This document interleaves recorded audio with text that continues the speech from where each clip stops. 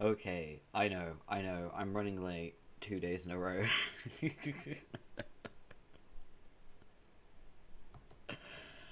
Oh, I know. The thing is, I I know when I have energy and I know when I don't. I feel like if I had postponed it by an extra half an hour or whatever, by the time rolled around, I don't know, I could have been tired. So, yeah.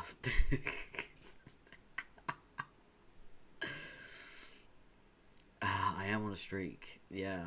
I mean, I'm usually only late by like 5 minutes at most, so yeah, it's only been 5 minutes. So that's not too bad. Oh, oh boy. I last night I tried to add some more things to my throne. But I feel it feels wrong adding like things that aren't a necessity. You know what I mean? Like Dory suggested adding snacks, so I added a few, and I was like, this doesn't feel right. Ah, I'm not used to that. I don't like it.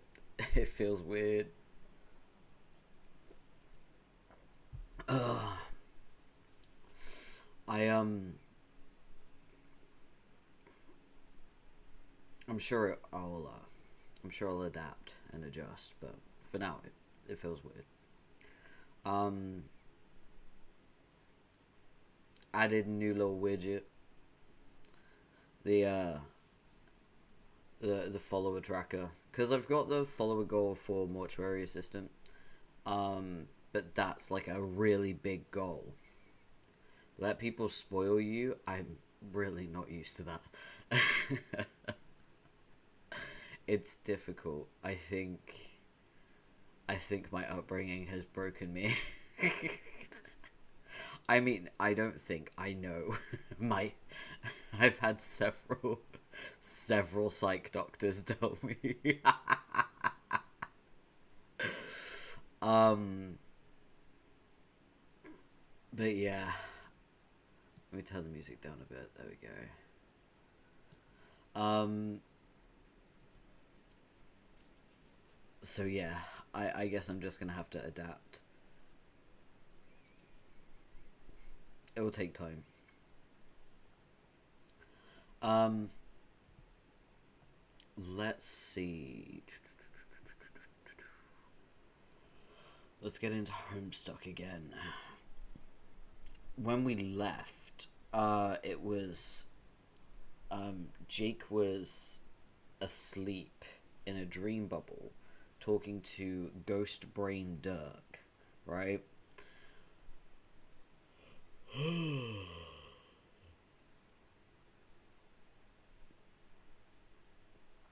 I think my upbringing broke me as this new information. I mean, honestly, oh, I'm a VTuber. We all know it broke me. All right.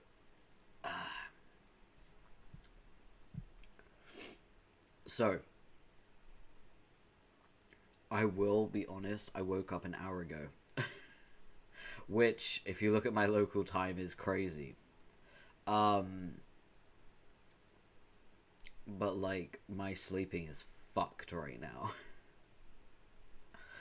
Because I don't decide when I go to sleep, my chronic pain does. um, oh, as Kindred says, you don't wind up a VTuber without being a little mentally ill. Oh, so true, King. So true. True words have never been spoken.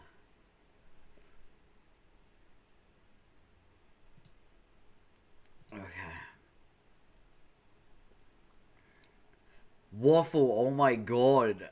Dude, where have you been? I almost like messaged you, but I didn't want to bother you because I thought maybe he's busy and that's why he's not been around.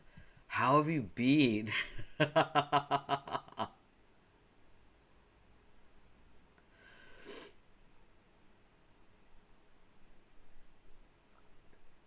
Wow. just realized you missed the gremlin voice. I don't know if you caught up on the VODs.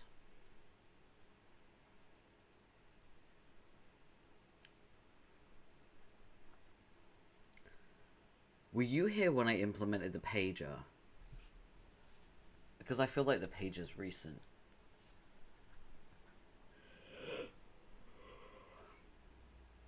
Busy with real world stuff, yeah. Well, I hope you got it out of the way. I hope it's all sorted. Damn, there is so much to drop. Oh, we gotta wait a minute. We have to do a lore drop for, for Waffle, because Waffle's missed so much that is actually like, okay, you missed 2 streams or 3 streams? Because I'm trying to think. How much have you missed? Let me look. Okay.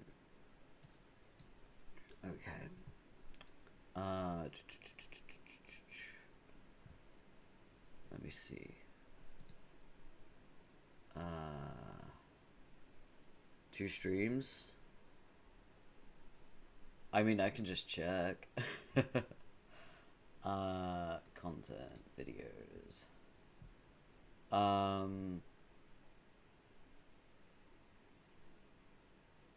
You were here for Act 6, Act 2. I guess. That was when they introduced Dirk and Roxy. So if you were here for the introduction of Dirk and Roxy, then yeah, you've only missed 2 streams. If you weren't here for Dirk and Roxy, then you missed 3 streams.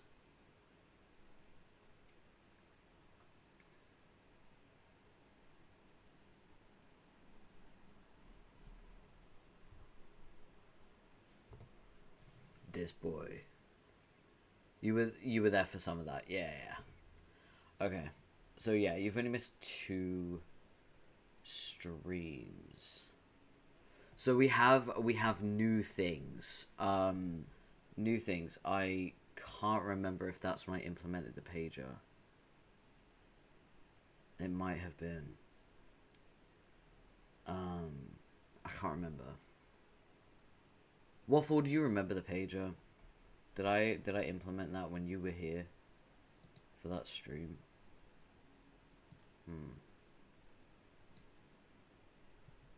Oh, okay, right. You don't remember, so either you weren't here for that stream when I spoke about it, or you just missed me addressing it. So I hyperfocus quite a lot when I'm reading, and that means sometimes I don't read chat when people want me to, right?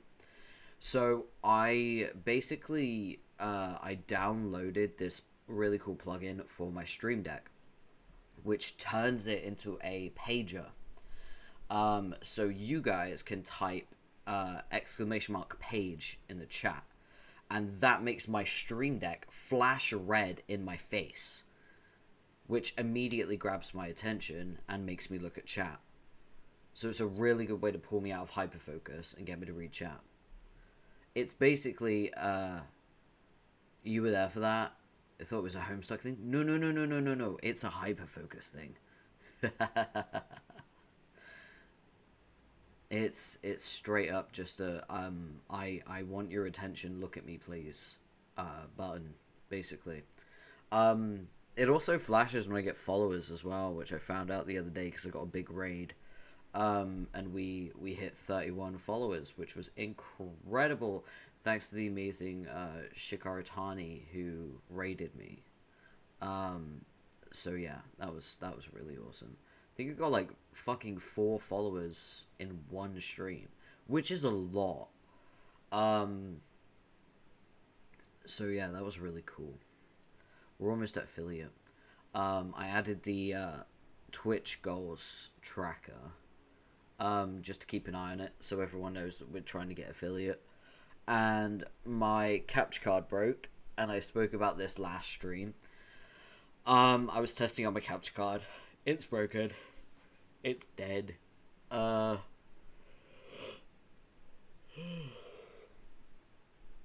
So I set up a throne, and I put the I put a capture card on it, and I tried to add other things to my throne because I don't know, people might want to buy other shit for me. I tried to make it so that there's like things I genuinely need.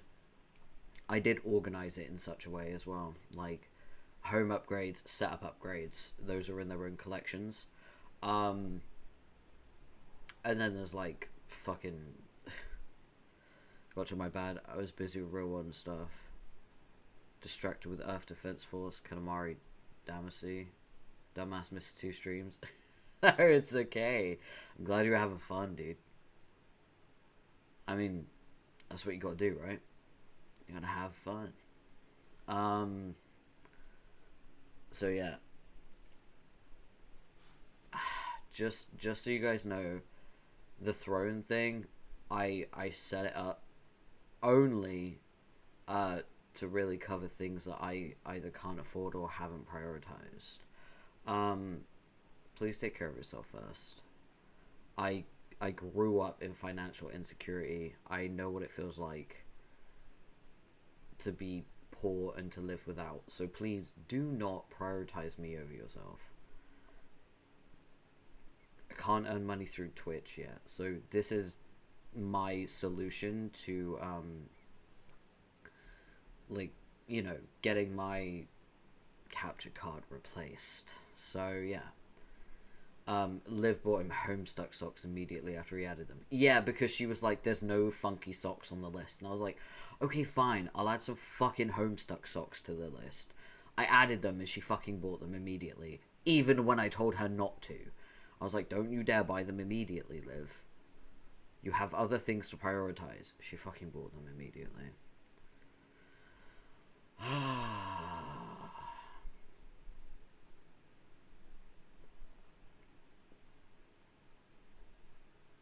It's typical. Absolutely typical.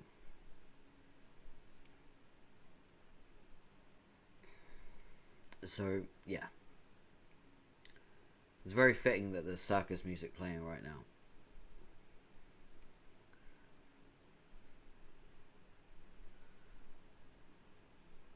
Yeah, I'm doing well. I'm doing well. I'm quite happy actually. Yesterday I made a lot of rice. Like after stream, I made a whole bunch of rice. Mixed it up with some nice veggies, and put it in a Tupperware box. So today when I woke up, all I had to do was just spoon some out and heat it up. Oh, so good.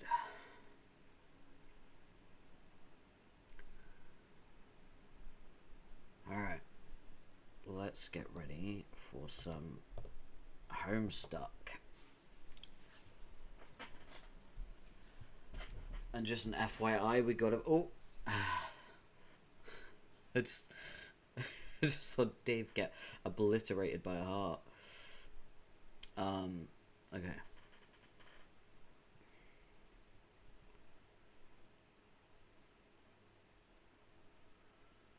So, we're gonna get into it.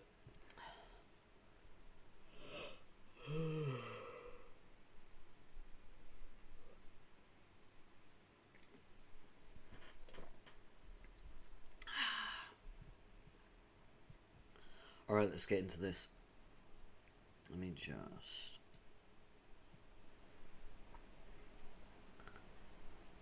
Alright. I just had my mic up. I hope it's not too loud. These two characters don't talk very loudly. I think when I voice the gremlin, which is what we're calling him for now, until we know his voice, until we know his name. When I voice the gremlin, I'm gonna turn it down a lot. Okay. Are you sure you aren't real? No offense, but I kind of get the same smart-ass vibe from you as I do from the responder. Like, I have the same basic personality as Dirk, but without any accountability or anything, so let me just be kind of flippant and mess with this Jake fella's head. Yeah. There's surprisingly decent observation about me. Yeah, see, I think I maybe did a little too good of a job of brain cloning you. This is way too much like talking to the real fake Dirk. Holy cow, what a dumb sentence that was. Did a good job. Perfect job, in fact. Untapped potential, remember? I don't think one of Dirk's splinters could exist nearly as well in anyone's mind other than yours. Well, that's just spiffy for me. But I'm starting to feel somewhat like I'm being haunted by you now. I just want to talk to my real buddy. And by real, I mean the original guy. What do I even want to say to him? Oh, I don't know. It's not like I'm keeping a secrets from me here. Pretty much am your brain. Oh, don't say that. It's so weird. You do realize he's coming for you. Dirk, in the real world, the man has his designs. Yes, I know. Want to talk about it? With you? No, that's like talking to him about it, which is like really jumping the gun, I think. Better chances there to try talking about it than with a stunt double for your hyper-aggressive suitor within the safety and privacy of your own mind. But I can't yet. I just can't. There are some feelings I'm not sure how to put into words yet, and doing it in front of you, whether you're a stunt double or brain puppet or whatever it is, just makes me feel uncomfortable. So there are feelings you don't want to try to put into words, even while you're dwelling entirely within the realm of your own mind? Yes. What's so hard to understand about that? What about the spider ghosts? Huh? The girl you saw? When you got fucking clobbered by Dirk's robot and passed out. Dreamed about a spider ghost alien girl. Oh yeah. What about her? What about her? Try the words, I'm gay. Yeah. I just need to very quickly blow my nose because for some reason while I'm asleep my allergies don't affect me, and then I wake up and then my allergies are like, oh shit, we missed the mark. We need to catch up. So one moment.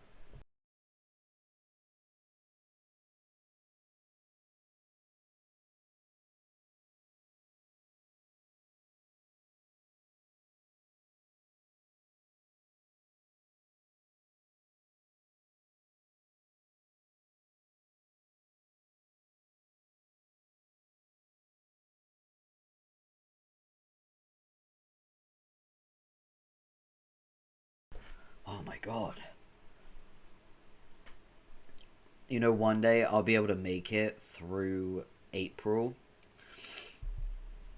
without having allergy issues. And no doubt that will be the year that I'm suddenly dead.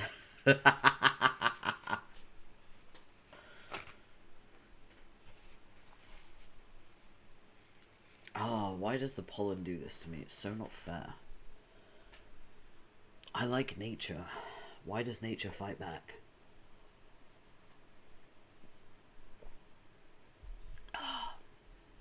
Okay. Oh. Again?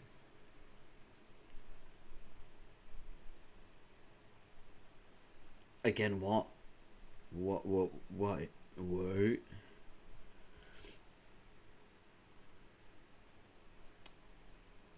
Oh, die again. I mean, yeah. Okay. What about her? Like her? Man, what? That's dumb. I saw her for 3 seconds and she waved at me and I woke up. Yeah, and it took all of 3 seconds for you to fall in love with the cute spider ghost. Why do you keep calling her a ghost? She's been dead for a zillion years, dude. Oh, well, holy shit. That won't change the fact that you like her. Let's not pretend it will. You're gonna make things complicated for yourself. No, I won't. Yeah, you will. You're too fucking wishy-washy. Between Dirk, Spider Ghost, Jane, man, poor Jane.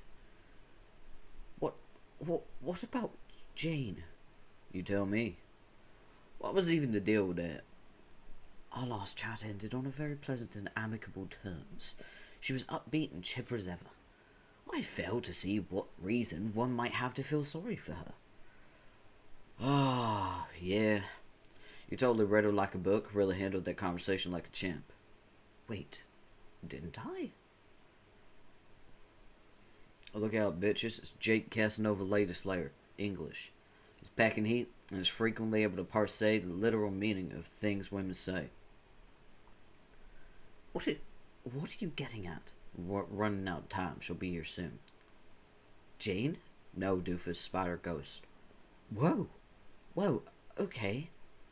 Where? Wait. She is? Oh, fuck.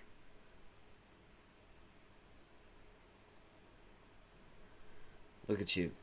I'm telling you, 3 damn seconds of ogling an alien blue dress, you're completely hopeless. Stop fidgeting around like that. Your hair looks fine.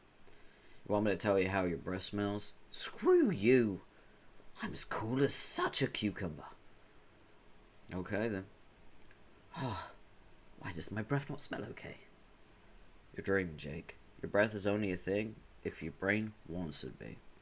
Oh, okay. Whew. When is she coming? Why is she visiting my dreams? Soon. She's been waiting for the right time to enter, waiting for you to snap out of the memory. Clearly, the girl has the patience of a saint.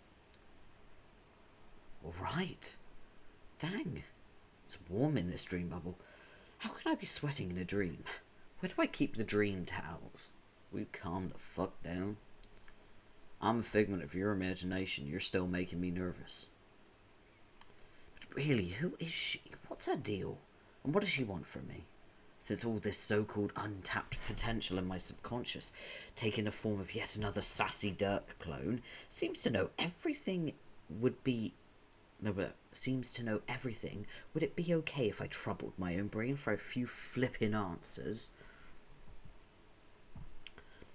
You try to be more polite to me. Seeing as I'm a representation of your entire mind, I have complete control over all your basic functions. I could trigger a particularly spirited bowel movement right before she gets here, so watch your step. Oh, no. I'm sorry, don't. Just kidding. Dude, Jesus, I would never make you shit your pants in front of a girl you liked, even if she does happen to be my chief competition. We Dirk splinters can be pretty Machiavellian, but we do actually have some fucking standards. Okay, thank you for promising to keep my trousers tidy. Anyway, she's visiting now to bring you in the loop on some things. Important details you should know about your relation to the bigger picture.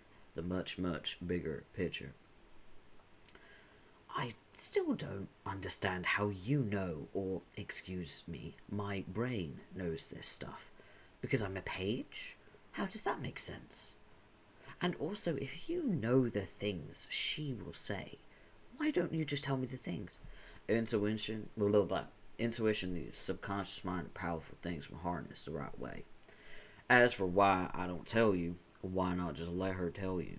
You're the one with the damn crush on her. Okay, dude, she's here, shush. I know. Oh, man, the fuck are you looking at me for? Say something to her, jackass. Okay, I will. You're distracting me. Can you scoot over a bit? Oh my god, fine. Hi there, welcome. Don't mind him. He's just a brain clone of my best friend. I know that sounds crazy. Bro, she can't even see or hear me. You're making a fool of yourself. Wait, she can't? Why didn't you tell me that? You're really throwing me off here. I know. Guess I didn't think you were gonna have a neurotic meltdown at the sight of a girl. I thought you were supposed to know stuff like that, seeing as you're literally my brain. God damn it, will you just chillax and woo this fucking ghost babe? How can I chillax when you keep talking to me? It's really disconcerting. You're totally embarrassing yourself, dude. You're talking to nobody. Man, I'm starting to feel bad for Spider Ghost. Look at her, she's getting uncomfortable. Shh, shut up, I can't think. You're being so lame. I don't care if I'm a figment of your imagination or not. I can't take this bullshit. Either you get your shit together and put the moves on this dead space vixen, or I start fucking with your cortex and make you pop a dream boner. Oh god, no, don't you dare. You don't think I'll do it? No, please, please, please do not give me a boner, Dirk.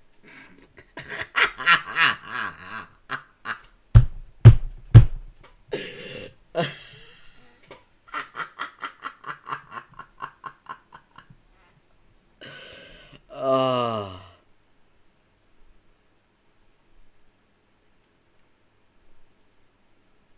Oh, incredible. He's evil? Oh, you have no idea. You have no idea. Oh. Oh boy. Sorry, Jake. Planes in motion.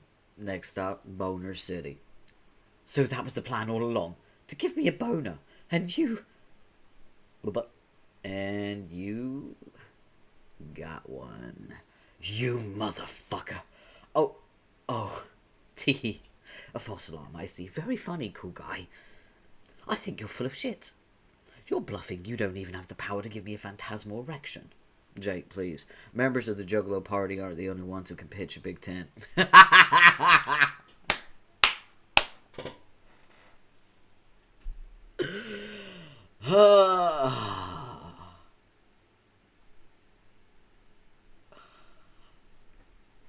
Guys, this is my favorite ship in Homestuck. I need that. I need that on the table. I need you to understand. If you ask me what my favorite ship in Homestuck is, it's Duck Jake for a reason. Oh. Oh, I fucking love them. They're so stupid. Oh.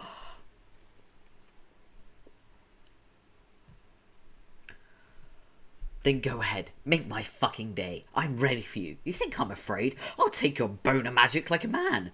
I'm not afraid. I'll stand tall and proud at full mast in front of this pretty alien. Do your worst, bastard.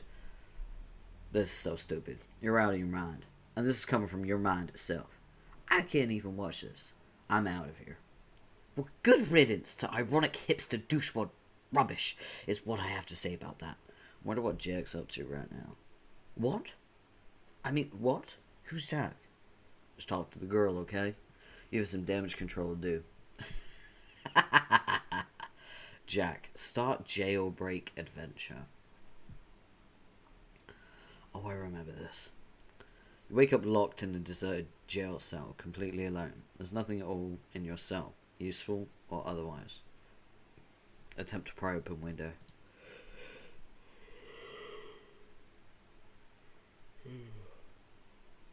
There are no objects around with which to pry open a window. Look at that, this frame is precisely identical to the previous frame. You advance nothing whatsoever with that dumb idea.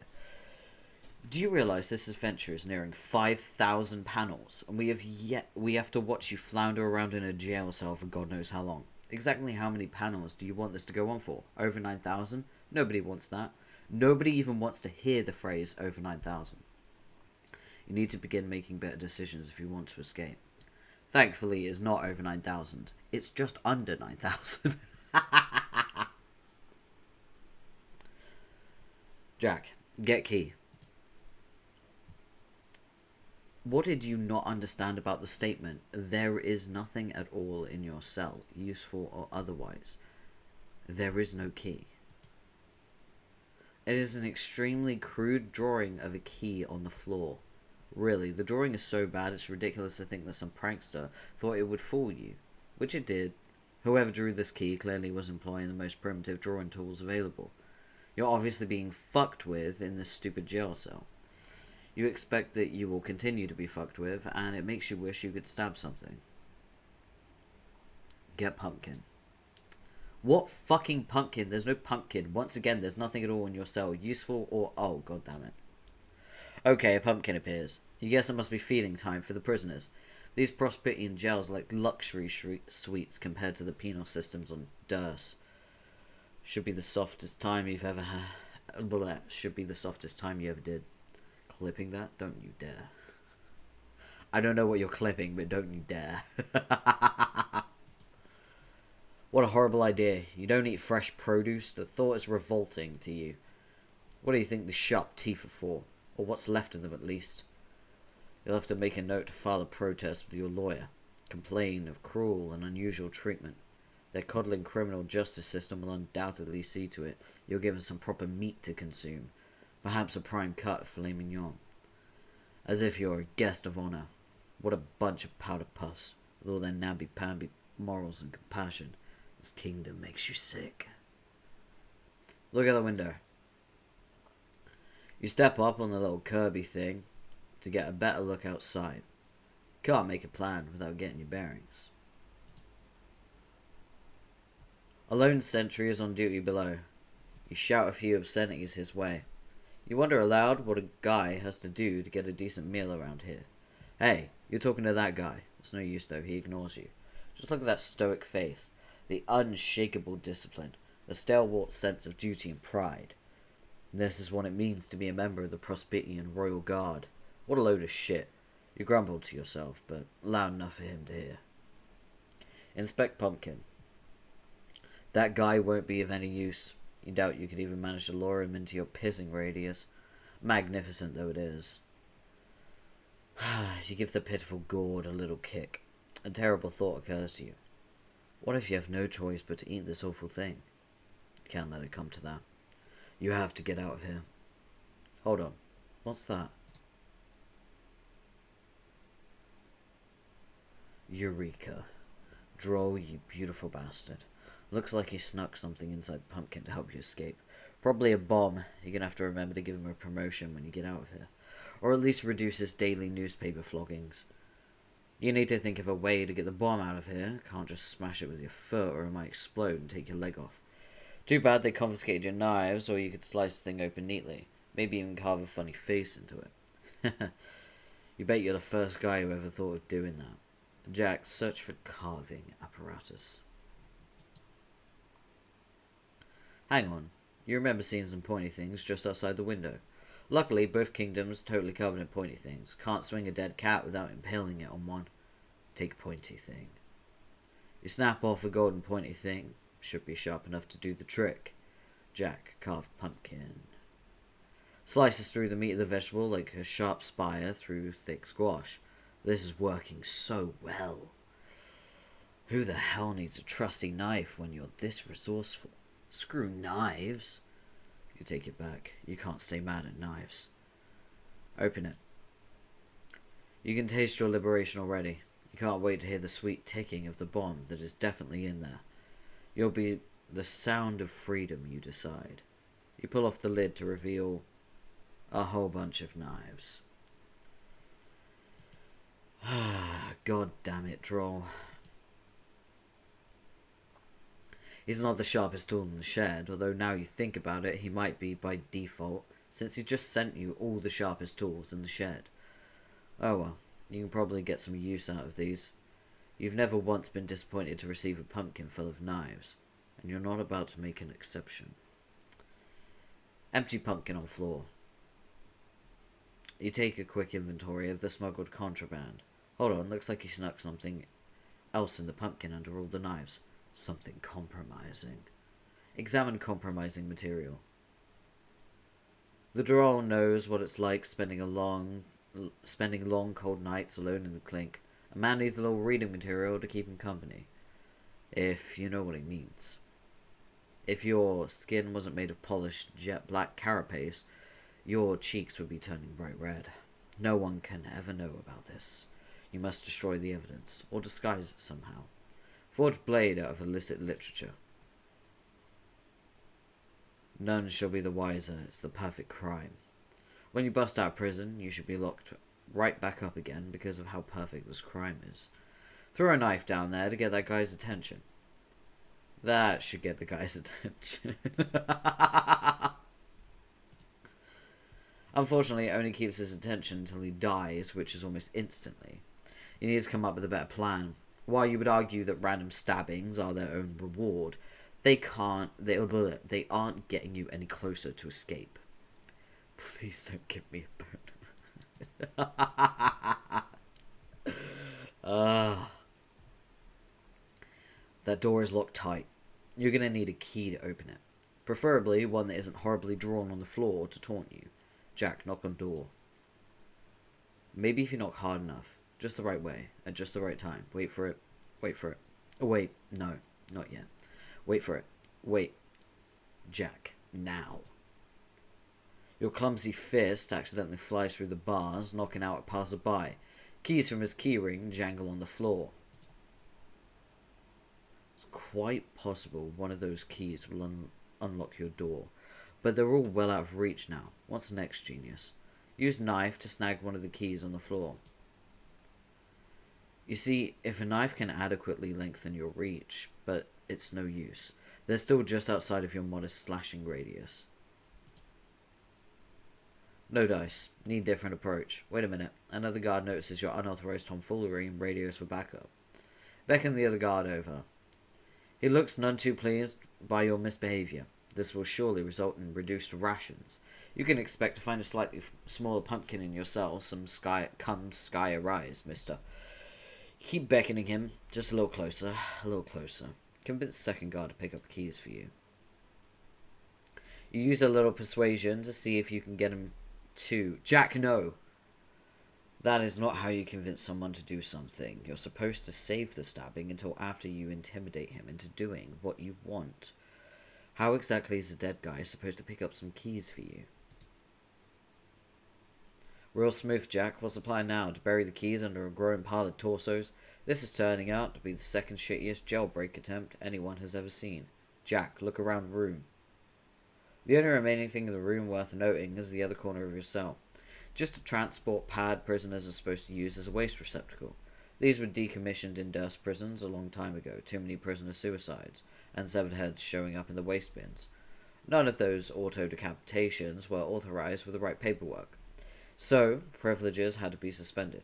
You hear the door open and slam shut. Someone else is in your cell. Jack, welcome guest. Looks like the sentry phoned downstairs for a little muscle. It's one of the regulator lugs they used to keep the gen pop in line. This guy has an itchy baton wrist, and that look in his eye you know all too well. He's not leaving this room till one of you is good and bloody. Jack, be the other guy. You attempt to be this guy down here, but you can't be this guy down here because he's dead. But it does serve as a convenient cutaway for the vicious beating that's currently taking place in your cell. We don't need to be watching that kind of prison brutality. We take our sweet time looking at this dead body while terrible noises can be heard from your prison window. Okay, that should be long enough. You can stop being this guy now. Jack, stop being this guy. You stop being the other guy in time for us to see that you've just finished quickly and cleanly subduing that. Jack, the man is dead. Stop that. Jack. Apologize to God's body. You start to kneel. You start to feel sorry for stabbing that guy with 7 knives in the back and bashing his face into the door 89 times. Well, maybe not all 89 times. For the first 88, you felt pretty good, but by the 89th face bashing, you were definitely starting to feel pretty sorry. And by sorry, you guess you mean bored. Anyway, you mutter something under your breath that could easily sound like an apology to someone who wasn't listening very well. Jack, give Guy a proper funeral. Whatever the state of your contrition might be, there can be no question about it. A man dedicated to royal service deserves a proper and dignified funeral. However, since there's no casket in your cell that's clearly big enough for this lug's hefty torso, you'll have to improvise. Seek alternative casket. You sever the guard's head with your most trusted of all trusty knives and begin sizing up that hollowed pumpkin. It'll definitely be snug, but you think you can make it fit. Make it fit. Holy shit, yeah. You don't care what anyone says. You say this pumpkin was made for this fucker's melon. Fits like a damn glove. Close it up. Perfect. A textbook burial for a man of honor and distinction. The sacrifices made by our public servants don't get anywhere near the respect they deserve, you think. Bring casket over to receptacle. His funeral will not be complete without a proper send-off. But a stinking garbage dump is no place for the head of a brave soldier to rest. No, you must first make some modifications to the device. Doing hard time behind bars will motivate a man to learn a trick or two when it comes to systems like this. Pry open panel with knife. You open it up and switch a few wires around. There. Now instead of a nasty old pile of rotten pumpkin matter, The destination should be the throne room of the Prospitian Palace. Surely the Queen will want to be alerted to the noble sacrifice of this brave warrior, so that arrangements can be made to honour the hero. Send him off.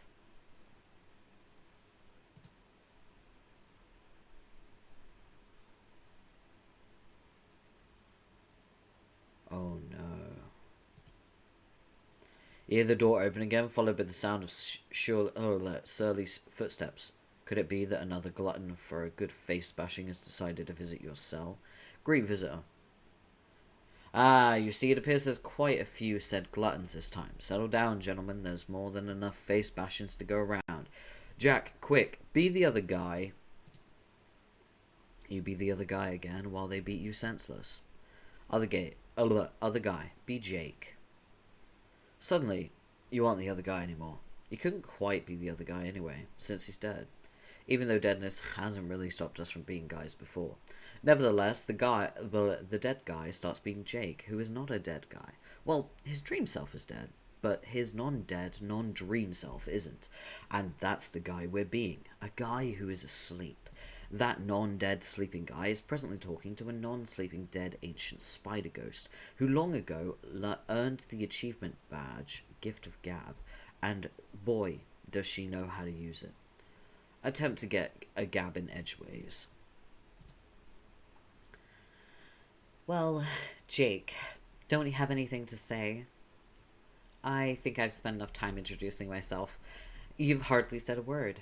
It would be nice to know whether my long story has confounded you in any particular way, or if you're just being shy. Yes, Jake. I understand this is very much to learn all at once, but do you really want me to keep speaking until I'm blue in the face? Gulp. You appear to be perspiring heavily. There's no reason to be so nervous, especially considering you're only dreaming. Shit! Sorry, I don't know where I put the dream towels. It's okay. Well, at the risk of talking about myself a little more, I feel it would be dishonest not to confess. What? I'm a fairly gifted psychic. Whoa, really? Yes. Like you can see the future? Or are they ghost powers? Or troll powers? Or, wait, shucks, that's a dumb sounding question. No, that was a fine question. They're troll powers. Sometimes those of my blood type will have them naturally. And no, they're not prognosticative abilities. They let me access another's mind in a way that can be terribly invasive if abused. Invasive? Yes, including the ability to control minds when exploited fully. Uh-oh. But don't worry. They don't seem to work the same way on your species. They're considerably weaker. The most I can do is get an empathic impression of your emotional state. So if I speculate that you're shy or nervous, it's because I can sense that you are. Oh man, you're kidding. So much for trying to be cool, I guess. Although I probably blew that when you saw me yelling at nobody about boners and stuff. I wouldn't say you blew it, but that was certainly odd. Who are you talking to, if you don't mind my asking? That was like the brain ghost memory splinter of my best friend Dirk, who's stuck in my head and you can't see. And he was kind of hassling me about trying to get me to talk to him about how his real self has a thing for me, but I kind of think it would be weird to talk to his brain imposter about that, at least for now. And then you showed up, and you caught me at an awkward moment where he was threatening to make some bodily functions happen in front of you as a joke, which would have been embarrassing as all blasted heck. But now it turns out you can read my mind too, so I'm surrounded by brain invaders. You seem cool, Arania, but when am I going to wake up? I'm not a brain invader, though.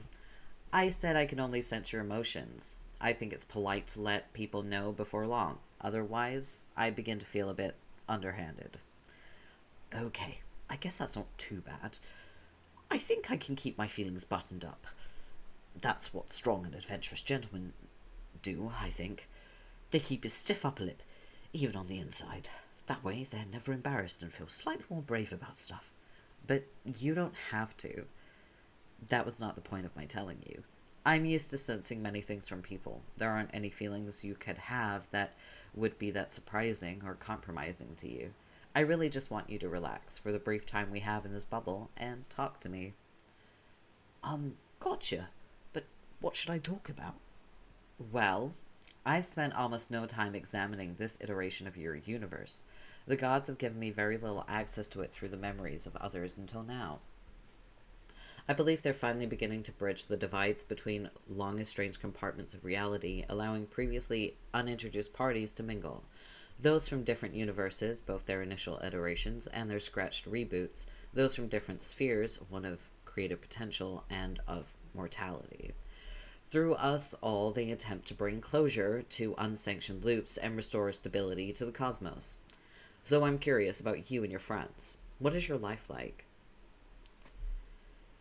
My life? I wish I could say it was more interesting, but it's actually been a mite lackluster. There are monsters, but I try to stay away from them, to tell you the truth. It's mostly just me sitting around here watching movies and stuff, and sometimes polishing firearms. Guns are sweet, so are movies. This is a terrible story. I understand. The same is mostly true for myself. I can sense that you're either very impressed or in some way intimidated by me, but when it comes down to basics, a description of my life would be boring as well. Why don't you show me around? Show you around my room? Yes. Okay. Well, there are some guns. Like I said, guns are great. There's a whole mess of movie posters on the wall. Probably never heard of them being a dead alien and such. Nope. And, I don't know. There's a desk which I use to work on silly projects, and that's my bed, I guess. What else? Dude, just FYI, you've been kind of staring at her. What? Psh. What was that? Nothing. I'm not trying to fuck you up here, I promise. But you gotta watch what you're thinking, remember? Go away. Oh man, no. See that thought you just had? That's exactly what I'm talking about. She's a fucking empath, bro. She can pick up on shit like that. Shh, not listening to you. Jake? Nothing. It's cool. You've got to be kidding. You seriously just think about something that dirty? You must be doing this on purpose to spite me now. I mean, just wow, dude. That was X-rated as fuck. No, stop. See, you're talking about it, now I can't help it. You're psyching me into having dirty thoughts. Get fucking lost, you interloping brain douche. Don't worry, I'm gone. It's like goddamn peep show in here, and I feel like Slade's piece of shit watching this from the dark corner of your mind. You have a graphic imagination, English. I'm kind of impressed. Shut up. They're just thoughts. It's not even like I'm trying to have them. They don't mean anything. Should I leave and come back during another dream? No! Okay then. What's this? An illustrated story of some sort? Oh, hey, whoa. Let's not worry about that. It's nothing, really. Here, give me that, okay. Why are you getting flustered about this literature? Is it pornographic? It does not strike me as indecent at a glance, though maybe our cultures have different standards. What? No, it's not that at all. It's just, I don't know, it's just a nerdy comic I read. It's no big deal. There's got to be other stuff to talk about. Let's see. Jake? Huh? You know, it's not the first time I've sensed that someone felt flushed attraction for me. A flushed what's it? Oh my flipping gosh. Jake is hopeless, which is so funny because he is literally the page of hope.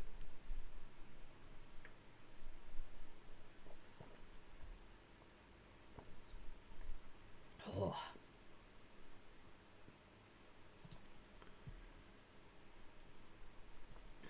You really don't have to be so embarrassed. It's perfectly okay. Hold on. I need to... My allergies are fucking me up. I need to clear my sinuses. One sec.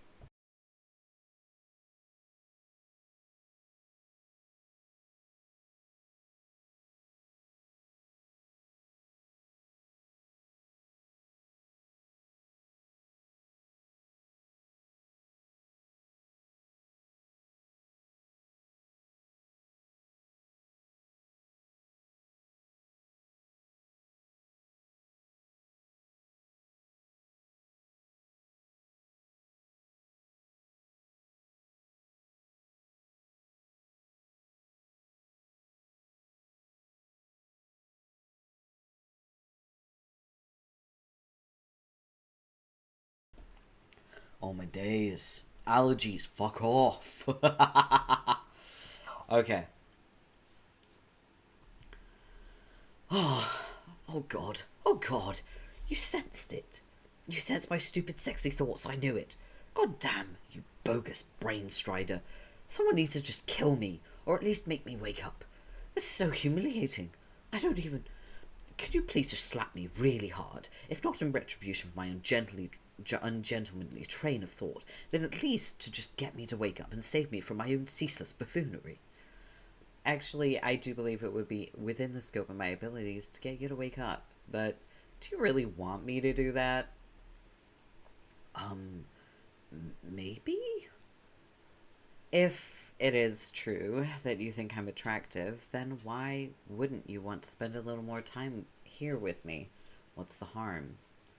Are you really in such a hurry to leave and feel sorry for yourself for no explicable reason?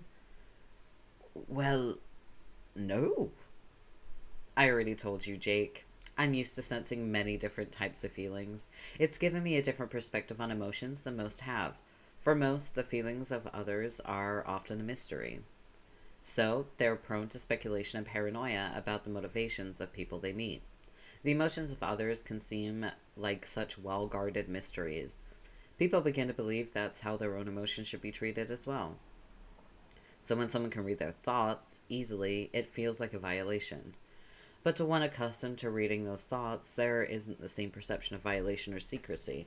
It's more like examining other self-evident facts about a person, like taking note of their appearance. It's still hard for non-psychics to understand this, though, even if you explain it to them. It can lead to some awkward relationships, unfortunately. I imagine it would.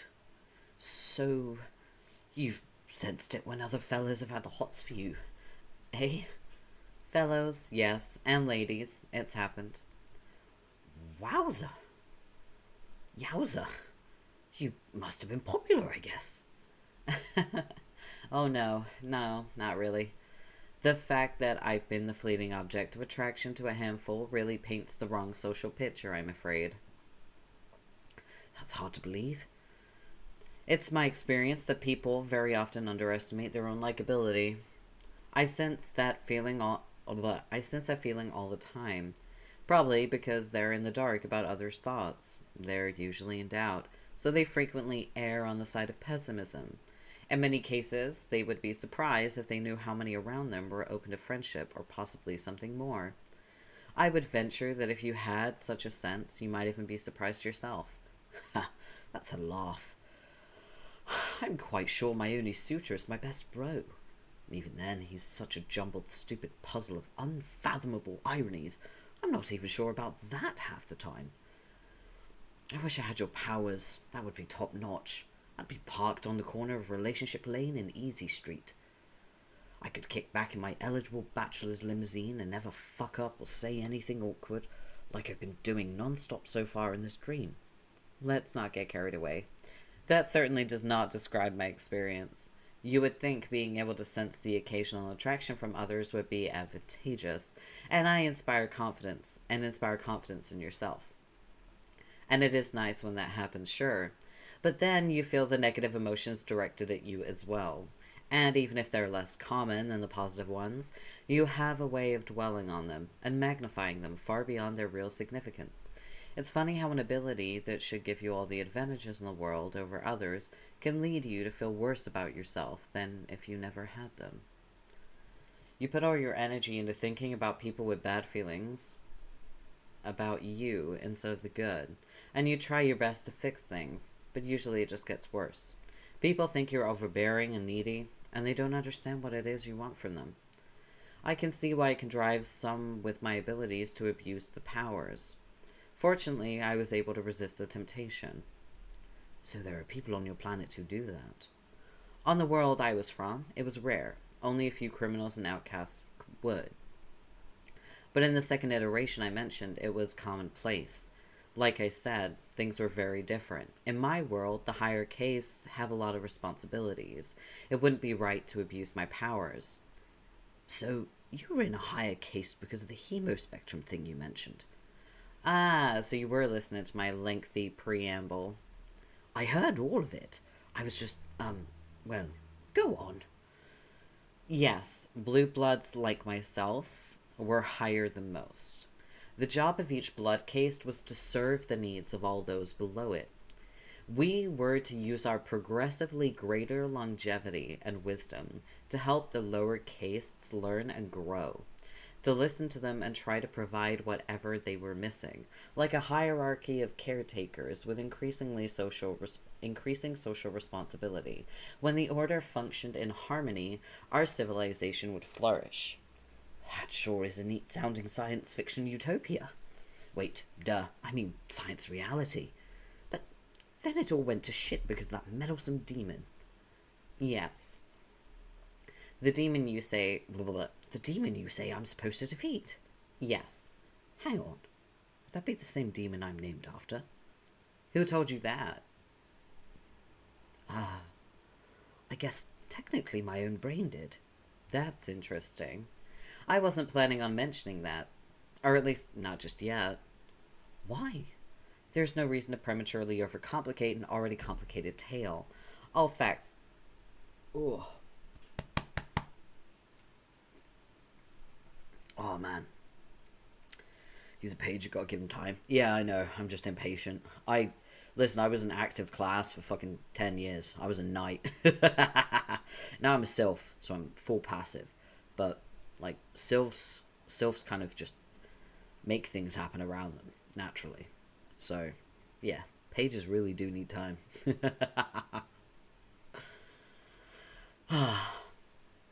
All facts will fall into place in due time. Yeah, but it's true, right? More or less. Can you tell me anything more about this demon? All I know is he might be a skull monster. Wait, he is a skull monster, right? He most certainly is a skull monster. A very big and angry skull monster. Yes! Okay, but I feel like I should know more about him if I'm supposed to kill him. I didn't say you were supposed to kill him. He cannot be killed. Long ago, he discovered the secret to indestructibility. Oh. Defeating a foe doesn't always involve killing. He has had many incarnations in many universes. If you continue on your journey for long enough, you may encounter one of them. And if you become strong enough by then, you may be able to defeat him in combat. And if that comes to pass, it would be the first defeat he has ever known. You would be providing the first glimmer of hope to others that someday he could be destroyed. So, you're saying I could do all this, or that I will? For now, I'm saying that we should get going soon. If you would like to meet the others before you wake up. Who? Is there anything else you wanted me... Is there anything else you wanted to show me before we go? I didn't mean to get us sidetracked like that. Nah, it's just more boring junk. There are these fanciful branches, but I don't know where they came from. I suspect dream sorcery. They're from someone else's memory. Are they from a wizard's memory? No. Oh, well, I guess I could show you around outside. There's jungle out there full of tremendous beasts. Not anymore.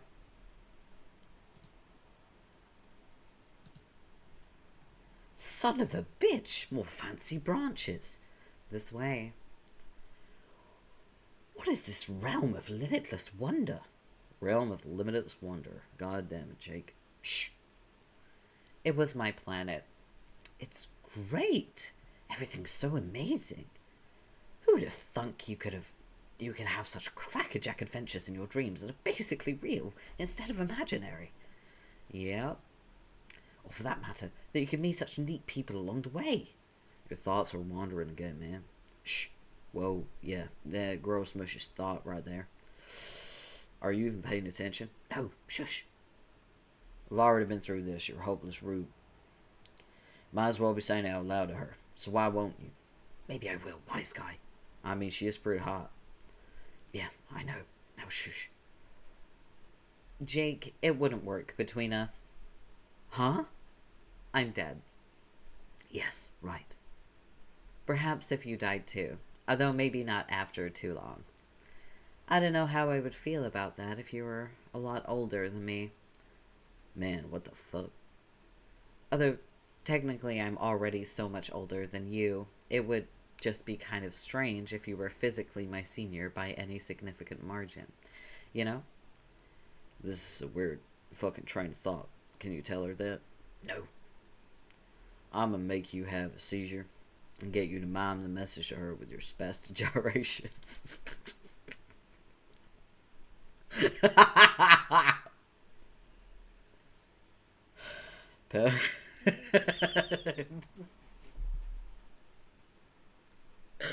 Oh my god, Dirk, I love you. Oh.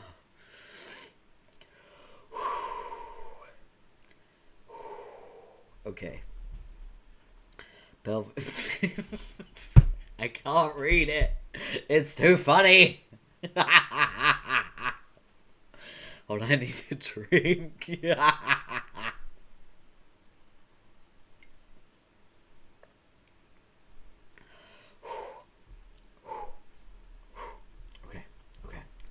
Oh. I can do this. I can be a voice actor. I swear. I swear. Okay. Pelvic thrust will be my exclamation point.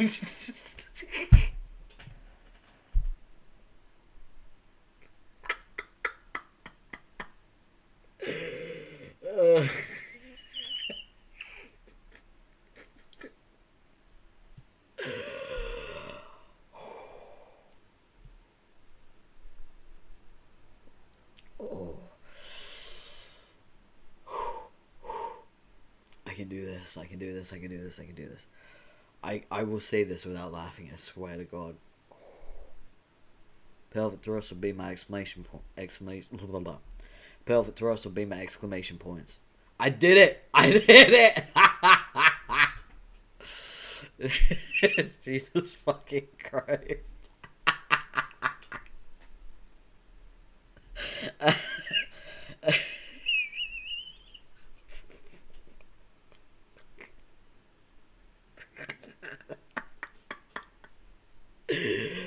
Oh, shit. Oh, that's good. Oh. I love the striders, man. I love them. I love the bullshit that comes out of their mouth. Oh, it's so good. Whew.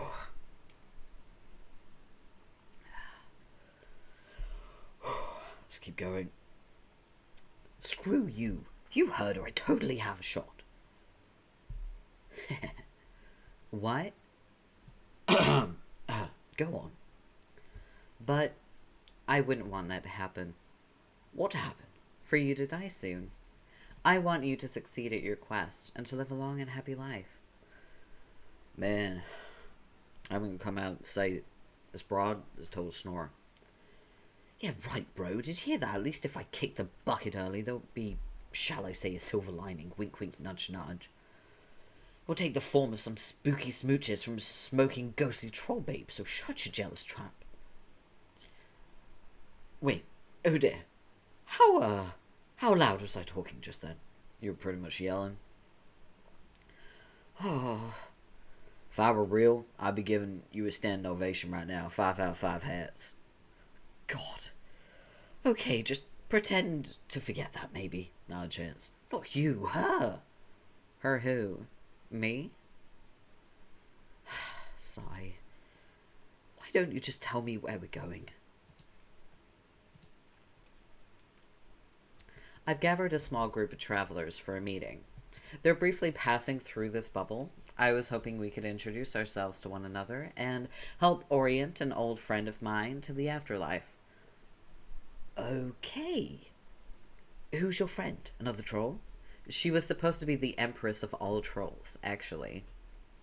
Wow. She died before she could be the empress, I guess. Not exactly, since she probably never would have been regardless. She didn't want the job. Why not? Remember how I said each class had a duty to take care of the younger, more populous classes lower on the order? Well, hers was the highest of all. She was the only one on the planet with such royal blood, aside from the sitting empress. As the heiress, she was meant for a position of incredible responsibility. Once she claimed the throne, she would have to serve for many thousands of years until the next successor was ready. That's a hell of a long time. I guess she wasn't into that. She had some problems with authority. She despised the whole social order, really. I foolishly tried to convince her to honor her obligation, but she wouldn't listen. She viewed the Empress as a glorified slave. So she abdicated and fled to the moon to hide. I was the only one who knew of her plans. The rest of the world searched but never found her. At the time, I was furious with her, but I didn't turn her in, which, in retrospect, was a key decision that led us here. You mean it led to you being dead? Yes, eventually. While she was there, she discovered an ancient device. Inside the device was a game. She became obsessed with playing it, but needed our friends to agree to play first. She was not well liked by the others, though. All grudges and rivalries made it hard to convince them. But she's very devious and knows how to trick people into doing what she wants. She even got me to agree by promising she'd return to her place as the heiress when we finished playing. Needless to say, we had no idea what we were getting ourselves into. She sounds like a handful. Yeah, she's not all that bad, though. Well, when you really get to know her, and when she's unarmed, which is pretty much never, now that I think about it. Okay, she probably is all that bad. The point is, you have to know how to handle her. Regal types can be very touchy, even the ones who seem to revel in anarchy. But if you know all the right things to say and do, she'll happily hand over the keys of the kingdom, so to speak. After all, royalty is royalty. Just let me do the talking for a while, okay? You hear that, Jake? Ronnie wants to do the talking. I think your dead girlfriend might be starting to come out of her shell. Okay, that was kind of funny. Archagent, report. The Archagent cannot submit the paperwork for his daily report because the Archagent is in jail. He was a bit sloppy and got himself pinched by the white shells. That leaves all his duties to the penultimate agent, otherwise known as the Draconian Dignitary. We should bear in mind that penultimate agent isn't an officially recognized title, though. It's just a word that he thinks kind of sounds cool. Report. Heading to dinner? Ooh, enjoy your dinner. I hope it's tasty. The report is that you've got all these reports to fill out, which the Archagent's been letting pile up, and which you have absolutely no intention of completing. Paperwork's even less your bag than it is his. As was mentioned, the boss is still stuck in the big house. You got the droll working on busting him out, but you've said no particular hurry on that. You like to keep a casual administrative style. The boss is always in a hurry, all wound up like a knife-wielding top. Personally, you don't see the harm in playing it cool. Mounting paperwork aside, there's still the matter of this little insurrection to deal with. The boy is still out there, piking heads, agitating subjects, getting everyone hot and bothered. The press is going berserk with it, and you can have only so many reporters killed on any given news cycle. Can't forget about the girl either. She's still out there going rogue. Wait, you mean AWOL? That stinking pun gets you every time. Puns are even less dignified than paperwork. Locate Prince. You can't. By now, the kid is up to his goddamn neck in convoluted Gothic architecture. He's burrowed fuck deep in flying buttresses and purple pointy things. He even stopped by the boss's cubicle of vigilance and sliced up his fenestrated walls to make searching for him harder. Cunning bastard.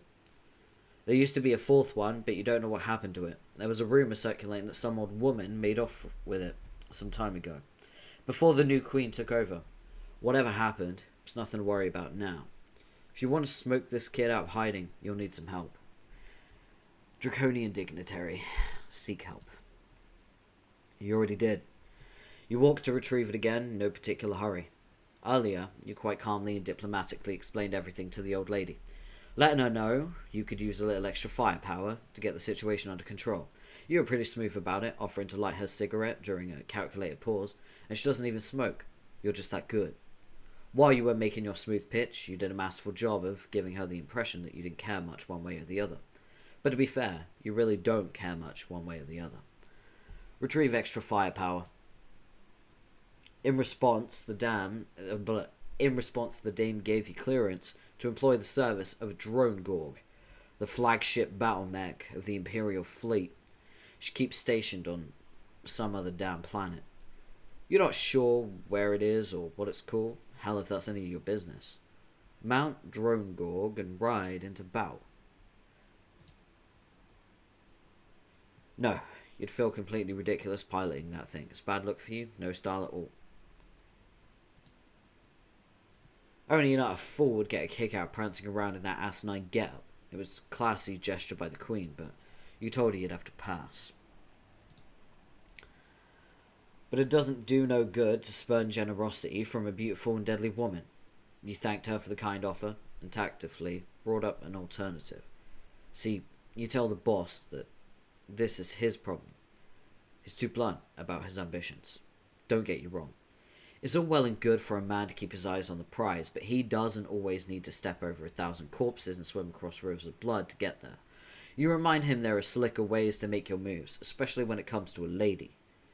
Now you think about it, Slick would be a good ironic nickname for him. Might be good for a laugh, calling him that. Or it would if you actually ever laughed. Point is, you have to know how to handle her.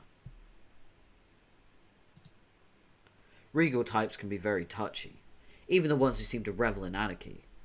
But if you know all the right things to say and do, she'll happily hand over the keys to the kingdom, so to speak. After all, royalty is royalty.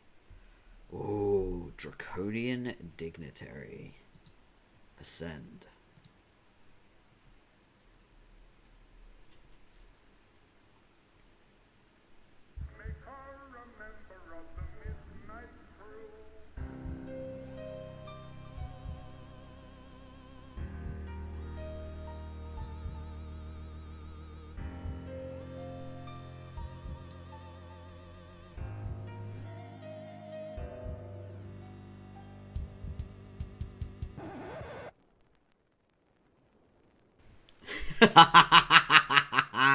Alright, moving on.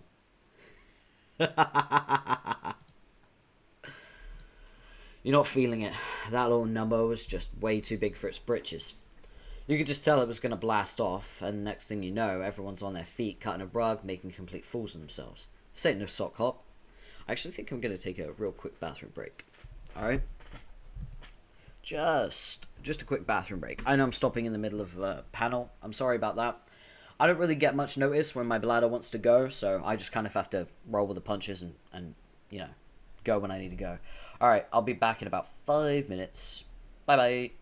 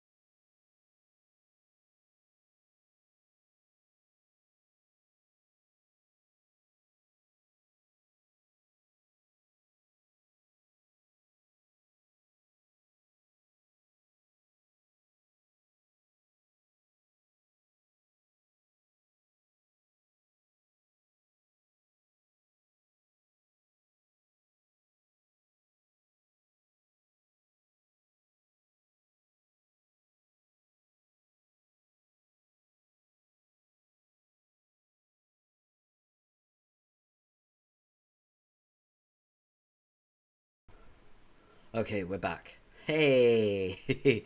Sorry about that brief interruption. I genuinely, I cannot fucking hold it. I'm one of those.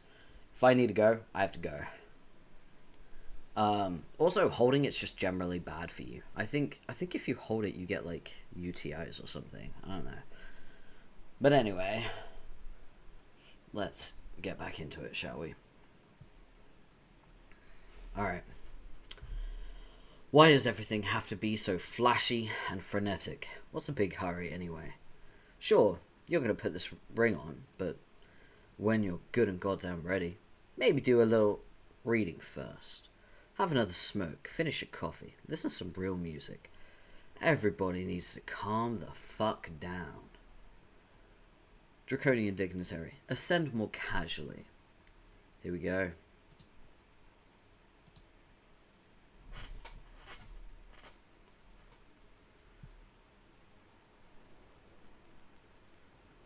hate a moral coward, one who lacks a manly spark. I just detest a man afraid to go home in the dark.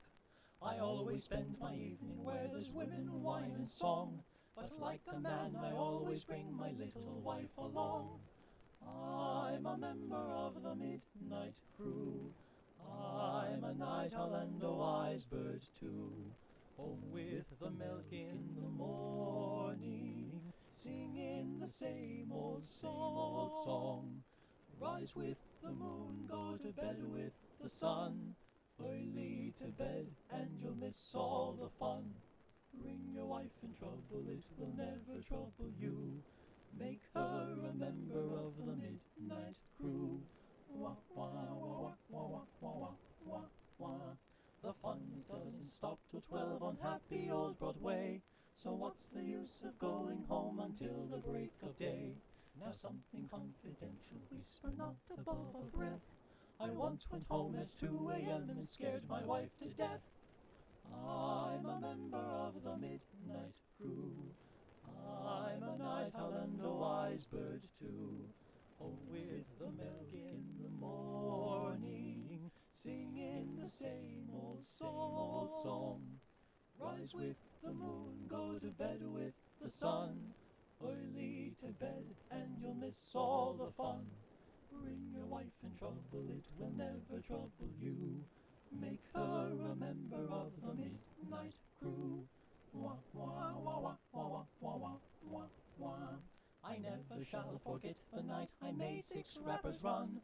Although I didn't have a knife, a blackjack, or a gun, I proved myself a hero of a very high degree. I ran for home and 6 of them were running after me. I'm a member of the midnight crew. I'm a night owl and a wise bird too. Home with the milk in the morning, singing the same old song. Rise with the moon, go to bed with the sun. Early to bed and you'll miss all the fun. Bring your wife in trouble, it will never trouble you. Make her a member of the midnight crew. Make her a member of the midnight crew. Well, damn. I also want to say, I know there was like brief nudity in that. As far as I'm aware with Twitch's TOS, which I did recently read through, I think it's okay, as long as it's not like the main subject of the media and it's very brief. Like a good example would be there's a game called A Way Out where there's like brief nudity in the actual one of the scenes in the prison. I think it's fine as long as it's not the actual subject. And also you need to make sure that you have a content warning, content classification label on your streams, and I already do. I have sexual themes permanently on my stream, just because you can never be too sure. So yeah, I think it should be okay. I'm a bit more concerned about putting it on YouTube. So I may have to edit this VOD. It might take a little longer than usual because I have no idea how to add censors. I'm really bad at editing. I'll have to figure out how to do that. But yeah, just to let you know, it shouldn't be against TOS. It should be perfectly fine. So yeah. Let's keep going, shall we? After a lot of bullshitting around, you calmly and casually put on the Ring of Orbs No Fold. A phenomenal transformation takes place. You become... My god. You become... the Draconian Dignitary. Really, you don't know why everyone's always got to be transforming from things into other things, taking on these wild appearance modifications just for a little boost in power. Always struck you as tacky. Where's the class? Just takes no creativity or guile for these villain types to grab a little power through such outlandish transformations. No imagination at all. You're utterly astounded by how shitty their imagination is. If their imagination was a face, you'd shoot it in the face. Unleash awesome powers of ring. Awesome powers, let's see. You're guessing it could probably make you invisible. Yep, there you go, invisible. Just like you thought. What else is a magical ring of void gonna do? This is like Magic Rings 101. Real basic stuff. Okay, that's cool. Stop being invisible. You stop being invisible, there's not a lot of style to invisibility. Primarily because no one gets to see how goddamn smooth you're being. It's kind of a pointless power anyway. Some real dime store parlor trickery that's just a waste of everyone's time. You doubt you'll ever use it again. It's sure not going to help you track down that elusive kid. But sooner or later, he is going to find out it's much harder to outrun the ring's true power. Use the red miles.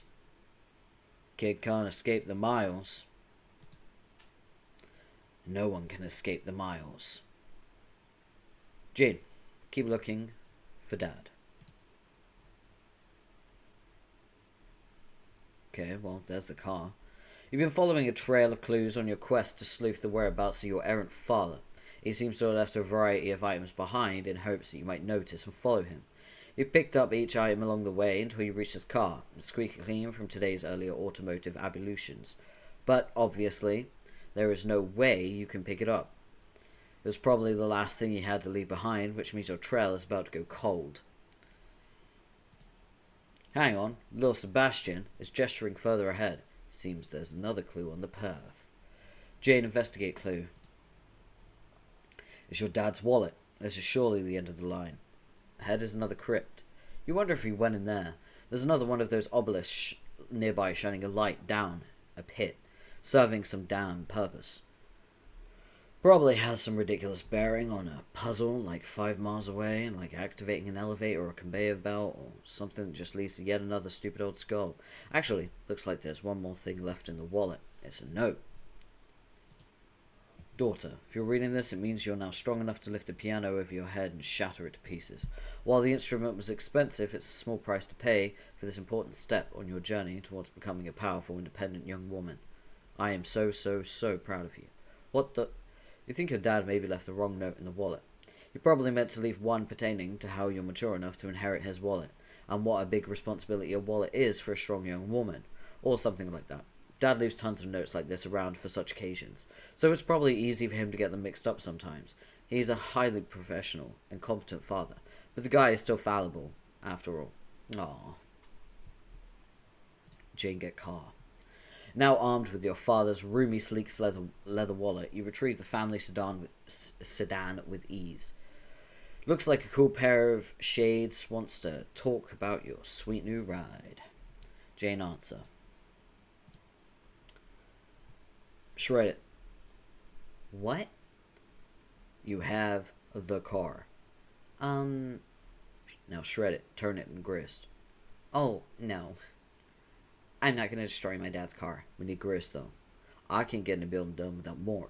Not to mention the fact that you're not going to be able to make any cool shit. There has to be... blah blah. There has to be a better way to gather up grist, though. Well, I think there are supposed to be monsters here. I haven't seen any monsters yet. Have you? No, and I can't say I'm too disappointed.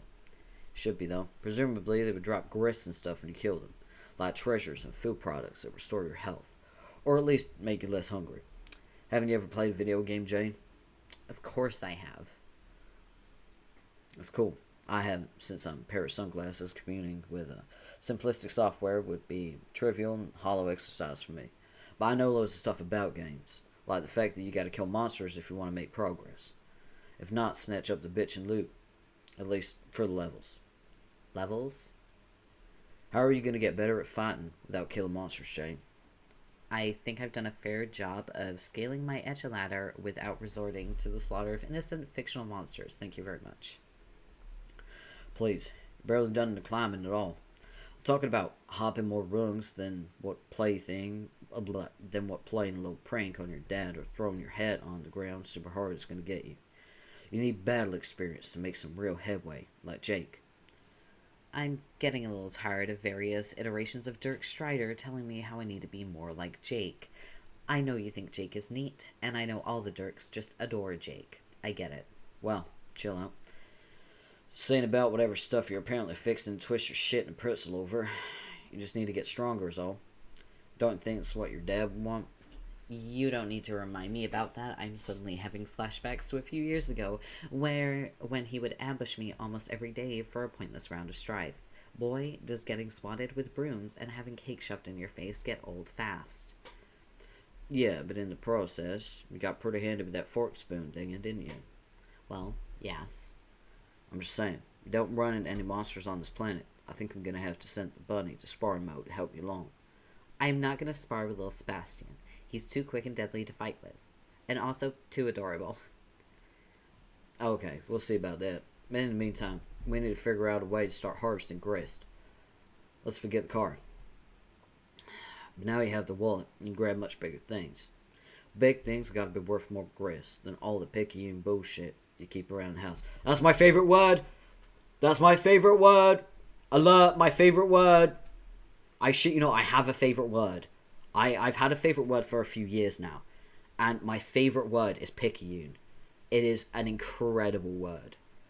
Picayune, by the way, means unimportant or irrelevant. That's what it means. And I think it's a fantastic word. It's technically Old English. It's not really used that much. I think it's used more commonly in like Midwest America, or just like Middle America, in more rural areas, I think. But it is a fantastic word. I love it. It's a great word. It also works fantastic as an insult. Like, telling someone that they're picayune, it hits way more than telling someone that they're irrelevant. You know what I mean? Like, I feel like people say all the time, oh, you're irrelevant. And it's like a mid-insult. Telling someone they're picayune and having them not understand the word and forcing them to Google their own irrelevancy is hilarious. Yes. Oh, picayune is a fantastic word. I swear to God, every fic I write, I do find a way to weasel that word in. It is an incredible word. I love it. Such a good word. And of course, Duck is the one using it. Typical. Well, technically it's his AI autoresponder, but still, it's a fragment of him. Love it. There are some choice relics in this place. Some of it has to be worth a fortune, gristways. You could be right. I'll give it a try. Capture log obelisk. You stick the obelisk in the wallet. Fits like a dream. The ray of light is no longer reflected into the hole. Sorry, puzzles. Feed it to grist widget 12,000. Put the card in the widget. Holy smokes, that thing was worth a fortune in all kinds of weird looking grist denominations. Ceeb springs into action, scoops it all up for you in a jiffy with his busy little legs. He looks like he's fucking doing an Irish dance. The built-in grist gutter on the widget immediately kicks into action, collecting all your grist overflow, exceeding your current low limit. I guess that's pretty convenient. You honestly thought these features were a lot of meaningless nonsense before, like an example of BC Corp's strange sense of humour made into a project sold for top dollar. The fact that this turned out to be a useful gizmo well in advance is either reassuring or unsettling. You aren't sure which. Proceed to crypt. Proceed to crypt. And the door's locked now. Looks like that obelisk was important after all. It was lighting up one of those globe switch doohickeys at the bottom of the hole, which was apparently keeping the door open. Just great. Real nice work there, Gumshoe. Jane, answer again.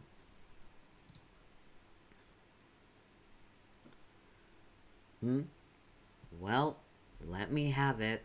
Have what? A hard time for botching up the pooch. I think I just locked the door with that mutton-headed stunt. And now that mirrored obelisk is as good as gone. I was gonna say nothing. Hell, I was asleep at the wheel too. While you were busy fucking up, and I have an IQ of, hold on, robo-calculating. Oh,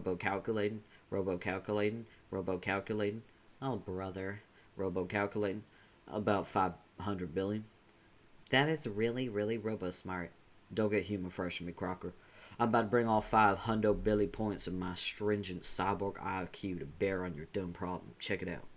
I took note of the capture code to the thing and recorded a digital flash snap of its appearance through my photographic silicone memory canals. Which is to say, I looked at 8 alphanumeric digits in a couple of minutes ago and remembered them.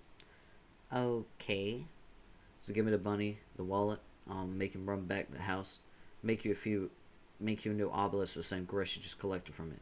He can stash in the wallet, run them back to you, and then you can open the door. You shouldn't be waiting around for too long because he's real spry. Which is exactly why I should wait here. You'll just slow him down. Alright, I think I can do that. What should I do in the meantime? Let me think about that. Robo-calculating. Okay, stop it. Okay. None of our friends will answer me. What could they be up to? You must at least know what Dirk is doing. He's slicing up some drones. Some what? Big red robots. That's so hard to say in his accent. Big red robot. He'll be busy for a while. Rotsy, I'm not sure about, but there's pretty high probability is governed by the immutable laws of mathematics. She's preoccupied similarly. She's fighting robots too, you mean? I know, maybe. Dealing with them in some way, perhaps. If so, wouldn't be a coincidence. Why? I think the Condus is attempting to force the issue now. What? What issue? It's likely it's a coordinated assault, sending drones both to here and Rox's place. She's probably trying to get everyone else to stop dicking around and join the game already. Are you sure she's not just trying to kill them? Wouldn't be her first assassination attempt. Yeah, but come on. Dirk has been sitting duck here for years. Roxy too. She could have wiped him out in time with a sword much bigger than this one. Or just nuked him. Her assassination attempt on you was pretty weak too. But it nearly worked. I would be dead right now if not for the whims of GCat. Right. Like I trust the motives of that fucking thing. So you're saying she's only pretending to hunt us? I believe she probably would genuinely like to kill us. She's a cold-blooded murderer after all. But it's also obvious to me she needs us to begin playing this game. For whatever fucked up purpose she has. She might even need us to win it too, for all I know. Her antagonism is all part of the dance. Then you're saying Dirk and Roxy aren't really in danger from the robots. I wouldn't say that. They're still pretty deadly and they shoot missiles and stuff. Ugh. I just want to talk to my friends and see if they're okay. What about Jake? No idea what's going on with him right now. I'm sure when the time is right, the witch will keep pushing him along to join the game too.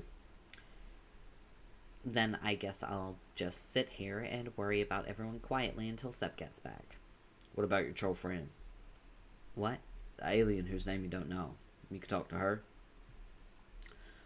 Oh, yeah. I forgot about her. But I suppose, because she is always the one to contact me, I never get a response when I message her. We could try. You can give her a try. Maybe things are different now. I could hack into her system to get her attention if you think that would help. You can do that? Nah, just messing with you. Later. Pesta you. Hello? Are you there? Yes! Oh my, you answered. You never answer. Don't I? Well, no, I don't mean to be accusatory. I'm just surprised. Right then. What can I do for you?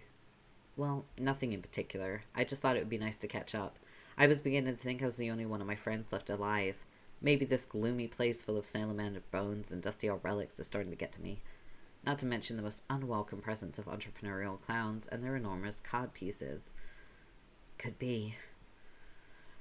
I'm still trying to track down my father. I've been gathering clues and maybe getting close. Do you by any chance know if I might see him soon? Are you there? Oh, yes. Keep going where you're headed. Things will work out in time. You'll see him. Phew. That's nice to know. Thanks. You aren't usually forthcoming with future tidbits. Not that I was always especially eager to believe you about them anyway. But I think I've been coming around on that lately for what it's worth. So, hey. Are you okay there, yeah? Are you okay there? You seem rather preoccupied. I'm sorry. I'm not having the best day. What's wrong? Everything. Where do I bloody begin? Is it your brother? Well, that goes without saying, doesn't it? He's always a problem. But it's more than that. When I sleep and visit Prospect, I see nothing but storm clouds and sky now. My great big lovely ball of blue has been clouding over. Soon I fear it will be completely black, and the kingdom will be shrouded in darkness. I wish I understood the meaning of this terrible omen. That sounds awful. And my brother's become more uncooperative than ever. He intends to play the game but refuses to treat it like a collaboration. I've told him many times the only way we can win is to work together. but he wants it to be yet another competition between us, like everything has been all our lives. His threats to kill me have become harder to dismiss as his usual empty bravado. I fear it may come down to having to kill him first, although I'm not sure exactly how I would go about this, or if I will even be up to the task. I had no idea things had gotten this grim for you. I'm so sorry. Yes, but I'll cope. The real trouble, though, is I'm not sure if I could play a successful session without him. A 2-player session was already risky enough, satisfying bare minimum playing conditions, and I had it on good authority that the two of us would be able to succeed, particularly given our, well, without intending to boast, various advantages. But I have no idea if a session of 1 is viable. Honestly, I cannot for the life of me imagine how. It may well result in a void session like yours, but without the promise of any... Fuck me. Extenuating circumstances. Let me just take a drink, Jesus.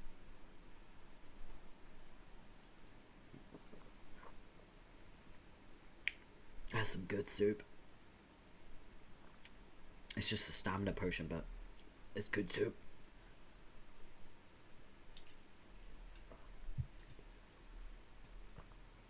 Alright, let's keep going. Are you sure it's just hopeless with him? You can't reach a truce just for the sake of playing? I used to hope so, but I doubt it now. He barely cares about the game itself, other than that as a means of escaping our planet. He's always been more motivated by the ongoing game between us. I think you've alluded to this before, but I never really understood. What game? Well, it is simple. We're playing a game together. We've been forced to, for as long as we've known each other, but the rules are complicated and often shifting, and they don't always make sense. At least, they wouldn't to you. Try me. Many you would not recognise as rules so much as superstitions, a variety of caveats and stipulations, things that would invite misfortune if I were to break. It would be very bad luck. I've not been able to tell you my name for this reason. Doing so would lead us all down a very slippery slope, but I've wanted to tell you so. I hope my reluctance has not compromised our friendship. Of course not. I wrote off your reticence as one of your many eccentricities long ago. I still want to understand this game with your brother, though. Could you describe some of the other rules? Yes. We both renounced hemotyping until the resolution. Hemotyping? It is in the same vein, pardon the pun, as a quirk. It's the old tradition whereby one types in his or her own blood colour, so he and I have embraced neutral tones to speak in for the time being. Most humans do not practice hemotyping, presumably due to lacking diversity in blood class. But your race has varied blood colour? Yes. Then what would yours be? I am a lime blood. We haven't met a lime blood yet. Oh ho ho ho. Oh ho ho ho. This is a lime blood. While he's got the bright cherry blood, just like you all do. Not that this matters since we're alone here, but interestingly, in ancient troll culture, we would both be considered pariahs. For different reasons, of course. Those of his blood colour were very rare, existing by way of genetic glitch only. They were outcasts, having no place in the social order. On the other hand, those of my blood colour were once actually quite common, but later they were all hunted to extinction. Geez, why? Details of the genocide historically murky. It's one of those maddening voids in my understanding of your elaborate epic. But I've speculated their extermination had to do with extremely powerful abilities they tended to have, and the threat to authority they represented, even more so than other powerful low-bloods. Are you saying you have such powers? Maybe. But he does not. He has other, traits. Maybe he's jealous of you, which is why there's such resentment? Oh, probably. He's an outright mess. If you can name a problem with me, he's got it. The way you described it, I had always envisioned your contentious relationship as one played out mostly online. Yes, it is. And also that you and he have never met, yet some things you've said lately appear to contradict this. Sigh. Jane, I'm sorry, but this is something I just cannot get into. For one thing, we'd be creeping way too close to breaking the rules, and then we'd all be buggered. Even if I were at liberty to say, it would take so much time to explain everything, and I really must be getting to sleep again soon. I'm terribly worried about the people of Prospect during such dark times. I understand. Suffice to say, all games that are played have boundaries. A stage to which all pieces and moves are confined, like a chessboard. There's no reality to the game beyond the edges of the binary grid. That makes sense, but I'm not sure I see how that applies. I know. It was more infernal gammoning on my part as I dance about these rules. It's all one can do when everything he or she ever does is just another move in a game. I'm so sorry, Jane. I would have loved to be more forthright with you since the day we first spoke. You're a dear friend to me. You and your chums. You're all the only friends I've ever had. I was planning on giving you a gift. You were? Yes, but I was going to wait until completing my quest before sending it to you. But now things are looking rather bleak here. I may have to consider accelerating the delivery.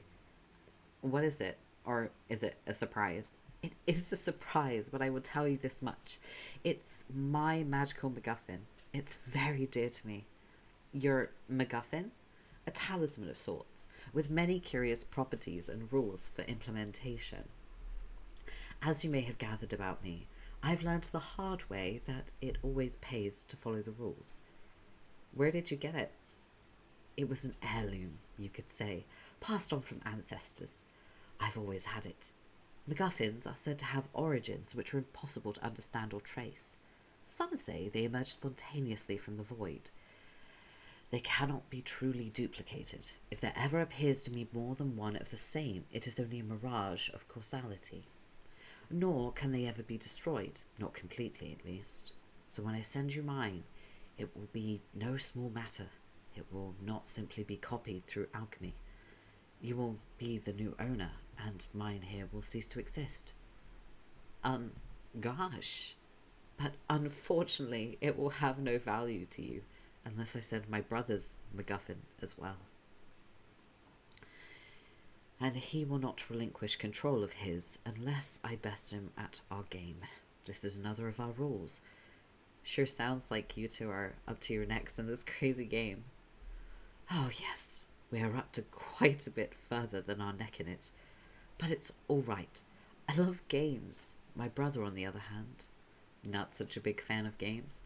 Oh, no, quite the contrary. His passion for games transcends any human understanding of love.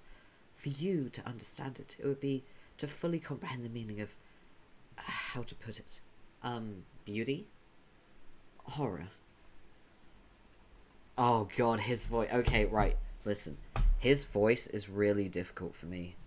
So this is going to be rough. Oh. This is the most difficult voice for me to do in this entire comic. So I'm going to hydrate first. And I'm going to take it bit by bit. And I'm probably going to take a few breaks in this, just to let you know, because it is a very difficult voice for me to do, because it's full gremlin mode.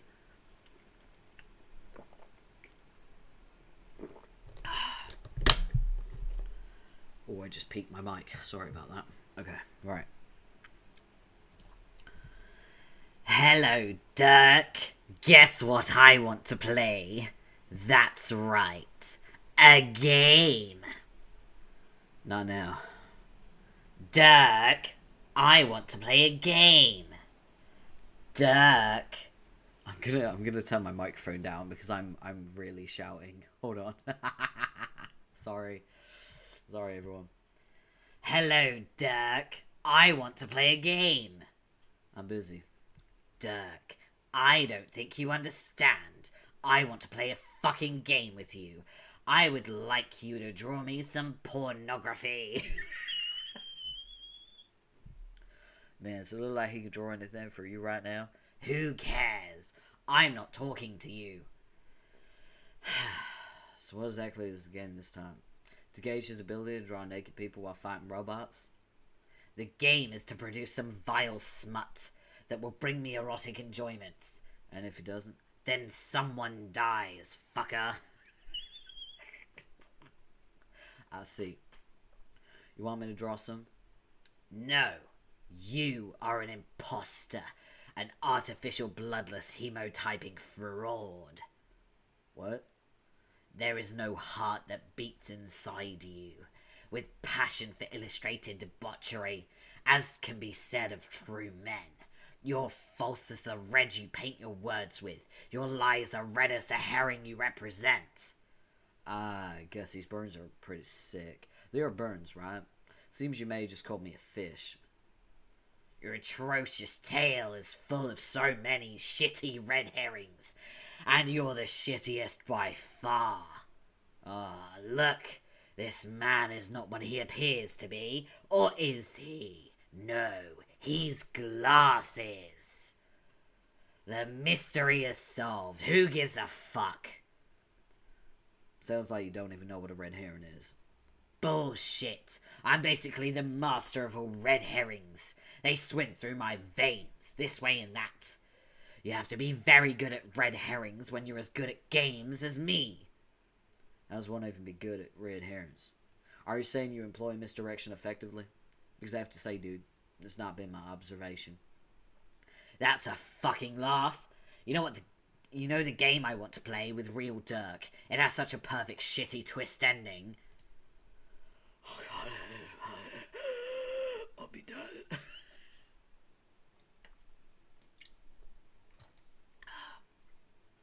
Give me a sec to clear my sinuses.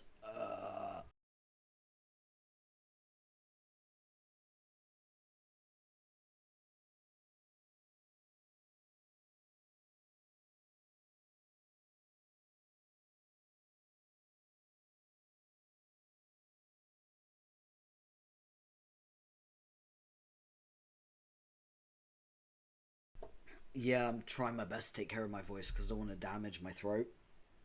So I'm just gonna...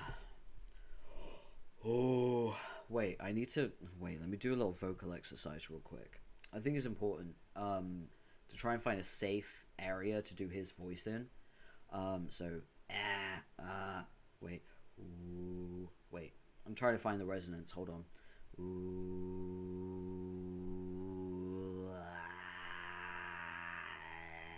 there it is. There it is. Okay, I found a place to do his voice.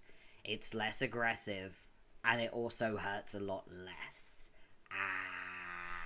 That's how I find it. Okay, I figured out how to find his voice in a safe way.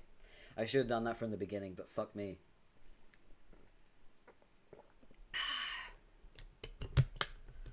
It's very lucky that I've had vocal training. Not for singing, but for speaking, but still. That's how I find it. Okay. Oh, wait. I remember this. Last year you messaged Dirk, bugging him to play one of your dumb porno games.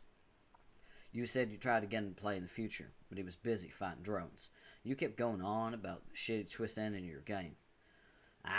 Boring lies from the red lines. You're bad at games. And a game is exactly what I want to play, Dirk. I want to play a game. God damn it. Hello, Dirk. Let's play a game. The game will not involve the red lines. Do you hear me? He's tuning you out, bro. I'm telling you. If you want to play a game with him, you'll have to do it in the past. Okay. That's a pretty good idea, Tumut. Dear past Dirk. Hello, Dirk in the past. Let's play a game. Alright. Do not even fuck with me. I want to play a game with you, and a game is exactly which will be played between us. I said I'd play. Dirk, I want you to draw me some pornography. You got it. If you fail to draw me some pornography, there will be consequences. And when consequences happen, that's when blood begins to flow. Your future self spends all his time being in the future. He prioritizes being in the future and fighting drones over playing my games. Your past self should consider the costly indiscretion of your future self's behavior. Behavior which entails being in the future almost as much as not doing whatever I fucking tell him to. Dude, I'm sitting here in my stylus ready to go. You want me to draw you some porn or not? Oh, yes. You will draw me my pornography, Dirk Human Strider. I will have my pound of smut. Waiting. Or I will murder my sister. Gotcha. What'll it be?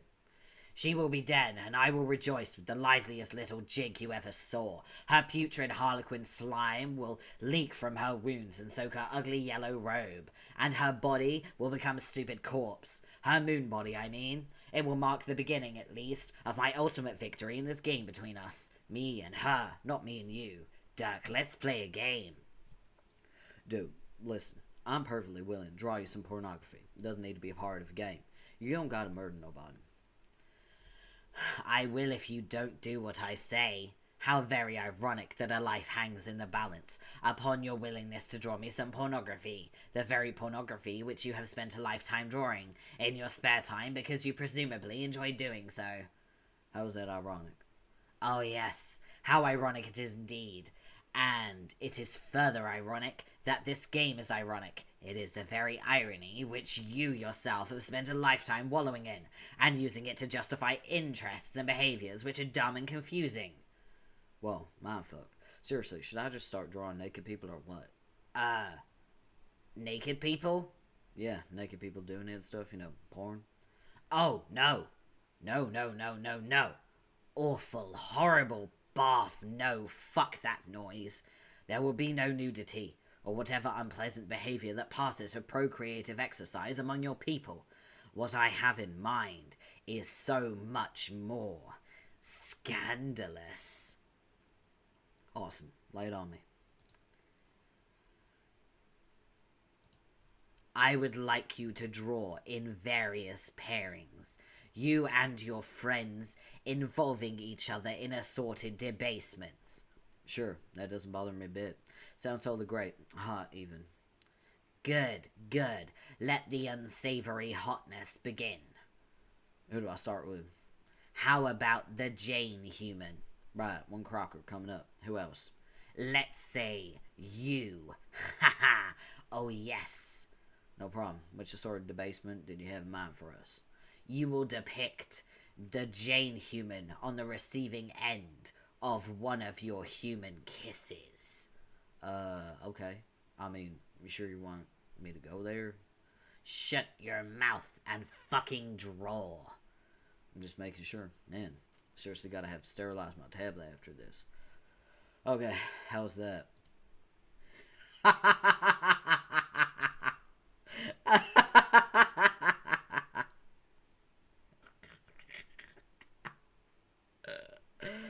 Oh, my days.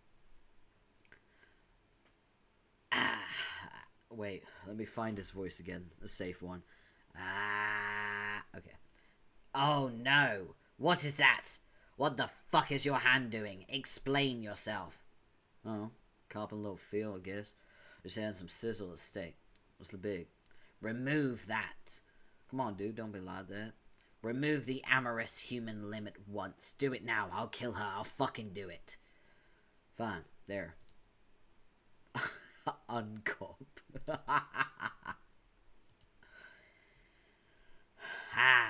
Yes. Oh, ho ho. Oh, yes, that is dirty. You're a man who likes to step at ass porn. I'll give you that. Make her say, you are beautiful. Done.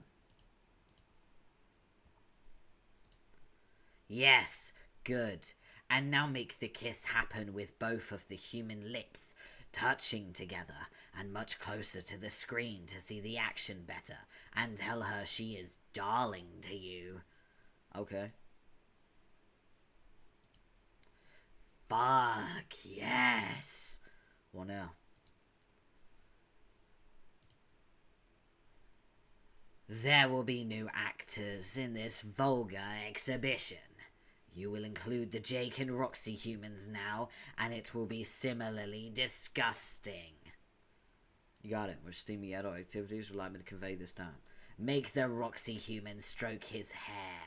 She needs him as a romantic partner emotionally. You have a feel for mine, but okay, here.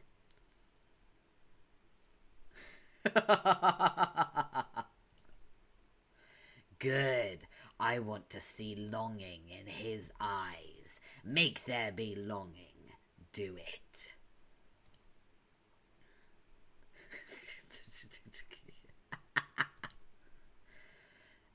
Ha ha ha ha. So good. Have them execute the human maneuver you call the hug.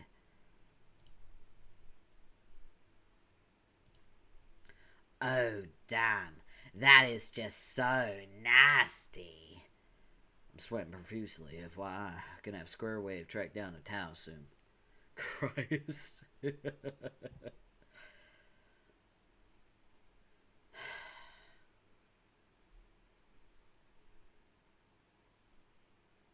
Now have the Jake humans say, oh god, I feel so utterly obscene even typing this.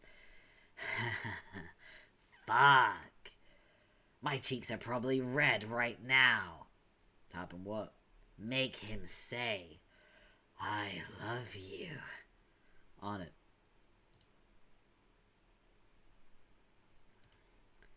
That is so fucked up. Oh, I can hardly stand it. It's so fucked up, bro. I agree.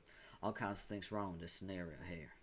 She wants to human marry him now. Make the bitch say she wants to human marry that fucker. Stand by.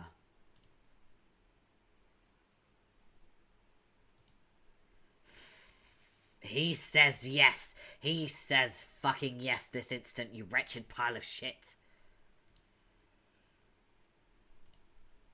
Fuck, that shit is so tender. You know it. Slow cooked to fucking perfection. I would like them to copulate off screen. They will bear a child in the unseemly human manner, but you will depict none of the off-putting details of the ritual. Show them experiencing human wedded joy with their offspring now. Yeah, give me a minute. Okay. No, this isn't as good. It's not as titillating as I desire. Have the male eat the child. Fucking fool.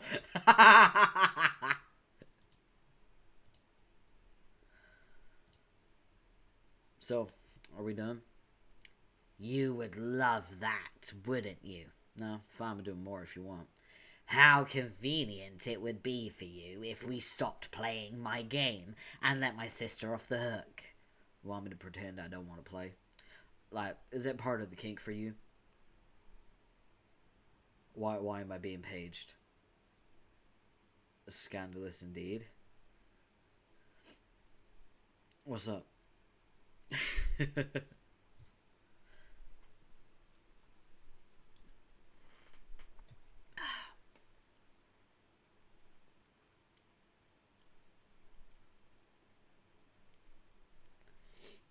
Is that why you paged me? Or do you want to ask something? I will happily answer questions as long as they don't contain spoilers. Is the portrayal of affection considered pornography for all trolls or just this guy? So affection itself in troll culture is not it's not uncommon, right? Like we've seen it with the first 12 trolls, right? We saw for example, Equius and Nepeta, they would often like have like cuddle piles because they were Moirels, like best friends. We also would see like Nepeta draw shipping charts and things like that. We saw Aradia and Solix in a relationship. So these things are not like actual pornography. This guy is just so fucked up that the idea of having like nice, genuine feelings for someone, like positive romantic feelings for someone, is so taboo and scandalous to him because he's just so filled with hatred and putrid distaste for everything that the idea of actually liking someone is actually like insane to him. And it has become this like weird addictive taboo to him. Got it, he's a fucking freak. He's worse than Equius, yeah. Yeah, he's way worse than Equius.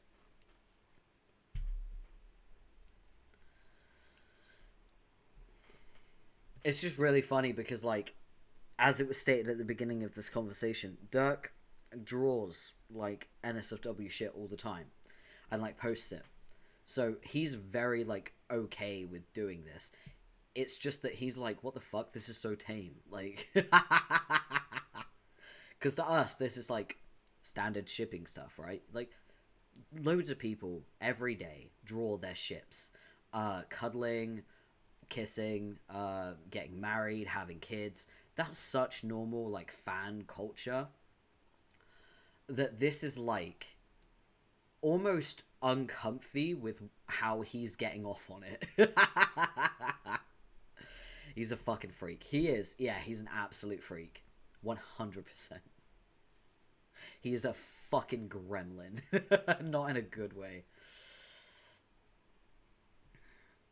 Shut the fuck up. No, please. Don't make me draw any more pics of my friends snuggling and stuff. Strider said, having spent the better part of the night gnawing through his duct tape gag. Look at these pathetic stalling tactics, as if I don't know an attempt to derail one of my diabolical games when I see one. That's good. Keep saying things like that. I'll keep doing my part. Somebody saved me from this living nightmare. Things has made me do. Maybe your irreverence for my game stems from the fact that you don't give a flying fuck about my idiot sister. Ha! Like I could even blame you. What a cloying windbag shrew. She is worthless to everybody. I think you think so too.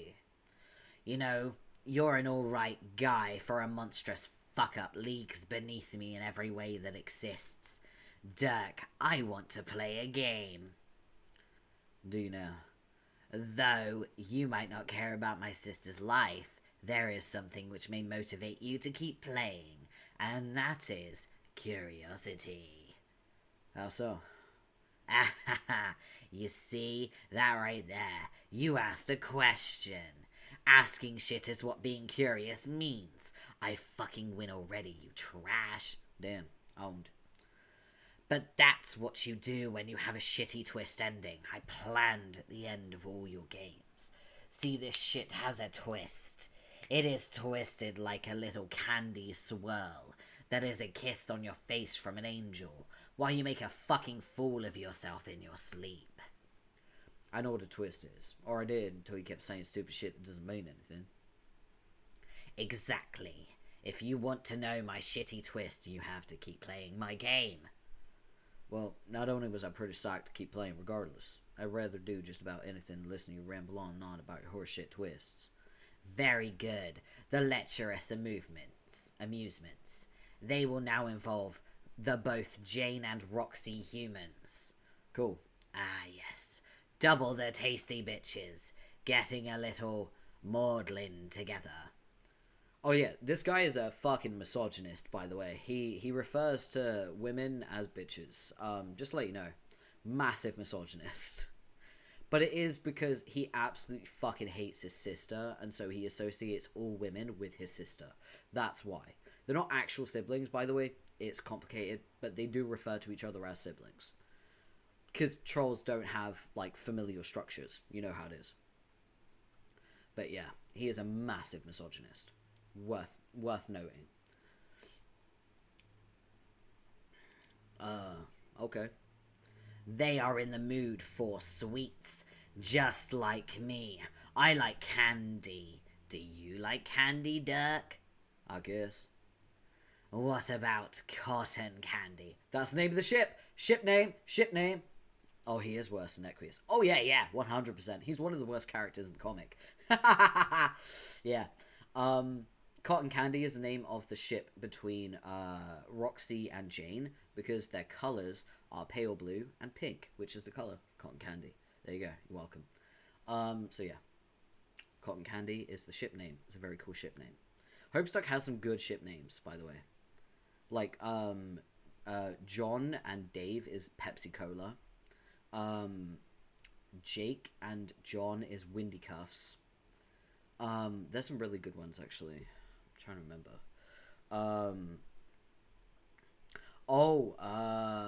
Carcat and Solix is Ketchup and Mustard.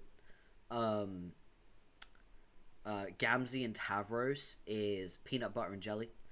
Yeah, there's some good ones. There's some really good ship names. I also think people sometimes call Eridan and Solix fish sticks, which is really funny. But they spell fish sticks with the 2 instead of an S and 2 I's for the fish and for the sticks. So there you go. Let me type out fish sticks so you know.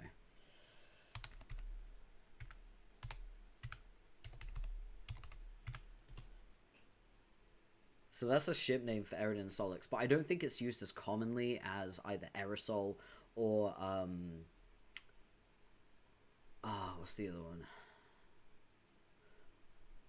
I can't remember. I think there's a few others, but yeah. There's some really good ship names. I like the imagination of the fandom when it comes to ship names. They're very good. Let's continue, shall we? I never tried it. A shithole planet doesn't have any. It is so fluffy and melts in your mouth. Blue and pink get between my jaws. Poofy, fluffy cotton candy, let me dissolve you.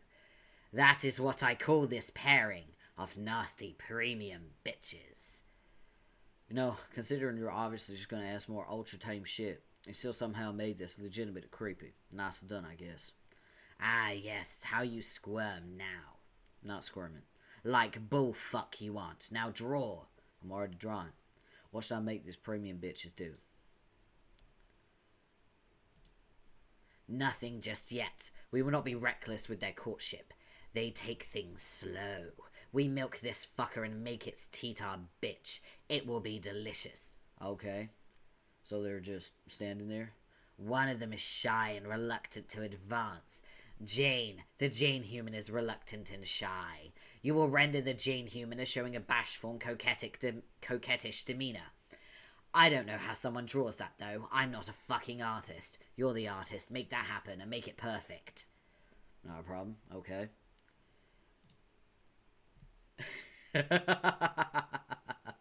Rolal Chan. Ooh, look at her. She has her eye on that romantically desirable bitch. Oh, what she would say to her if she could summon the nerve. Maybe she wants to ask her out. Shut up, I'm running this now. The Roxy human takes the initiative in the encounter. She places her beverage on the floor. She saunters up to Jane and perpetuates one of your human winks.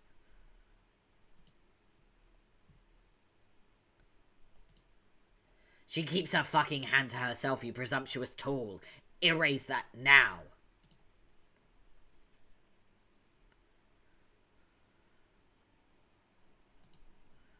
And now, the Roxy human opens her heart and professes her feelings. The bitch tells the other bitch a poem. Make the bitch say a poem. Do it. Sure.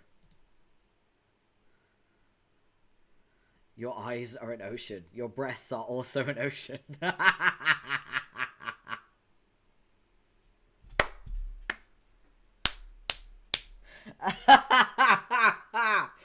Oh.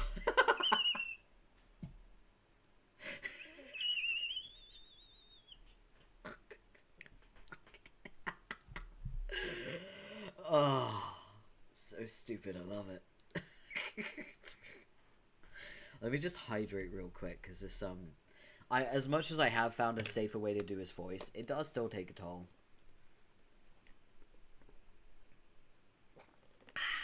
Right.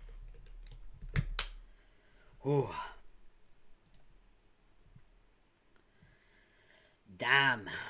Oh, damn. Ha ha ha. Look at her. She's eating that shit up. Give the bitch a rose. Okay, wait, which one? No, wait. Both bitches give each other a fucking rose.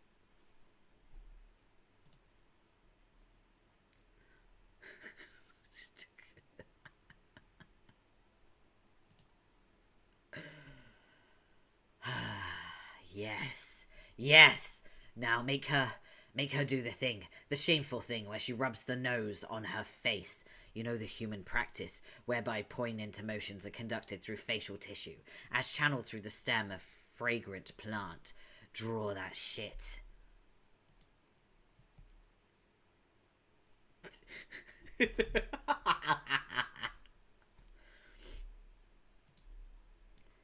Make her sing. Jane Human sings while still doing that. Her sultry partner glistens with emotional perspiration dollops. Who are you gonna call? Ghostbusters! Fucking... I just realized this entire time my music wasn't on. I'm sorry about that. Anyway. Ah, oh mercy. That's just so grody. Does your sister even know you're into this sappy ship and stuff? You berate her constantly for everything. I know she likes to write and illustrate rom fics and the like. No, she enjoys it for wrong and disgusting reasons. Her fascination with the red stirrings of inferior races. It strikes me as too sincere and therefore repellent. My enjoyment is ironic. Again, you just don't seem to know what ironic means. Your enjoyment of this content is clearly sincere. You're just fetishizing your disgust for it, is all. Fuck you with that assessment. You don't tell me of what value the pornography has to me. My own game. You just fucking draw and don't talk. I'm just saying, it's an interest you have in common. And if you told her you liked her romantic artwork, maybe you could bond over that. Bonding is the last fucking thing we need to do. I've not told her of my ironic fascinations, and you will not either. I will not tell her that I secretly peruse her work in a state of petrified mortification for hours, and neither will you. Fair enough. Is the game over yet? You know what? I can take NSFW commissions if they look like this. You could, like, advertise it, like, oh, I can't tell you the name of this character, but the name of this character when we discover it, you could be like, insert name, type, NSFW commissions, and it's literally just like SFW, but it would be considered to him to be absolutely like depraved and filthy. That would be very funny. Fun fact, by the way, this gremlin, I actually have an A4 picture of him that is on the wall as you enter my home, right? Because my hallway is a very strange shape, right? It's not like a square or a rectangle. It's a very weird shape. I swear to God, I've got like 17 walls in my hallway because of all the different fucking angles, because my apartment is the weirdest shape. It makes no sense. I don't have a single square room in my entire apartment. Not even a cupboard. Like, every cupboard has a slanted wall somewhere, right?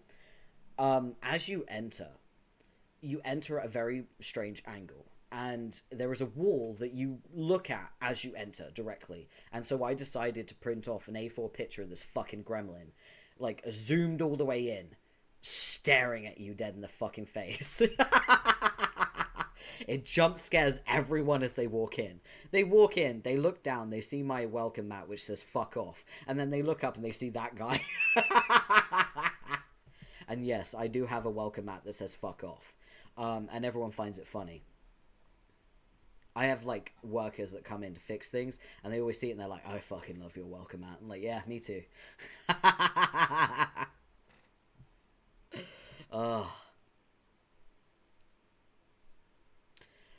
Oh, let me hydrate again. Hold on.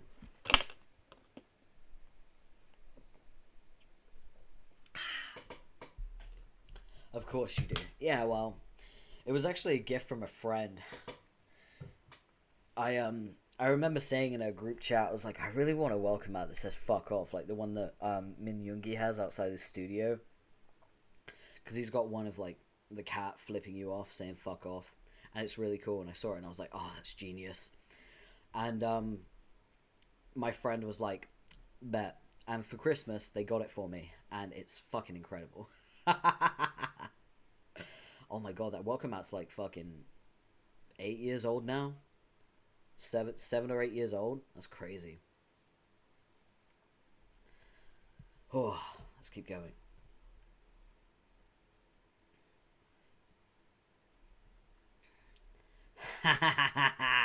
No, I said before these steamy bothered up bitches are hungry for sweets. The Jane human has baked a cake. And The Jane human has baked a cake. okay.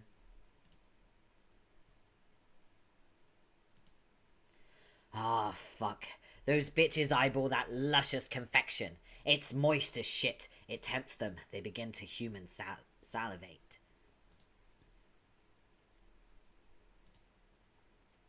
The mutually swooning bitches get frisky with the treat. Roxy human chops out a wedge, feeds it to Jane human's zealous snack hole.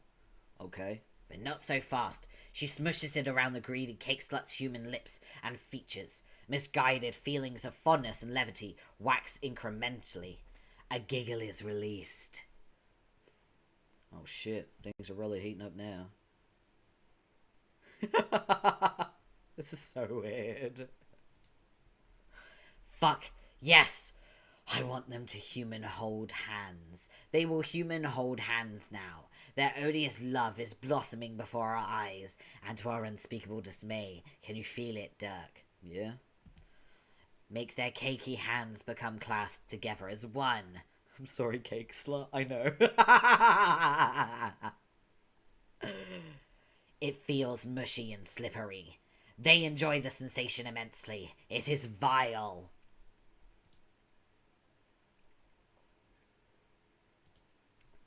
Yes, closer. Get the camera closer, you douchebag. I want to see some detail. High def that sticky mess. Oh, fuck.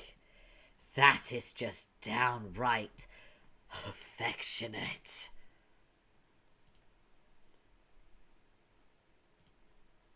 Yeah, those girls are sure digging each other. That's how we humans roll. Ate some cake, hold some hands. Ah, but their tawdry romp is far from over. Jane has had a little too much cake to eat. Perhaps their human tummy needs a rub. Oh god. What's this? Could it be? Your breaking point is in sight. You're becoming squeamish. I can feel it. Yes. Yes. If you think this is making me uncomfortable, think again. No. I'll think only once. You're succumbing to my game. You're becoming psychologically unglued, and I'm winning. Nice wishful thinking there. But I'm not even merely tolerating this, bro. I swear to God, I'll get my own horse running hard in this fucking race, and you could ever dream. What horse? Think I'll blink first, motherfucker? Not happening. I might splinter, but I don't break. Oh, whatever, asshole. Is that supposed to be cool? You want a fucking tumble rub? That shit sounds white hot. Can't wait to draw that and get us both sexually stimulated. Here I goddamn go. Bonus galore.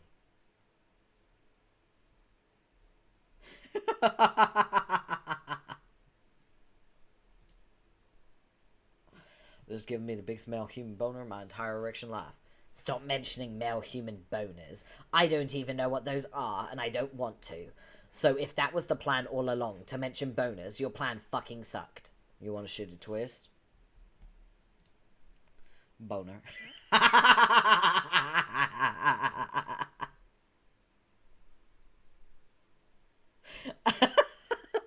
It's just, I need to screenshot that because that's fucking hilarious. There we go.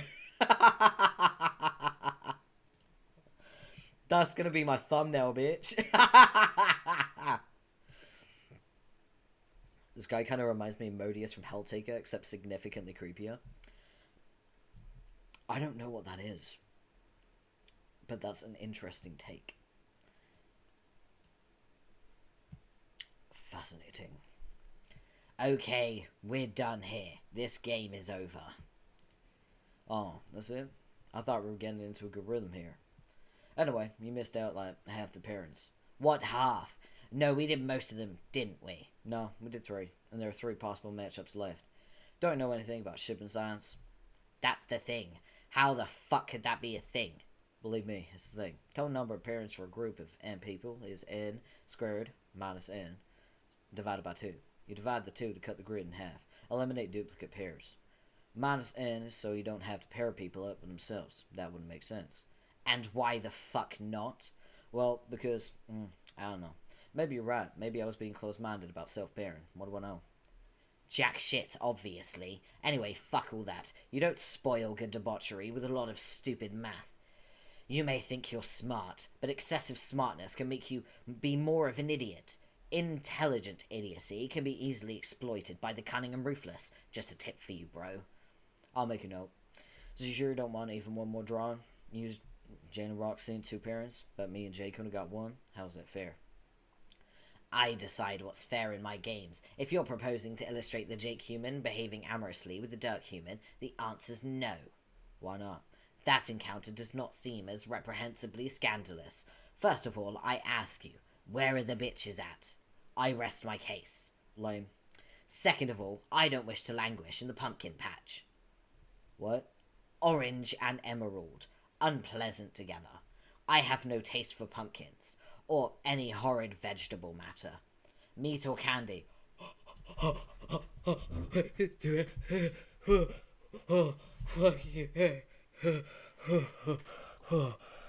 Sorry.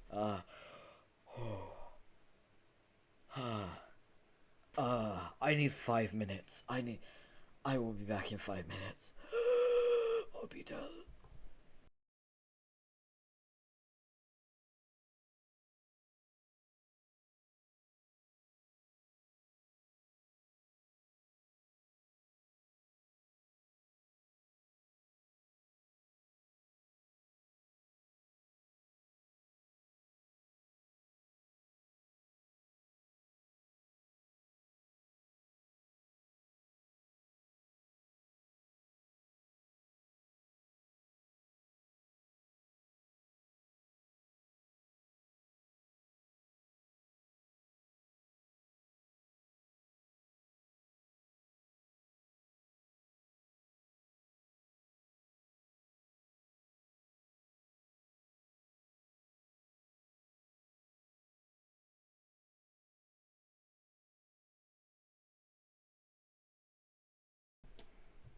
Okay, right. Oh, I've calmed down.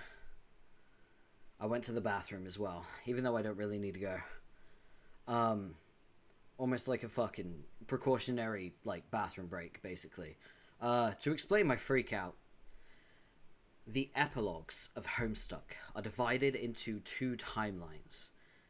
And the timelines are named Meat and Candy. And that's why I freaked out.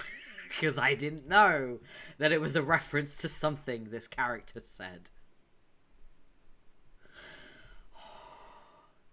And the epilogues are so bad. They're horrendous. That was a visceral reaction. Oh my god. I need to ban all mention of the epilogues. I swear to god.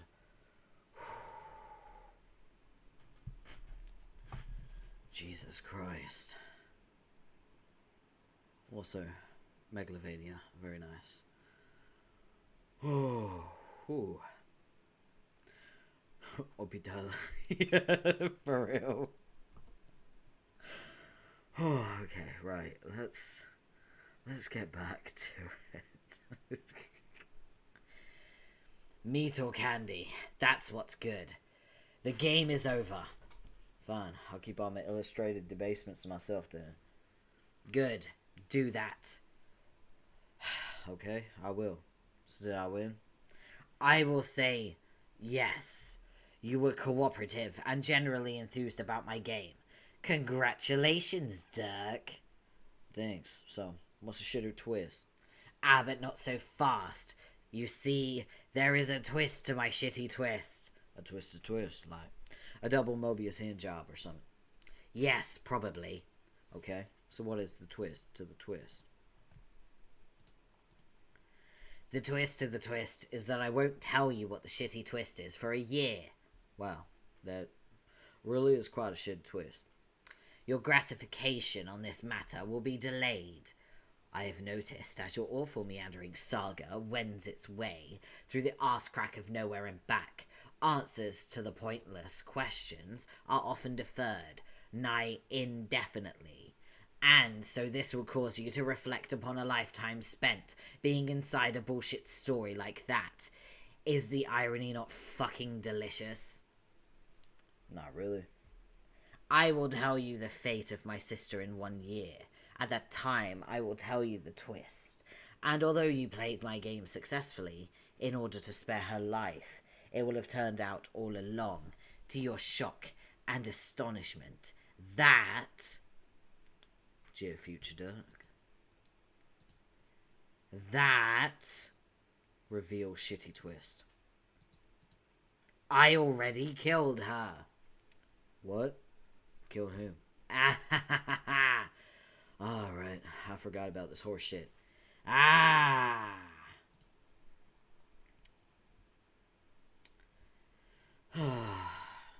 It's always the nice ones that die. It's always the nice ones. Man.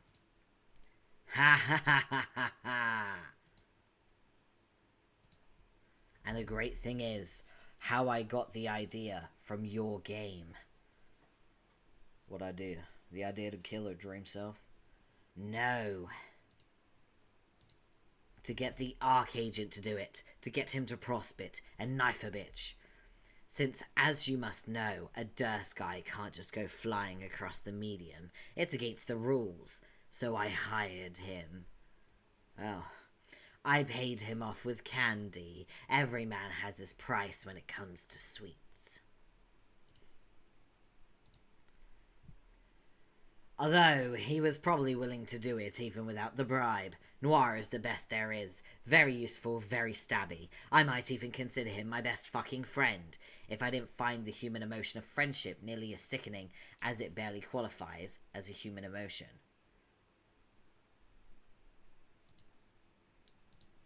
Basically, what I'm saying is I'm yet another step closer to being in total control of the new game I'm about to play, and the old game between us. Wait, what game between us?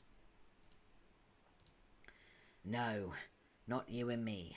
Us. Her and me. Me and her. There are only a few moves left before I can mate with her. Whoa. Wait. Fuck. What did I say? I mean, before I can mate her. Mate, as in checkmate. It's a figure of goddamn speech. You know, like in chess. No, what's that? Shithead. What do you people think you're doing? Just Roxy floating around sleepwalking.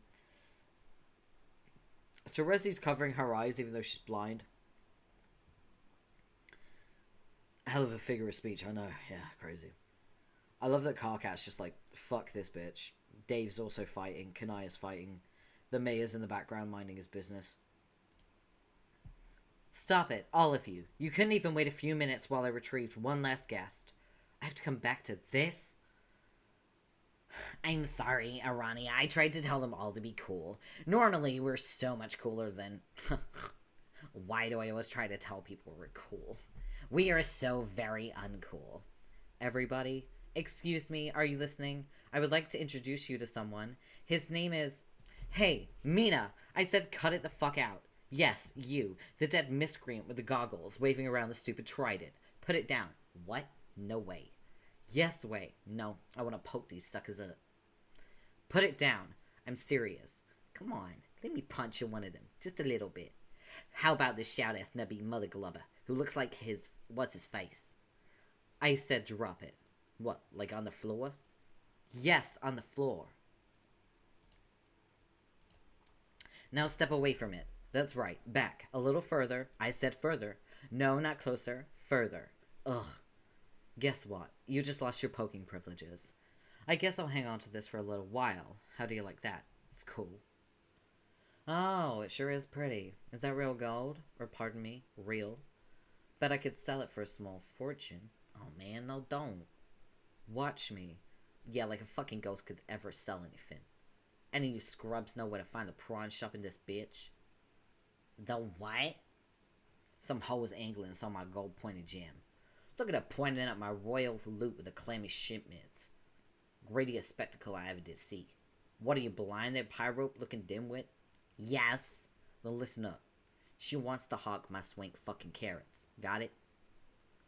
Well, most of us here are in fact rather wealthy. I'm not sure if she'll find an interested buyer, though. This sure became a shitty line of talking.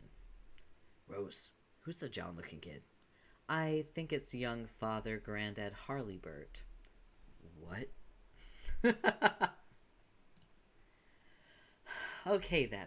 Has everyone settled down? Do I have everyone's attention? Attention, huh? Who'd have thought you would want any of that? Just stop, please. I know it's only been minutes since you died, and you probably aren't thrilled to see me for any number of reasons. But for me, it's been millennia. I've been waiting a long time to see you again and orient you to the afterlife. Being a ghost isn't anything you need to be oriented to. We're dead. Who cares? Excuse me for looking forward to our reunion, then. I guess I built it up in my mind as something special for a whole lot of nothing. Yeah, probably. But what else is new, though? Need to swim it down, girl. You dead. Time to act like the fucks you stopped existing. Like the fucks you give stopped existing. Like they disappeared. Then you don't care at all. Is that it? My waiting here all this time to see you means nothing? Dude, it just makes it kind of awkward. Why is she even dragging you? Shh. I mean, having to wait millenniums and stuff. As a ghost, way too much to say. That is nook loads of time, but I mean, we might both have lived that long. If we didn't end up and die just now. Or at least I would have. Sounds to me like warring times ahoy either fucking way. What is even your point? I don't know. Sorry, Stookit. Let's look it out later, aight? I think I've completely forgotten the subtle art of determining whether you're being sincere through your tangled fishnet of aquatic puns and little stabs of hostility. Fishnet. Fishnet, yes. You could have just said net, but you said fishnet instead.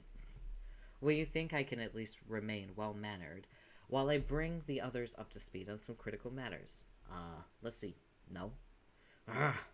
That's it. I'm selling off this gaudy trinket. No, fuck you. Give me that. I've developed an eye for priceless treasure. Do you have any idea who I grew up to be in the new world we made? I'd wager if I put it on the black market, it would fetch a fee to tuna several billion boonies. Tuna. Tuna. I love you. Wow, hey, fucking excuse me. What? Who are you people and why should I care about you? Cardcat, settle down. I told you, they're some of our ancestors. They aren't our ancestors. We don't have ancestors. Ancestral legacies are a lot of superstitious, aristocratic bullshittery invented by highbloods so they get to feel even more smug and self-satisfied than they already are. Even if we do have them, who cares? Who gives a shit about these people? You're being very rude. Listen, I don't know them. I don't want to waste time passing through dream bubbles if I'm not going to see my dead friends. If you dragged me all the way here to meet, oh, say, Ghost Nepeta, fucking great. I'll hang out with dead Nepeta all day long. Hell, even some random Nepeta from a doomed timeline. That would be alright. You know what? Give me 50 fucking Nepetas. Why the hell not? We'll call our journey through black endless despair Nepeta Quest. But these losers, who cares about them? I don't need to be making any new friends. I have enough new friends as it is. Roxy's just sleeping. My sentiments exactly random human. I'm leaving. Blar, you're so terrible. That guy, Nubby shouts. That guy's cool. Thanks, whoever the fuck. Bye. Aw, man, he's so much cooler than What's His Shit. Why couldn't What's His Shit be more like Nubs McShouty? Our team had no cool boys at all. Snore. Sleepy Fishbait is right. This is a fucking drag. Can I go hang out with Shouty instead? No. No! Hey, Rose, I don't know if this is a weird question, but You think we should try and wake up our teen mom? Or what? I'm not sure if that's a good idea. Why? Sounds good to me. Mayor, what do you think? You hear that, Rose? Mayor thinks it's an awesome idea. Me too, buddy. Me too. Okay, since I've clearly been outvoted on the matter and democracy has spoken, I guess I should clarify. I'm not sure if it's actually possible. Why? I don't think she's ever woken up before. Oh. Can't throw some yarn at her? That worked on me, didn't it? You were technically already awake. Also, I don't happen to have any yarn on me at the moment. Do you have any yarn on you, Dave?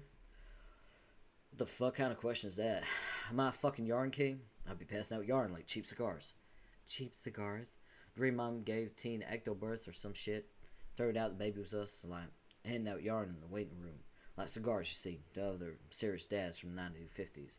Cheap ones, because you don't want to go fucking broke on cigars with a baby on the way. Gotta be frugal, Rose. Celebrate that shit, but have some damn sense about your cigar budget. Roxy's so cute. But yeah, I don't got any yarn. I just don't see how you can make remarks with such frequency that are so obliviously and so generically loaded from a Freudian perspective. It's flabbergasting, really. You never miss a chance. Cigars describing a scenario where you're both given birth to by your teen mother, as well as playing the role of the proud father in the waiting room. Oh, God, no, stop. What should I make of the fact that the phallic imagery you've selected is not only inexpensive, but is administered freely and mirthfully to other expecting fathers? Or that the object standing for the phallic symbol is something that you're proposing to throw at our mother's head? Just shut the fuck up. Aren't you magic or something?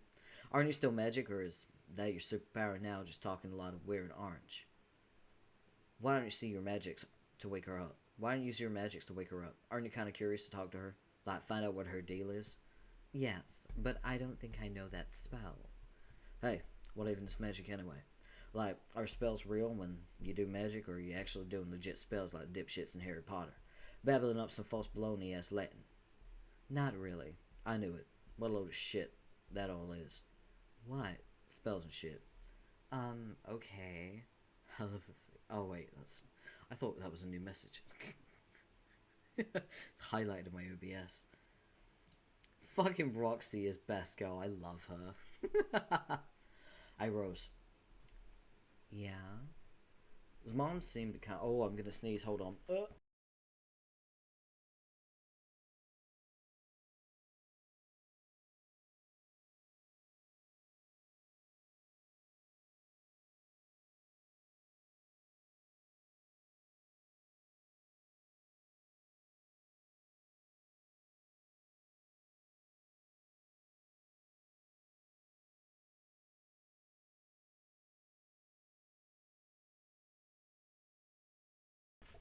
Oh, bro, I sneezed 3 times. That's crazy.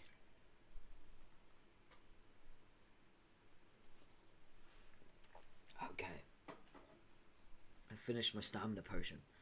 So I'm gonna hydrate with my little bottle of juice. I say little, it's 2 liters. It's huge.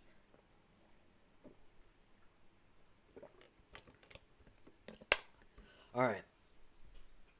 Let's keep going. Whew.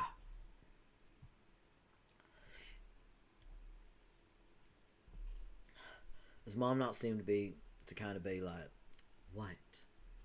I know, sloppy sleeper.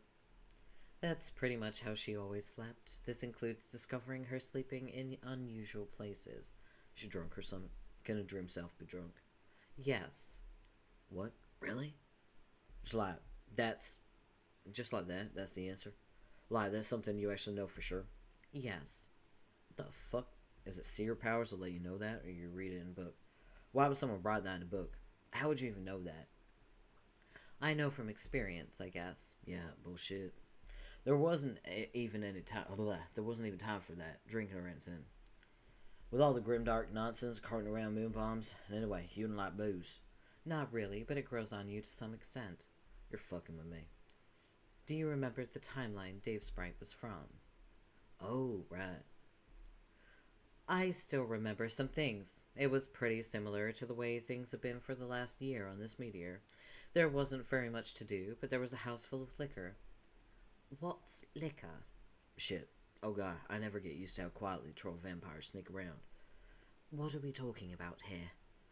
Liquor's booze you drink and it makes you fall down, slur words, and understand sports. And apparently, more snore like an off-road motorcycle. Oh, a soporific human substance. Got it. What are they talking about over there? I think we might be missing something important.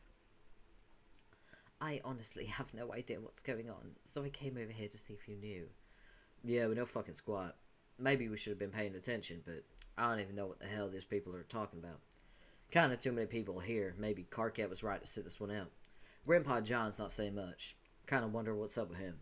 Maybe he's shy or freaked out. Hey, why did he even show up with that troll girl? Should I say something to him or... Nah, this is awkward. Teresa's all asking him questions and stuff. She's like literally the only one on the ball here. This is embarrassing. They're looking at us. Oh god, yeah. Will you guys stop mumbling to yourselves and get over here? You're missing a lot of fascinating stuff about our ancestors. Okay, can you give give us the gist of it? I don't know if I... Maybe I should just start over from the beginning. Lubberfuck, some Moby kill me. Again. Make me double die. Can it happen? Can you kill a ghost? Mina, please. Our nice new friends have missed some very important details. God almighty. Don't you see? These chumps are too polite to say they don't give a flip. Especially that poor boy you lured onto your boat. Look at him. Too polite and afraid to say anything at all. I'm not. Shh. Very well. If you speak for everyone with respect to what is most interesting to talk about, then what is your proposal? Stupid infectious fish puns. Took all 5 minutes to pull me into your insanity again. Insanity. LMAO. LMAO. Well, we could just not worry about it and keep talking like we were. I was curious to hear the answer to my last question. Oh, sure. You wanted to know how we all died. That's a pretty interesting story, don't you think, Mina? Whatever. However, I don't think much of it will make sense without some major contextualization. There's really quite an amazing amount of nuance to the full sequence of events, maybe many different players, personalities, conflicting agendas, all interwoven together. I'll need a little time to set the stage for everything to be comprehensible, if you all don't mind indulging me for a while. You could say it all started during our darkest hour, when it became clear our failure was inevitable. I took it upon myself to venture into the place of my Dennis of... Oof. I'm hearing my call with a snack waiting out in the rain. Oh, it's raining. Could I please have that? I would like rain. Rain is good. Rain is fantastic. I love rain. Oh. Maybe I became acclimatized to rain because of where I live. But still, I love rain. Rain is good. Yo, listen up. I'll make this real quick. Okay, so we all lost cause. We all lost because everybody sucked but me. You can see all of the shadows of the ancestors here. So you can see this is obviously Tavros' ancestor. This ancestor's got Eridan's horns. This ancestor's got Equius' horns. This looks kind of like Carcat. This person has a tail and ears, so that's Nepeta's ancestor. We know this one is Aradia's ancestor. This one has double horns, so that's blah blah blah, Solix's ancestor. This one has crazy hair, so probably Gamzee's ancestor. So yeah, we know a few just by the shape. So Circuit here wanted to do the scratch thing that will make us all not exist. But I found out from monsters that we could keep existing if we was a bunch of ghosts. Thing is, nobody ever has the guts to off anybody. Let alone them shells. So I blew us all the fuck up. And that's glubbing that. Rain is bad when it's pouring. When it's pouring, when you have errands to run. I like being in the rain. If it's like raining, I tend to go out in it. I really do. Like, I fucking love the rain. It's my favorite weather. And my second favorite is probably snow, and then like sleet, I guess, and then hail. I like hail. I just don't like it when it gets really fucking heavy, because that's scary. I've had a window break from hail, so, you know. Cracked my fucking bedroom window. Hate being in the rain, it's like a million fingers are poking you. I love the rain, it feels refreshing. Now with ghosts, the end.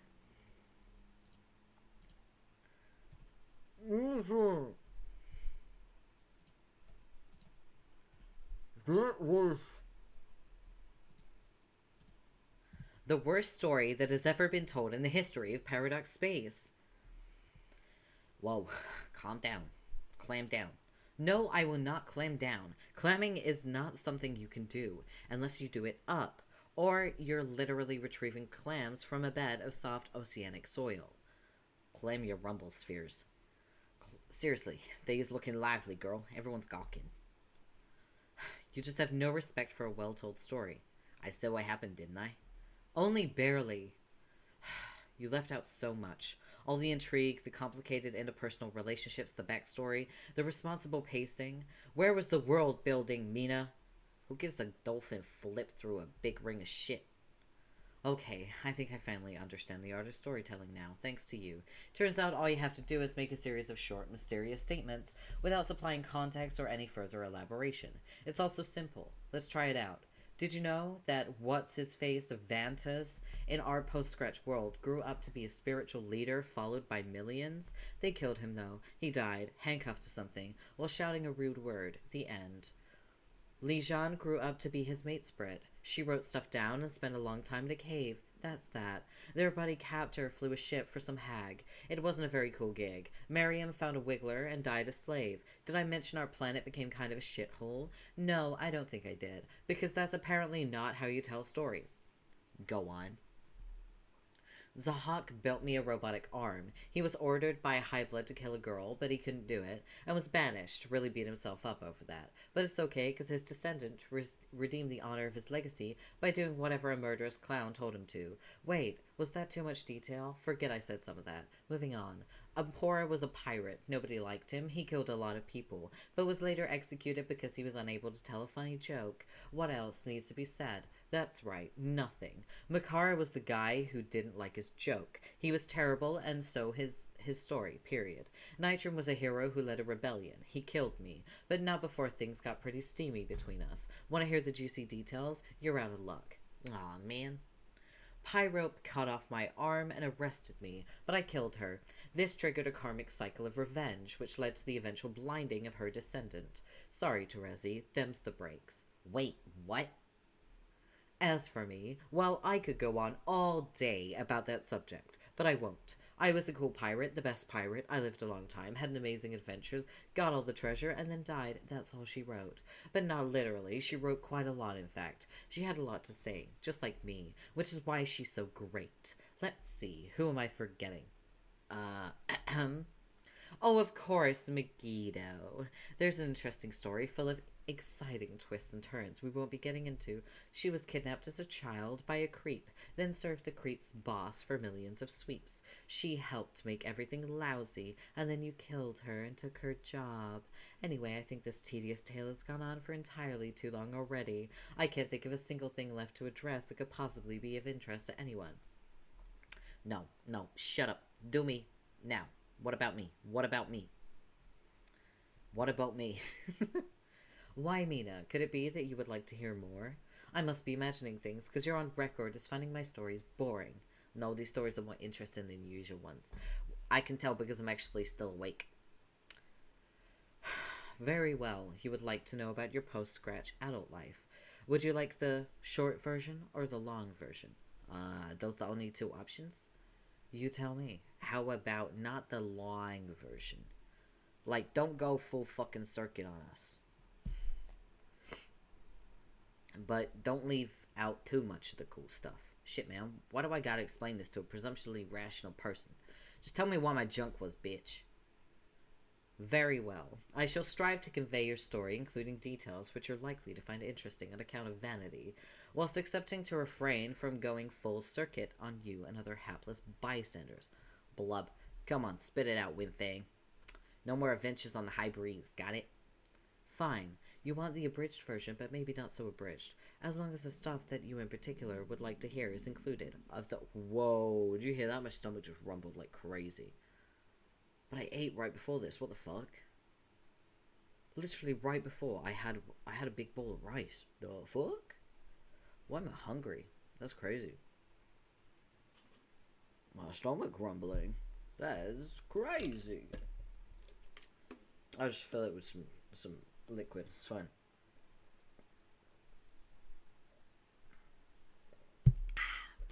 Alright. A little drink. That'll be fine. That's enough. As long as the stuff you in particular would like to hear is included of the Mina Peshi's saga. Here we go. Instead of storming off to the moon in a huff, Peshi's embraced her role as an heiress. Once she reached the age to challenge the Empress, she killed her predecessor easily.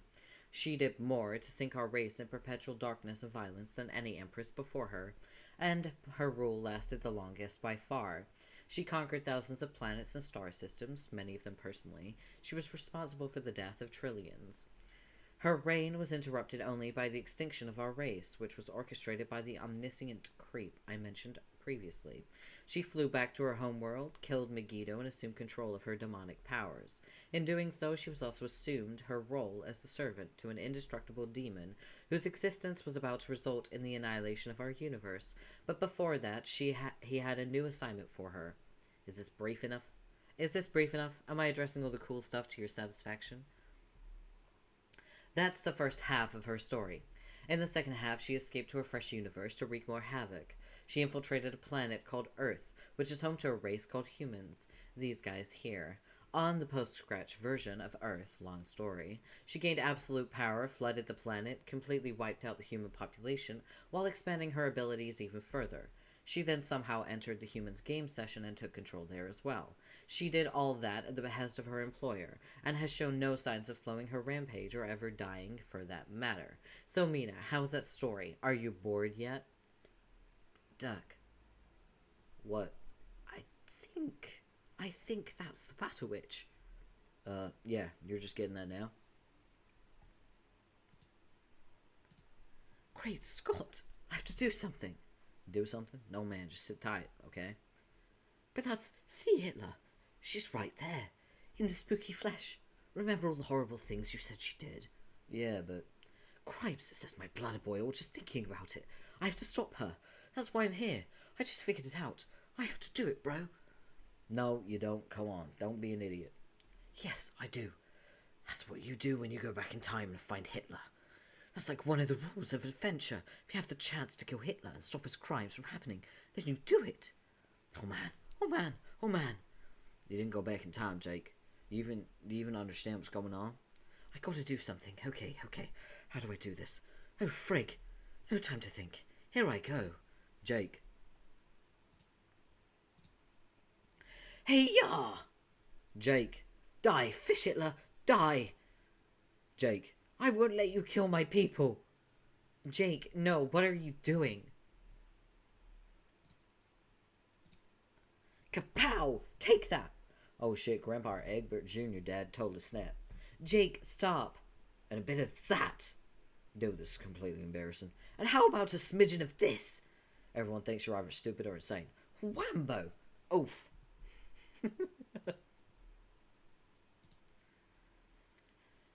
You killed Dirk and Roxy's bro and mum, respectively, or you will later, and I think I cannot let that happen. No, Jake, that was in another universe. Or I mean, I won't let you turn my planet into Waterworld. That movie was great, but not that great. She isn't the same person, though. I mean, she is, but I can't let you exploit your baked goods empire to massacre the human race.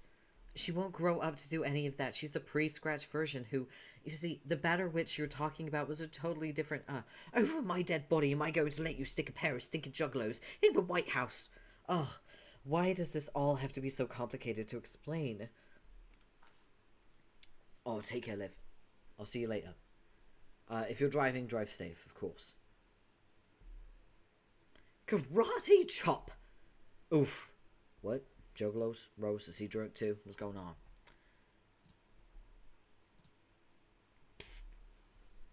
So, what is the deal with you, Mr. Brain Phantom?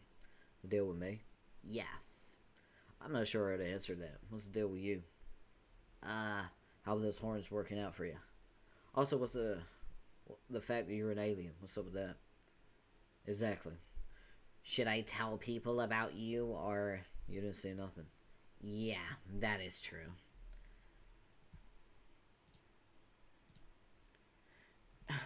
Jake, stop wailing on her like that. I mean, wailing. Wait, why am I even correcting myself? Those are homonyms. Nobody can even tell which kind of wailing I meant. Dragon punch! Jake! Right in the fishy kisser. I said stop. Doof. Sigh. Mina, are you okay? Mina. So cool. So cool. So, I'm still here, right? Even though Jake woke up? It would seem so. Okay, just making sure. God, my existence is weird. Ow, your head. The old noggin has been getting a workout lately, and you don't mean the kind you get from puzzles. Good thing your trusty skull top took some of the brunt. Also, good thing your trusty skull took the rest of it. The sturdy bone really makes for a splendid backup helmet, you think? Speaking of your skull top, it seems someone's left you a message. Jake, answer. His fucking wallpaper's terrible. I hate it. Oh my gosh. Jake, I don't have long to talk, so I shall leave you this note to you while you sleep, and then go. I may have to begin, let us say, bending the rules a bit more than I have. He's making things bloody impossible. Our game is now nothing short of a war, that's all I'll say. Well, I will also say this. I'm scared out of my wits to go to sleep now. I don't know what will come of me. My dream self is kaput, like yours, but I don't fancy you'll have trouble waking up from your nap, whereas I... best not to dwell on it, I suppose. I don't know what to do besides stall, and I keep helping you, and keep helping you as much as I can. Now is the time to retrieve those weapons from the capsule and prepare the gift. This is so important. The chain will not be complete unless the delivery is made. But first, you may want to test its capabilities. In particular, what are they called? The infinitesimalizer and the oh my god, I can't say this word. Monstrositifier. There sure are some funny names for things strewn about your tail. Remember, green means grow, red means shrink. But surely you know this. Give it a go. Perhaps try targeting that unwieldy edifice stashed away in your Silodex. Oh my god, my stomach keeps grumbling. I have no idea if you can actually hear it, but it's fucking loud. Maybe, because we hit 3 hours, maybe we should take like a 20-minute break where I just feed myself, apparently. Even though I ate before stream, for some reason my stomach is not satisfied. So I'm probably gonna, like, I don't know, make some food. I could heat up my rice. I have a lot of rice. I'll heat up the rice. I will be, yeah, I think we're just gonna have to take a break because my stomach is being loud as fuck. Alright, I will be right back. I'll still be in chat, I'll still be typing, but I won't be, like, audible, and I won't be on screen because I'll be eating, okay? So I will be right back.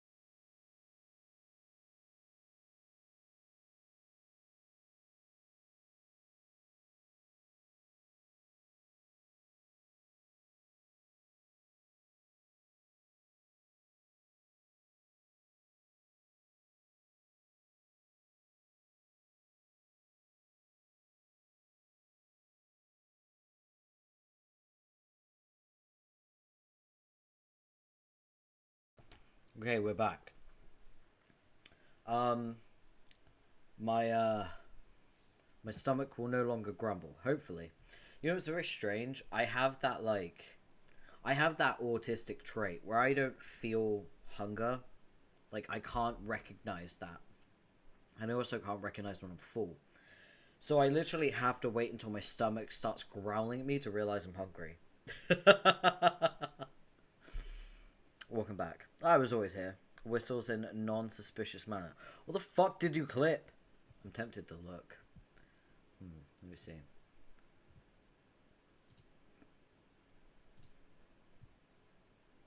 What did you clip?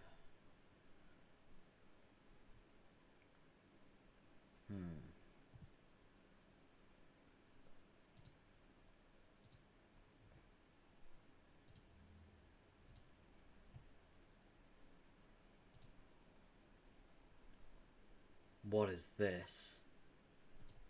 Nothing. We'll see about that.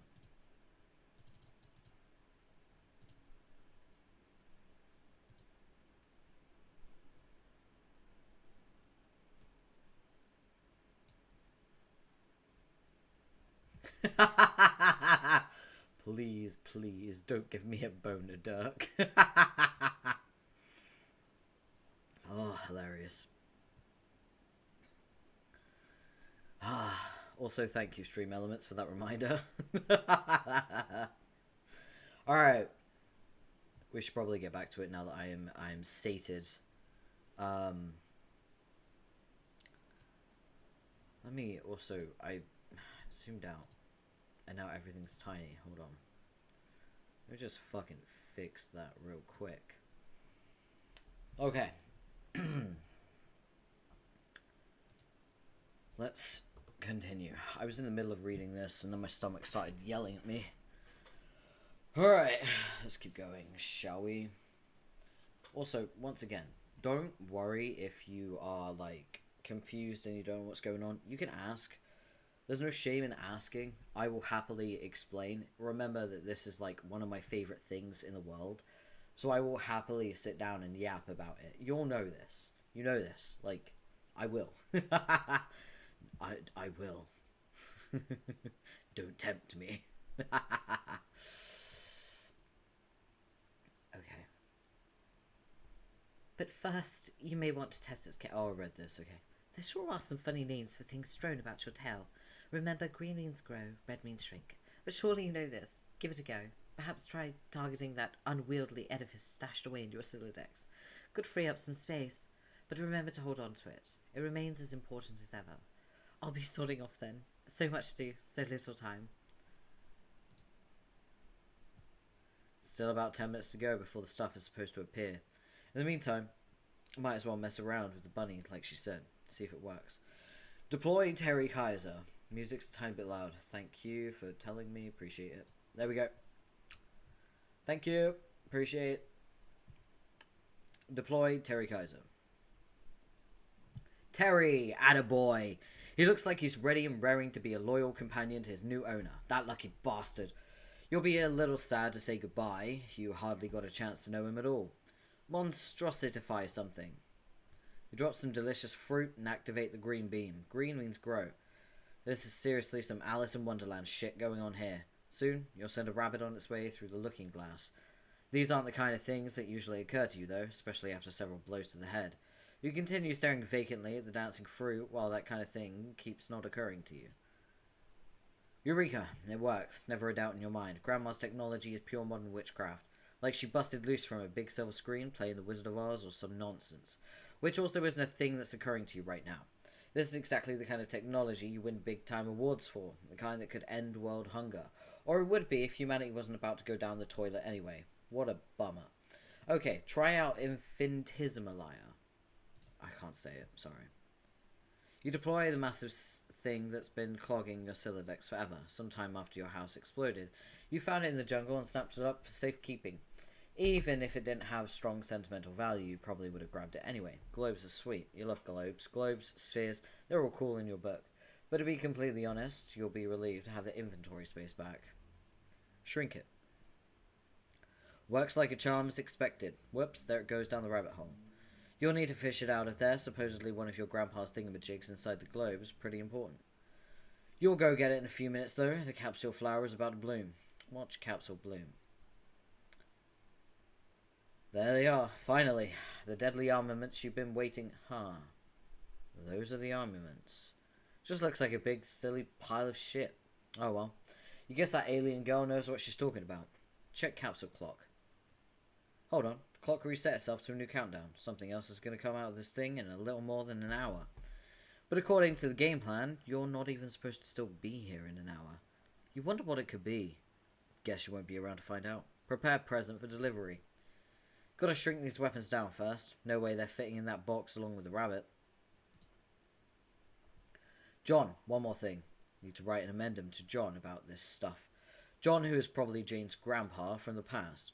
Or maybe not really the past. More maybe like a young grandpa clone who lives in that ghost world where you saw all those other kids, including those two Dirk and Roxy looking kids, and what you think may have literally been a sleeping Roxy, but you aren't totally sure. Why does everything have to be so complicated? Whatever, no big. Going on adventures isn't about understanding them, it's about being brave and leaping into fistfights without thinking ahead. You finish off your note with a few more friendly words, and something vague about who you really are. You're just following your alien friend's advice on maintaining a bit of secrecy so as not to cause timeline problems, but boy is it hard keeping secrets. You can't help yourself, and slip in a subtle clue that your grandmother is actually his pal Jade. Teehee. You figure if John is even half as sharp as you, he'll pick up on that right away. It's okay. It'll just be a little secret between you and him. The pretend British alien doesn't even need to know. Terry's ready to go. He asks the bunny kindly to put himself back in the box. He happily complies, and there's no reason at all to ask rhetorically why he wouldn't put himself back in the box. You place him on the transmaterializer's pedestal and get ready to hit the certificate button one last time. You can't believe this project is finally finished. No more fun letters between you and your grandma. You guess the next time you talk to her, it'll be in person. Hard to believe, but then for a guy like you, nothing is. We have a flash. Let's go. Fast forward to live. This is gonna get copyrighted, isn't it? Yeah. I'm gonna lower the volume as much as I can. It's it's gonna get copyrighted. I know it. I can feel it in my bones. I'm tempted to mute it. I really am.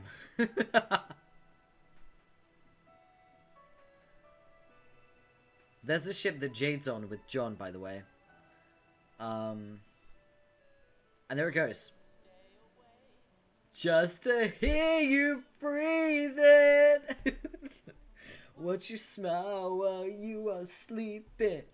While you're far away and dreaming. I can spend my life in this sweet surrender.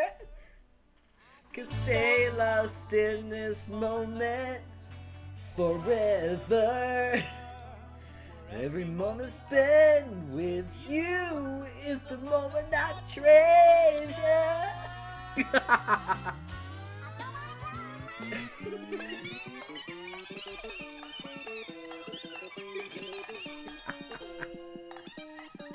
Enjoy stealth mode. Thank you.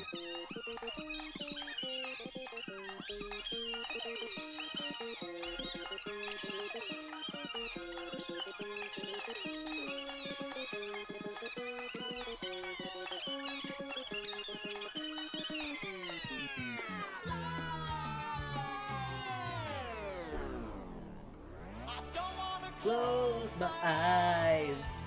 I don't wanna fall asleep 'cause I miss you, babe. And I don't wanna miss a thing. 'Cause even when I dream of you, the sweetest dream would never do. I still miss you, babe. And I don't wanna miss a thing. Don't...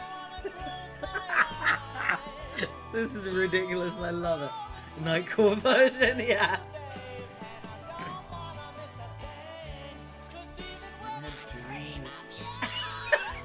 Sweetest dream would never do. I still miss you, babe. And I don't wanna miss a thing.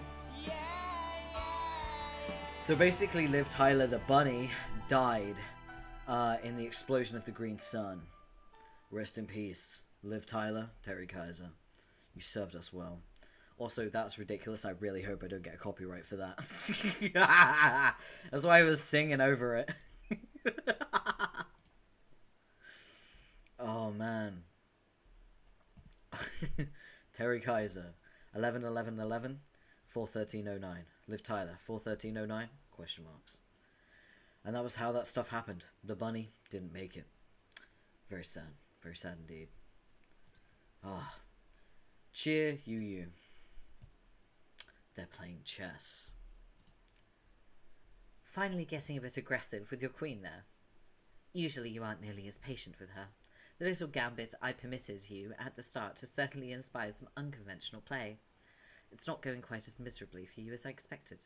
I'm sorry to damn you with faked praise, but with a track record like yours, I suspect one takes what it can get.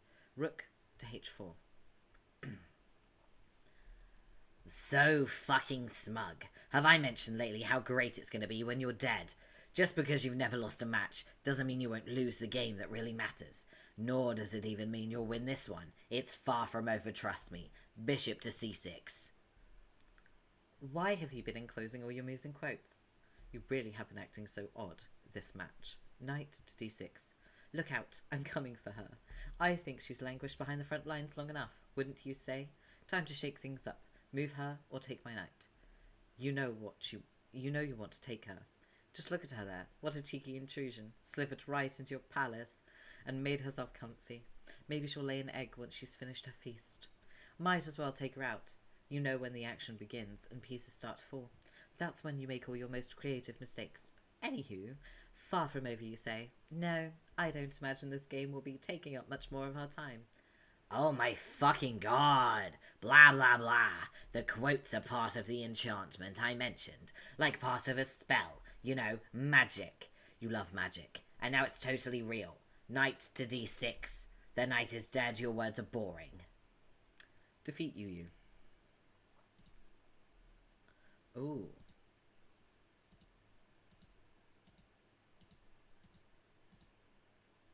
Check.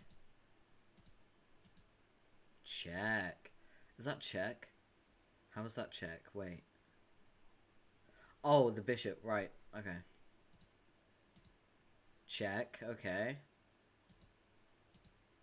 Check. Right. Okay. Who's in check here? Wait. That's the castle.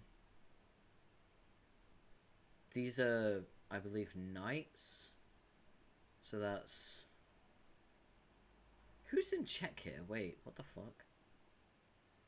There's a bishop.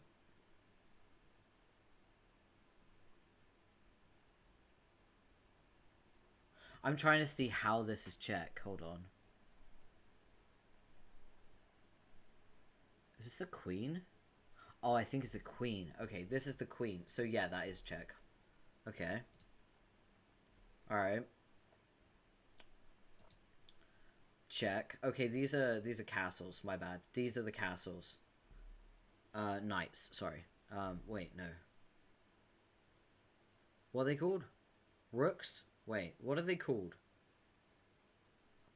I always call them castles. I don't know if that's right.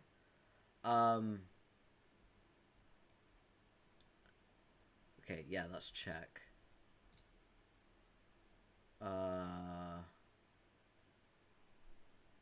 You could just move your queen here. You could check again. Oh, checkmate.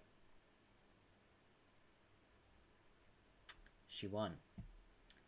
I still don't know what you think you're on about with this enchantment business. If it's a psych-out tactic to break my concentration, it isn't working. Queen to a5. The knight is dead. Your goose is cooked. No, it is working. You're practically playing very poorly right now. But you're blinded to your mistakes by my enchantment. Bishop to f3. The bishop is dead. Your something is something. Whatever, check. Yes, there you go. That's the sort of aggression that people paid top boon dollar to see. King to d2. Pawn to b6.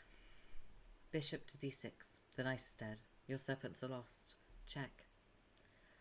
Oh well, shit. It sure does appear that I'm in check. Guess I'll do something about that. King to f7. Oh dear, so much for your enchantment. That was a dire mistake. Mate in 4. Rook to f4. Check. King to g7. Queen to e5. Check. King to g6. Rook to g4. Check. One more to go, love. Well, what is left for me to do, besides accept my defeat gracefully? King to h7. That's a fine attitude. Maybe you're finally making some progress in the realm of sportsmanship. Queen to g7. Checkmate. No, it isn't. What are you talking about? Don't be a poor sport again. You were doing so well there, relatively speaking. The game is over. Better luck next time, bro. It is not over, sis. Look at the board closer. I'm not in checkmate. I have no idea what you're babbling about. Sounds like desperation to me. I'm looking at the pieces. Your king cannot step anywhere that does not put him in check. Nor can the threat to him be eliminated by other means. You've been mated. The king is dead. Your enchantment has failed. That's not my king. This is becoming silly. Unless you have something to say about the game which actually makes sense, I'm done with it. I have more important things to do. You're not done with anything unless you want to forfeit. Look closer at the king and queen, and then remove their crowns. Oh, bloody hell. This was your enchantment. Are you serious? This is your shittiest twist yet. Well played, sis. You checkmated my queen. Ah ha ha ha ha. This is so funny. I'm just astonished. Not at the guile of your little ploy, but by the fact that you actually seem to think this was a clever ruse. It's just so painfully daft. I'm speechless. Never saw someone speechless who had so much to type. I thought you of all people would appreciate my modifications. The crowns are really nice and well crafted, form-fitting, hardly adding any height, like capping a tooth. You were completely fooled, and now the coveted prankster's gambit between us belongs to me. This is absurd. You nagged incessantly for me to allow you to reverse the starting positions of the king and queen.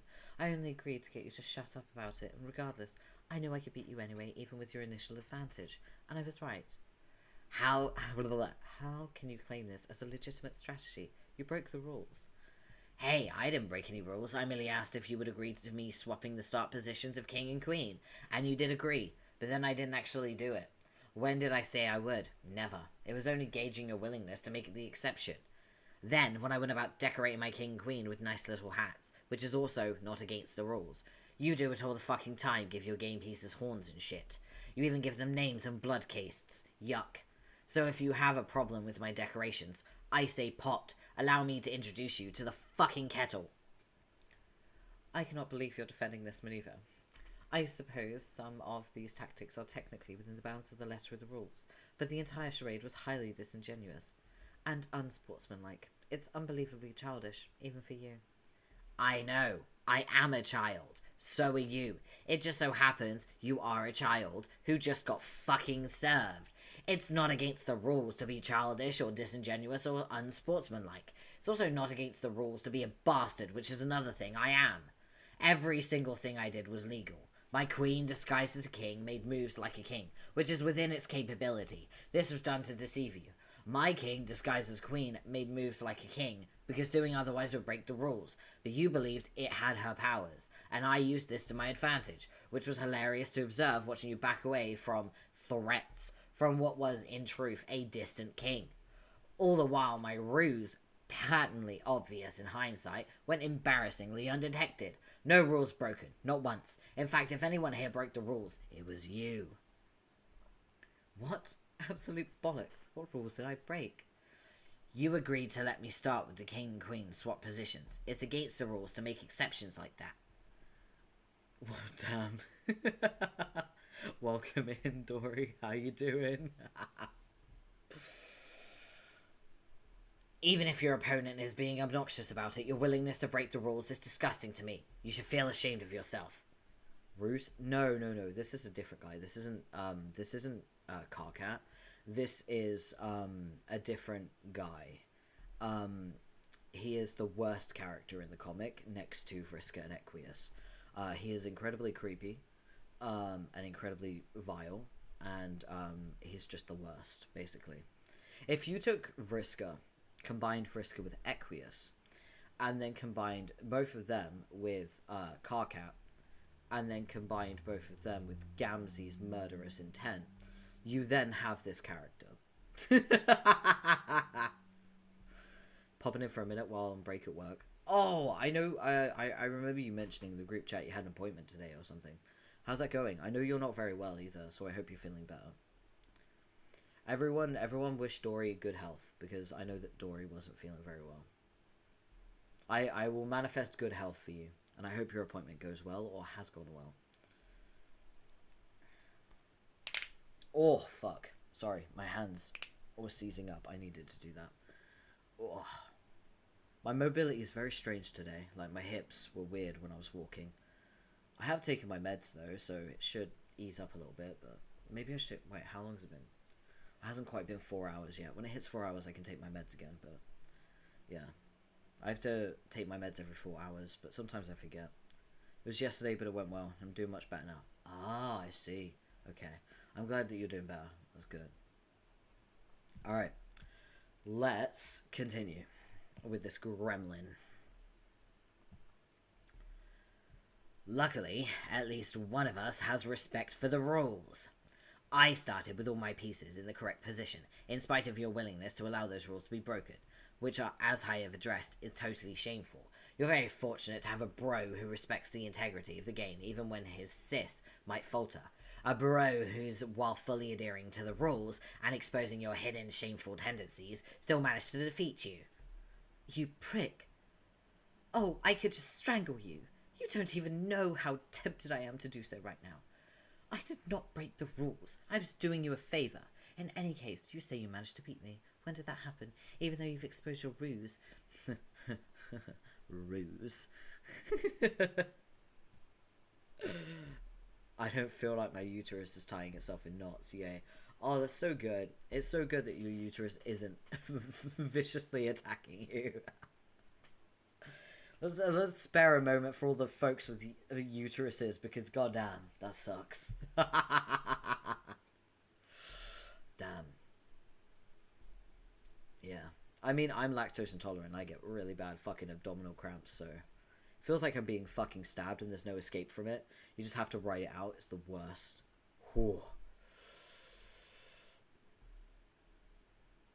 And I get really bad lactose intolerance. I don't get the mild shit. You know the mild shit where people are like, oh yeah, my tummy feels bad, and then I get the poops. No, it's way worse than that. My lactose intolerance is so severe that I genuinely, when I eat lactose, because I do eat it because I'm a fucking idiot. When I do eat it, I know ahead of time that I'm going to be in a shit ton of pain, so I have to preemptively take painkillers, and then wait for it to hit. And when it hits, fetal position on the floor crying, and then I have to crawl to the bathroom, and I'm usually in the bathroom for a good hour and a half. It's fucking horrendous. And I'm just like contorting in pain on the toilet. It's the fucking worst. But I do it to myself because cheese is delicious and I love ice cream.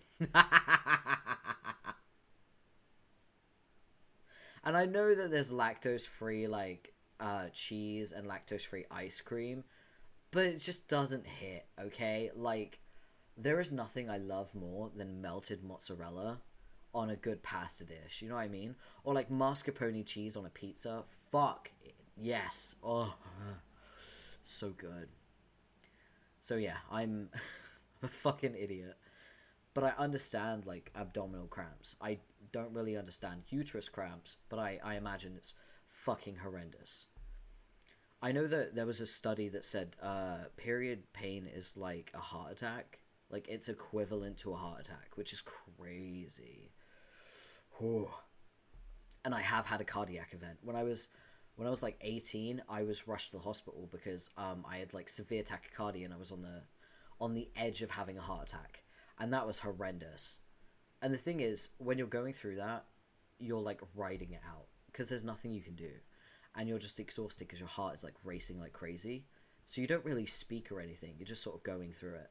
And you're just like, fuck, when is this going to end? So you're kind of it's almost like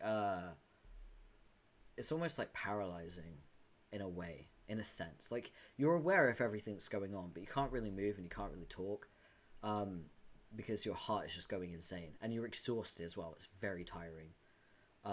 So if a heart attack's worse than that, which it would be, right?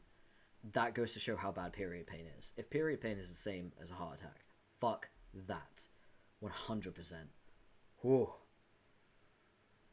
That sucks. Lactose-free stuff I've had is bad, but agreed. Yeah, it's not bad. It just doesn't hit the same. That's what I mean. You know what I mean? Yeah. But I'm glad your uterus isn't beating the shit out of you, because that would suck.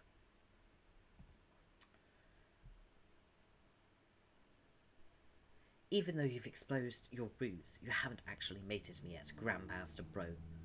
Then you admit the game continues to be perfectly legitimate and still in play. Bring it on. Queen to c2. Check. Here we go.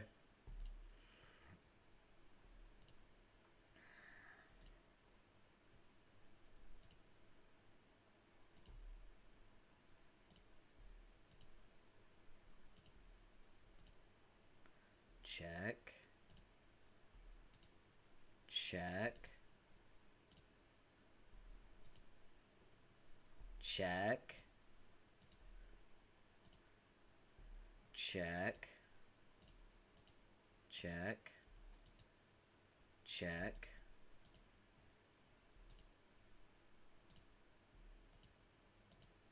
Check. Oh! Girly got mad. King to e3. Rook to e3. Check. Someone's in deep shit. Bleh. Look at this royal cock-up. This is so stupid. Now I either have to sacrifice my queen or move my king to a strategically horrible position. Why am I even going along with this? Yes, that sure is a strategic dilemma. Who would have thought that the game of chess would present such a scenario? Do you forfeit? You wish. To hell with it. Let's sacrifice the queen. I still put odds in my favour with my rooks and bishop versus your bishop, rook and queen. I've bested you before with less material and initiative on my side. Queen to c3. The rook is dead. My bro is an arse. Whoa, what a huge mistake, haha. I think I must be in your head even more than usual. Queen to c3. The queen is dead. The bitch fucked up. Check. Oh, shut up and play. King to e2. Pawn to e5. Rook to c4. Bwahaha! Another idiotic blunder. This is so easy. I remember that story about your heart. It was scary. Yeah, I have a permanent heart condition because of that event. It was a like bad reaction to antidepressants I was on. I was on sertraline. And the sertraline like fucked up my body. I didn't have a good reaction to it. It was really bad. And now it's like listed on my medical information that I have an adverse reaction to like antidepressants. Listed like a few of them because I've had bad reactions to a lot, like fluoxetine, sertraline, mirtazapine, citalopram as well. Yeah, so I can't take antidepressants despite being depressed. So I have to kind of be very self-aware and work on myself. I basically have to be my own therapist to work through my depression because I literally can't take antidepressants. I've tried. And that's okay. It doesn't work for everyone. My body just does not like them. But yeah. Now I have a permanent heart condition. I have chronic tachycardia, which in itself is kind of benign. It doesn't really do much except it does put me at risk of having a heart attack. And my family has a history of heart disease, angina,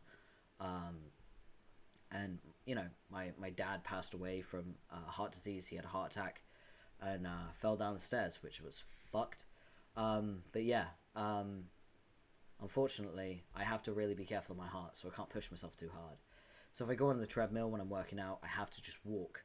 I can't run, because if I push my heart too hard, my tachycardia is going to kick in. So I have to take medication to slow my heart rate, because my resting heart rate is between like 110 to like 130, which is insane. That's like jogging. If you were jogging, that's where your heart would be, right? And if I like walk around without taking my meds and I'm just walking, right, my heart rate jumps up to like 160. And if I try to run, it hits like almost 200, and I could be at risk of a heart attack. So I do have to take my meds for my heart. I have to monitor my heart rate as best I can. So yeah, again, it is technically benign and I could live without the meds, but I would have to be incredibly slow and do very minimal things, which isn't ideal because I would like to stay in shape and I would like to stay as healthy as I can. So I have to take my meds in order to work out and things like that. So yeah. That story was kind of scary, but I think it's more scary because I was homeless at the time as well. So I had a lot less resources, and a lot less stuff. So yeah, it's pretty fucked up. I'm good now. I got a place. I'm comfy. I'm on my meds, and I take care of myself. And I think that's a really good message. Like, take care of yourself. Prioritize yourself always. You know what's best for you as well, because you know your body. You know who you are. So do what's right for you, and always prioritize your health and your happiness and your safety. 100%. So yeah.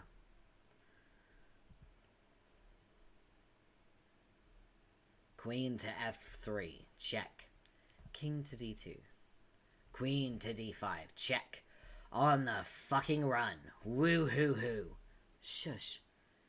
King to c2. Queen to d6, the bishop's dead, his flesh consumed. Wait, where did you put it? You better not have just literally eaten the bishop. Rook to c8, check.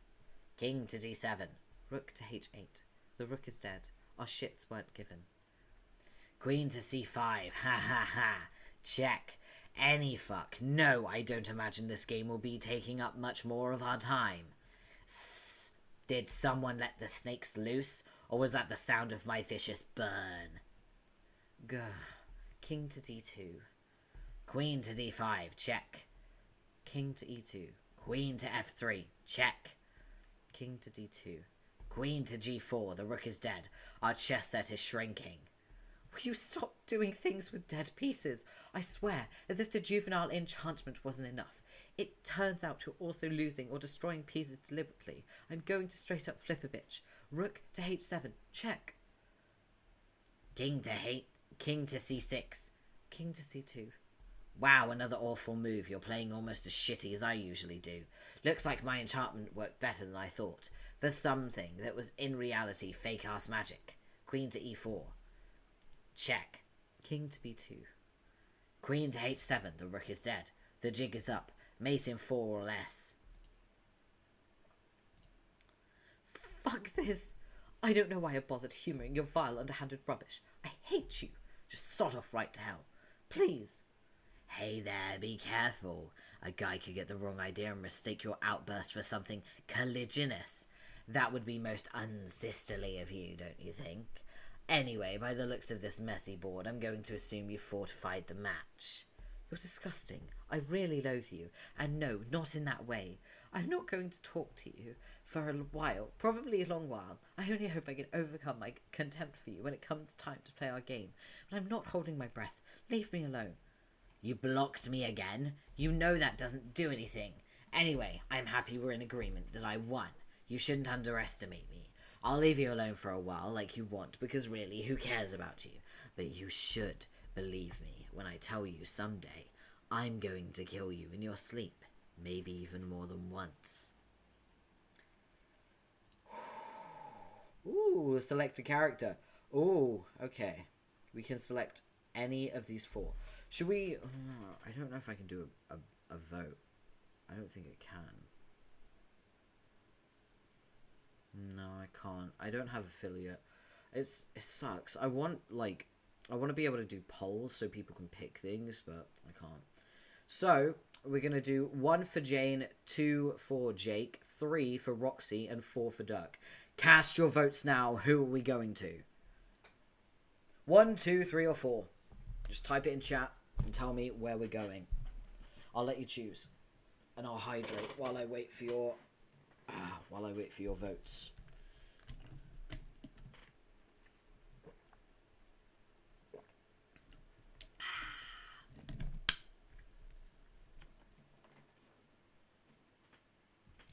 Four. Okay, we're going to Dirk. Of course, Coco chose the Texan. That makes perfect sense. Alright. Better hurry up. You can't escape the miles. No one can escape the miles. Why do you keep saying that? You're trying to turn it into some sort of thing? It already is a thing, inasmuch as facts are things. Here are more facts that are things. You're going to die soon. Your whole universe is going to die because you can't escape the miles. Sorry, it's not going to start being a thing. No matter how much you say it, give it a rest. No. What I don't understand is how the attack is making its way here from Durst. Is that even possible?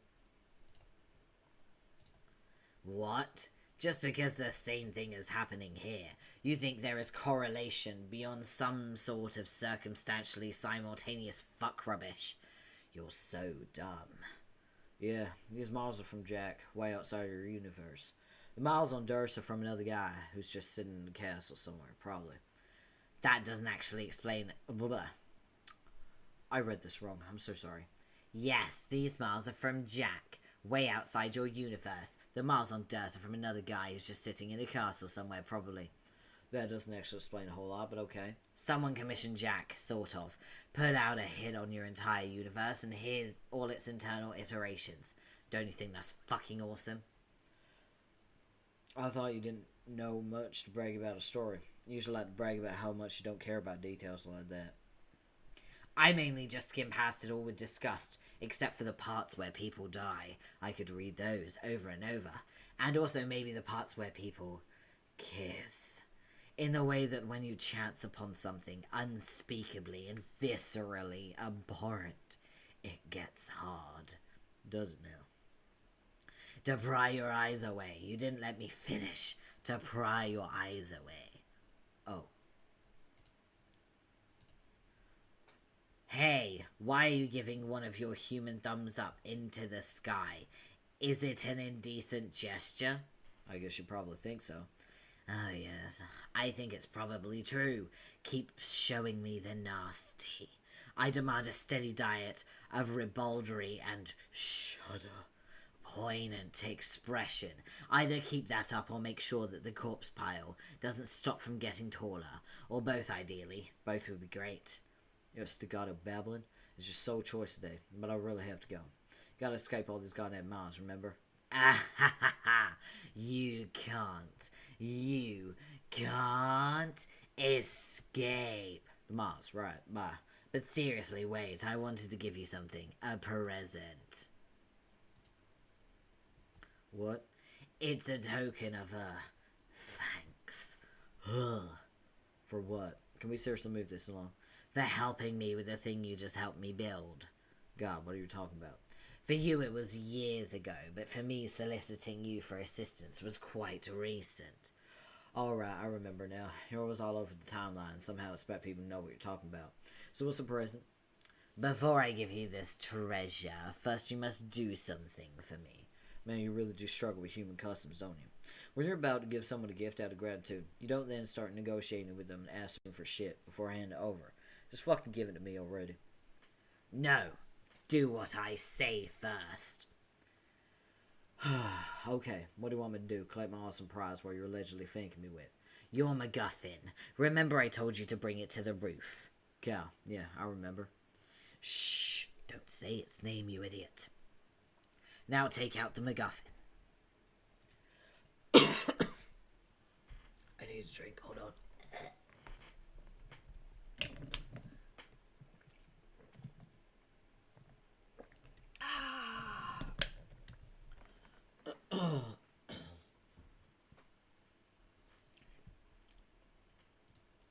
Okay, now what? Now throw it in the fire. Screw you. I'm not chucking the sea man into the flaming ocean.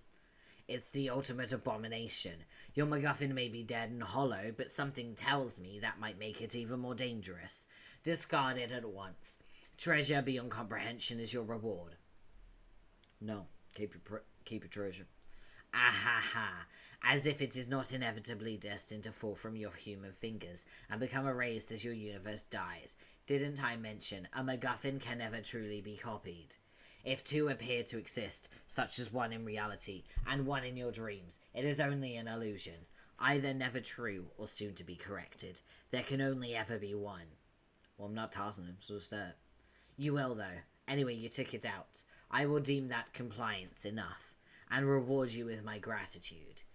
I think instead of thanks, though, I will call it a birthday present.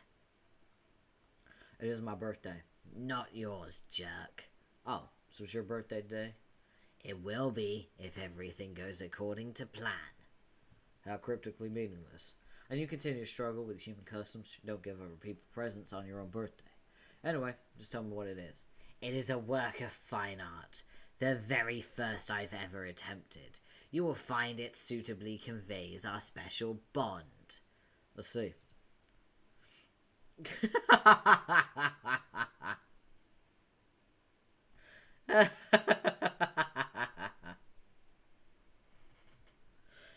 He's trying his best.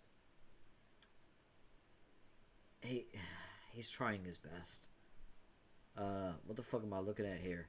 Don't you see? It is us, you and me. We are perhaps getting a little too friendly, if you will. I really don't see. What do you mean? This fucking scribbly bullshit is us? Are we shaking hands or something? Whoa, dude. Fuck. You have an even dirtier mind than me. I'm fucking outclassed by your reprehensible imagination once again. Can't say I'm surprised. So it's just us? What about bitches? I thought you found scarcity of the bitches to be all but acceptable. The bitches, as you can plainly see, have been far from neglected. Look, they're right there, asshole. The bitches appear to be, rather enjoying each other's company. Oh, so gnarly. To imagine what filth my own hand has wrought. Yeah, gnarly is about right. This is our shit, you know that, don't you? Please don't tell me you're actually incapable of understanding how bad this drawing is. What? No, fuck you, it's pretty good. At least for a first try. If you actually think this even qualifies as drawing, I'm gonna have to say you're literally the worst artist who's ever existed. What the fuck? This is how you treat my birthday thank you gift? That's not a thing either. You must have some wires crossed between your left and right brain, like a weird perceptual disorder or something like that. It's actually kind of fascinating that you think you've achieved something visually coherent or recognizable. This is outrageous. Anyway, gotta go. Your drawing blows. Later. Hey, just wondering if you're fully abreast of the little situation developing on Durst. What, the Miles situation? Yeah, I noticed. No, keep looking. Wait. Oh. Oh, hell no. I know, right? Select character. Alright. A for effort, F for success. Yeah. Task failed successfully. So 1, 2, or 3. So we got Jane, Jake, and Roxy because we went to Dirk. So 1, 2, or 3. Who are we going to next? I'm gonna hydrate because that fucking gremlin has a really hard voice. So I'll take a drink while I wait for you to choose.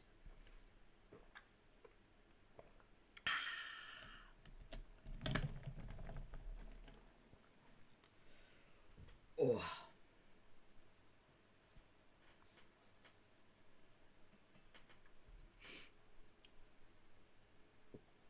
Oh, my days.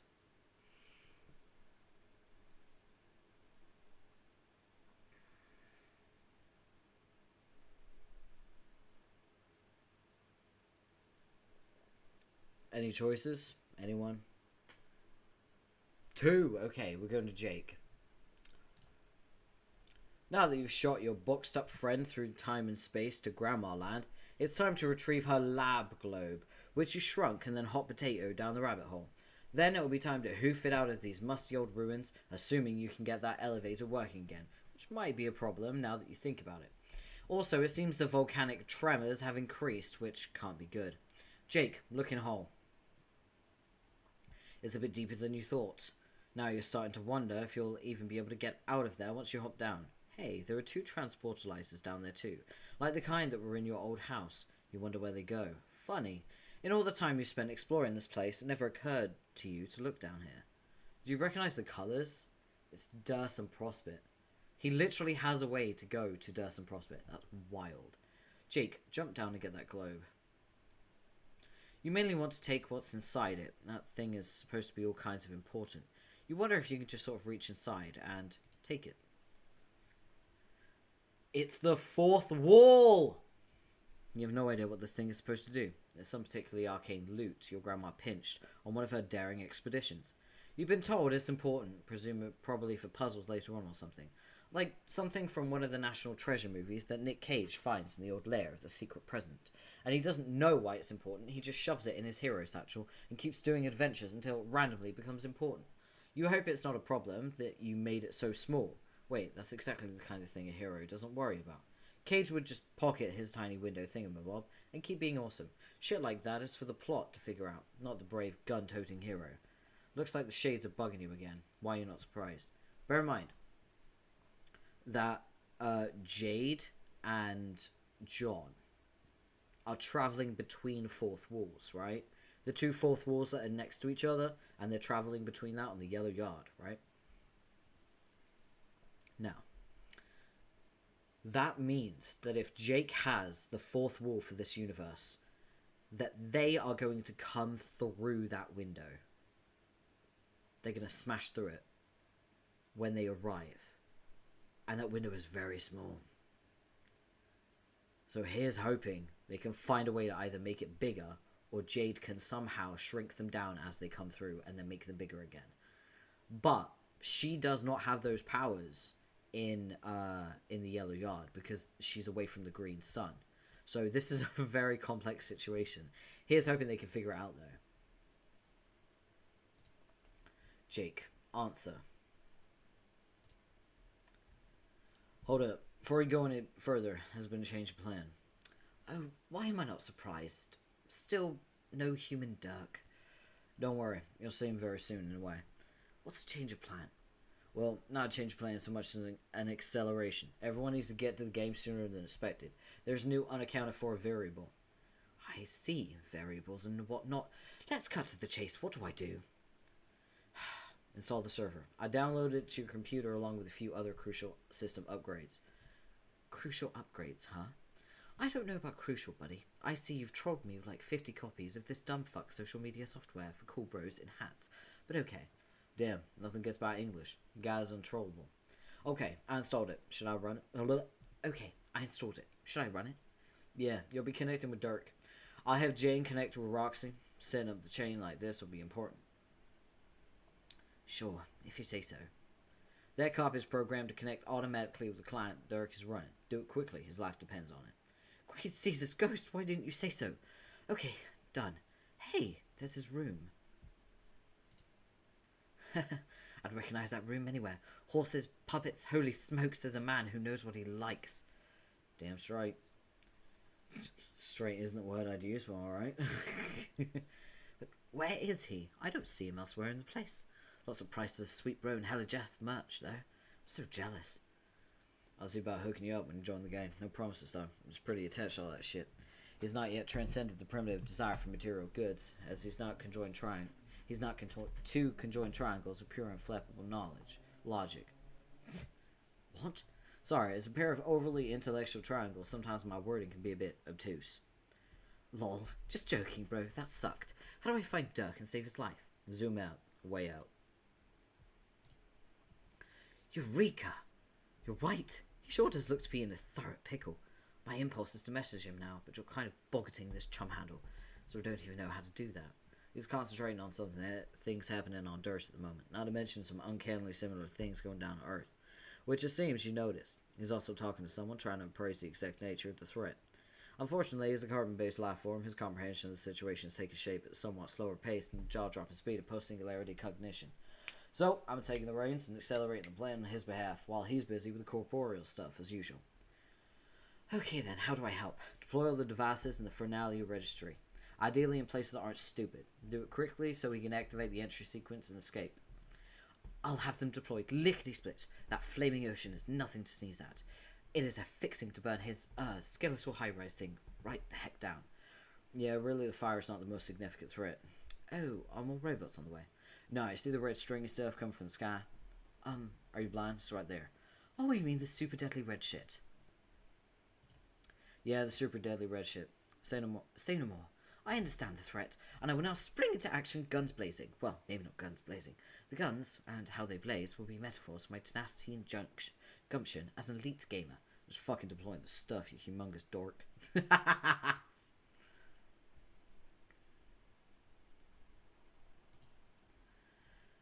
There we are. No sweat. Cool. He did a thumbs up at me. Hey, buddy.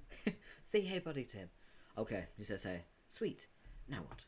Stand by. He may need further assistance once he begins the sequence. How long would that take?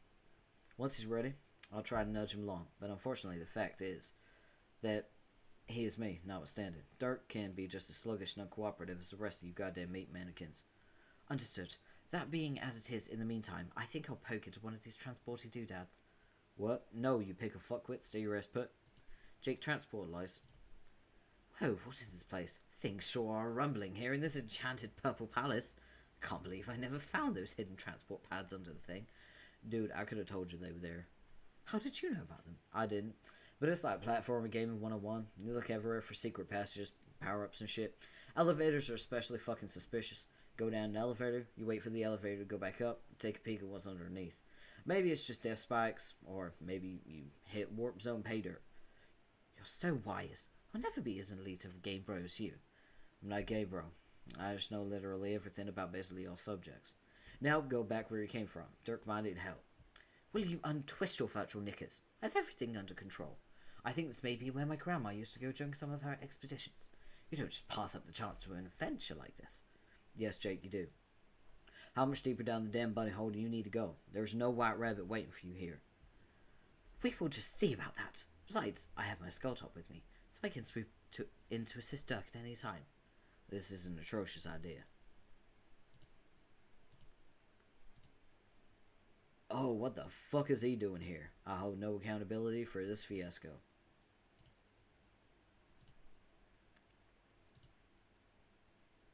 It's the White Rabbit, sort of. Oh yeah, Jane too. Select character. So Jane or Roxy, who we being? That's 1 or 3. 1 or 3. I'm gonna hydrate.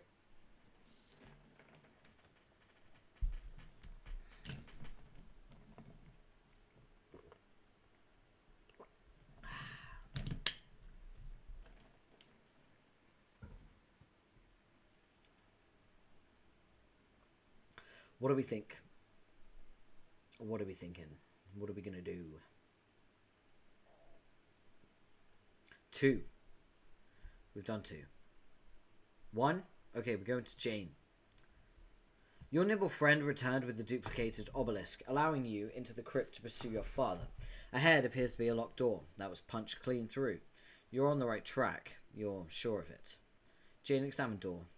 You can smell his cologne, or at least you think you can. Maybe you're just imagining it. You know what? It doesn't matter. Someone punched through this door, and that guy was your dad. End of story. So, Dad is so fucking strong.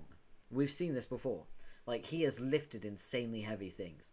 He is so strong. He punched through solid fucking rock. He is insanely strong.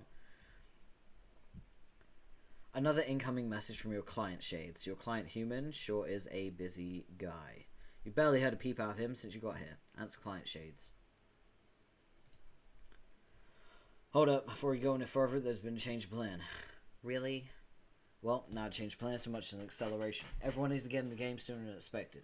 There's a new unaccounted for variable, particularly for Rox and Dirk. What is it?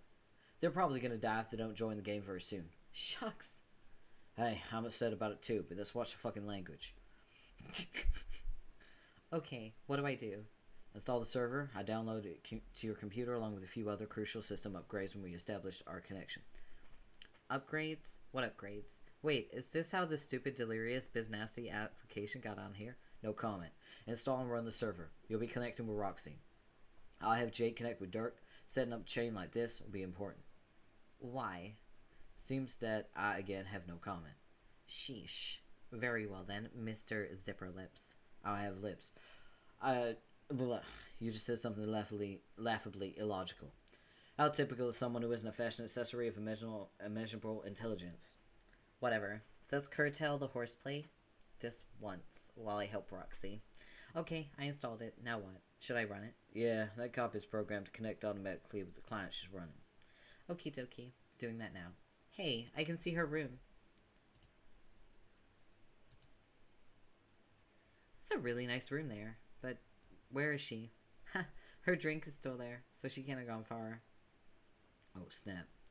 I don't see her anywhere in the rest of the house. I see plenty of plush wizards and window gizmos and pumpkins. Really, Roxy? What an unusual house design. Are all homes in the future like this? I mean, the ones that aren't underwater? Yeah, they're almost exactly like that. I just tried messaging her, but no response. I'm sure she's out cruising the hood, probably messing with the locals. Maybe attempt some ill-advised drunken heroics. Pretty high numerical probability of that. I just decided with unfeeling precision. She said things were on fire when we last talked. Actually, she said the whole neighborhood was burning down, if I recall. But judging by the view from her window, it looks lovely outside. What exactly is the danger I'm saving her from here? Zoom out. Way out. Oh no! Roxy, where are you? We'll track her down. The important thing to do now is deploy our devices quickly, so the house will be ready to jet the moment she gets back. How do you know she's not hurt? That's statistically remote. Given that I can track the coordinates of certain devices she carries and are presently in motion, really the fire is not the most significant threat, or even the drones. Then what is? See the red stringy stuff coming from the sky? Oh, yeah. What is that? If sources are to be trusted, and my calculations are reliable within a 0.001% margin of error, there's a bunch of super deadly red shit. No time to get in that now, though. Just deploy the devices quickly. You know the drill. Right. Let's see. There's hardly any space in here to put anything. I'll have to make room. I don't want to damage any of her belongings, though. That would be unconscionable. Whoops. Dagnabbit. This tracker pad is awful. Lousy dad computer. Why does he have to buy his computers at the Dadley Depot? Why does he have to buy everything at the Dadley Depot? I really need to keep looking for him soon. Thinking about our expeditions to the Dadley Depot is making me miss him. Really need to hurry up, deploy that junk instead of that. Deploy.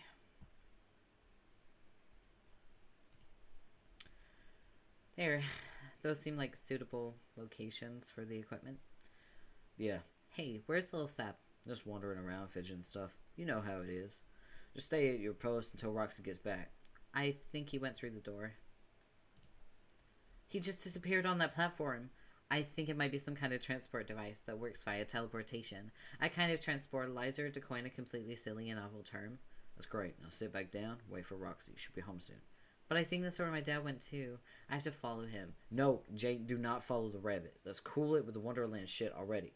How much further through the damn looking glass do you even need to go? Jane, transport lies. It'll be fine. I'm bringing my computer with me. I can tend to Roxy's entry along the way. This is an atrocious idea.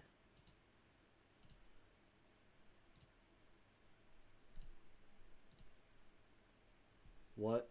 And what in the name of Jesus H. Dick is she doing here? I'm blameless in this debacle.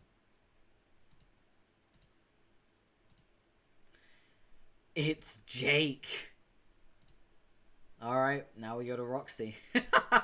Can we just appreciate that, like, no one is listening to Dirk, even though he is the most capable and most organized person. And as someone who has been arguably the most capable person in a friend group, and having no one listen to me, it's the most infuriating thing in the fucking world.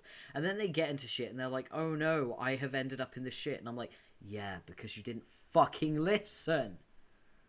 Oh, I feel for Dirk right now, I really do. You've been scrambling around this burning colony for who even knows how long, evading attacks from drones, or the commotion has really started to harsh your buzz. It seems the drones have withdrawn from their pursuit as far as you can tell, but a new threat has taken their place. Some sort of red stringy stuff coming from the sky. You have a very bad feeling about it. You think it's time to find your way home and get out of Dodge. Dodge in this case being the universe. It seems while you were running away from missiles and trying not to get blown up, messages from friends have been piling up. These chumps need to calm down. Don't they realize how hungover you are starting to feel? Gee, it's almost like this could have been avoided. Yeah.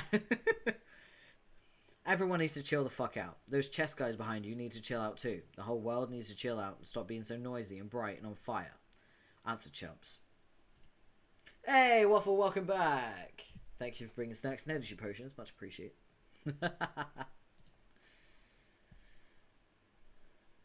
Hey. Hey, where are you? I can't find you anywhere in your crazy house. It's just wizards and pumpkins as far as the eye can see. I hope you're okay. Please get back to me as soon as you can. Oh, no. You're a snow-pen on my house? Scopping my gourd hoard. Janie, what are you doing? What is going on here? Jane, goddammit, Crockett. Blah, head hurts. Judging by your sporadic rates of changing your present coordinates, it seems you've been running around like a lunatic. When those ridiculous flesh stilts you refer to as legs settle down, you have a minute to talk, please respond. Smup shades. Sup. Are you in danger? No, well, not in like robos wanting to kill me immediately, as in literally right now danger, but still probably some danger. It's hot and all these crumbling, flamey buildings are so screwed. I just want to go lie down. Plus there's shit coming from the sky. What shit do you mean? Super deadly red shit. Right, the miles. That's why I'm going to need you to get home quickly. What's taking you so long anyway? Why's your pep been so circuitous? Surely you can't be even more inebriated than before. Oh no. Less. Trust me. Okay, then what? I've been trying to, I guess, round some neighbors whenever I see them, try to get them to follow me home, which is harder than it sounds. You're accumulating carapacian refugees. Yeah. That seems like a very inefficient and risky use of time. I know, but they always seem confused and don't know what to do. And everything's burning down. I think I should try to take some with me. I can't just leave all the poor chest guys here to die. Damn, I need to drink. God, I didn't realize Roxy was in the fucking chat. I do need to hydrate as well, though. Also, I did add soju to my throne. So if anyone on my throne buys soju, I will do a drinking stream.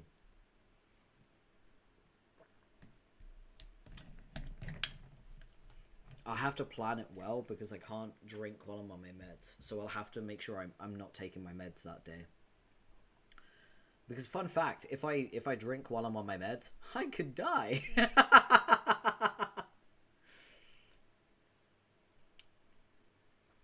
So yeah, I have to plan accordingly. I have to be safe. Drink responsibly.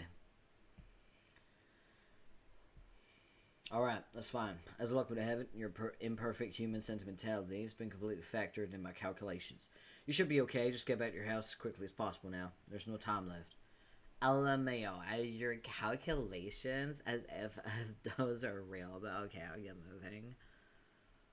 We're going to need you to connect with Jake to bring him into the game. You'll complete the chain of entry. This is very important. Okay, Jay was trying to reach me with some of my pump kips or some shit. Where is she? There's been a little subordination issue here. Both Crocker and English, actually. Strider and I are working on it. What are you talking about? Subordination. You saying those shuckle fucks went rouge? Meds plus alcohol is always a bad idea. Absolutely. Yeah. 100%. That's why I have to make sure that I'm not going to be taking my meds that day.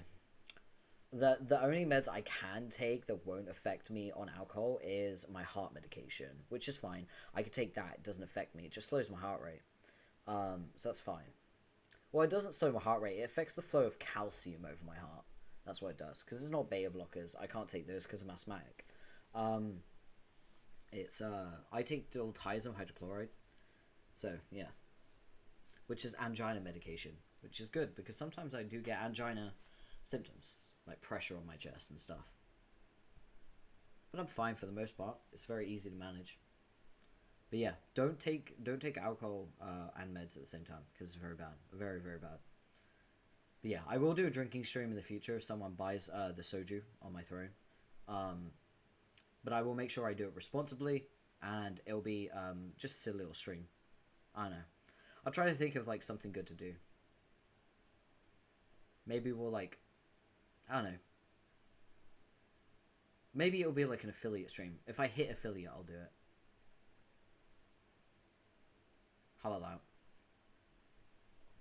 That sounds fun.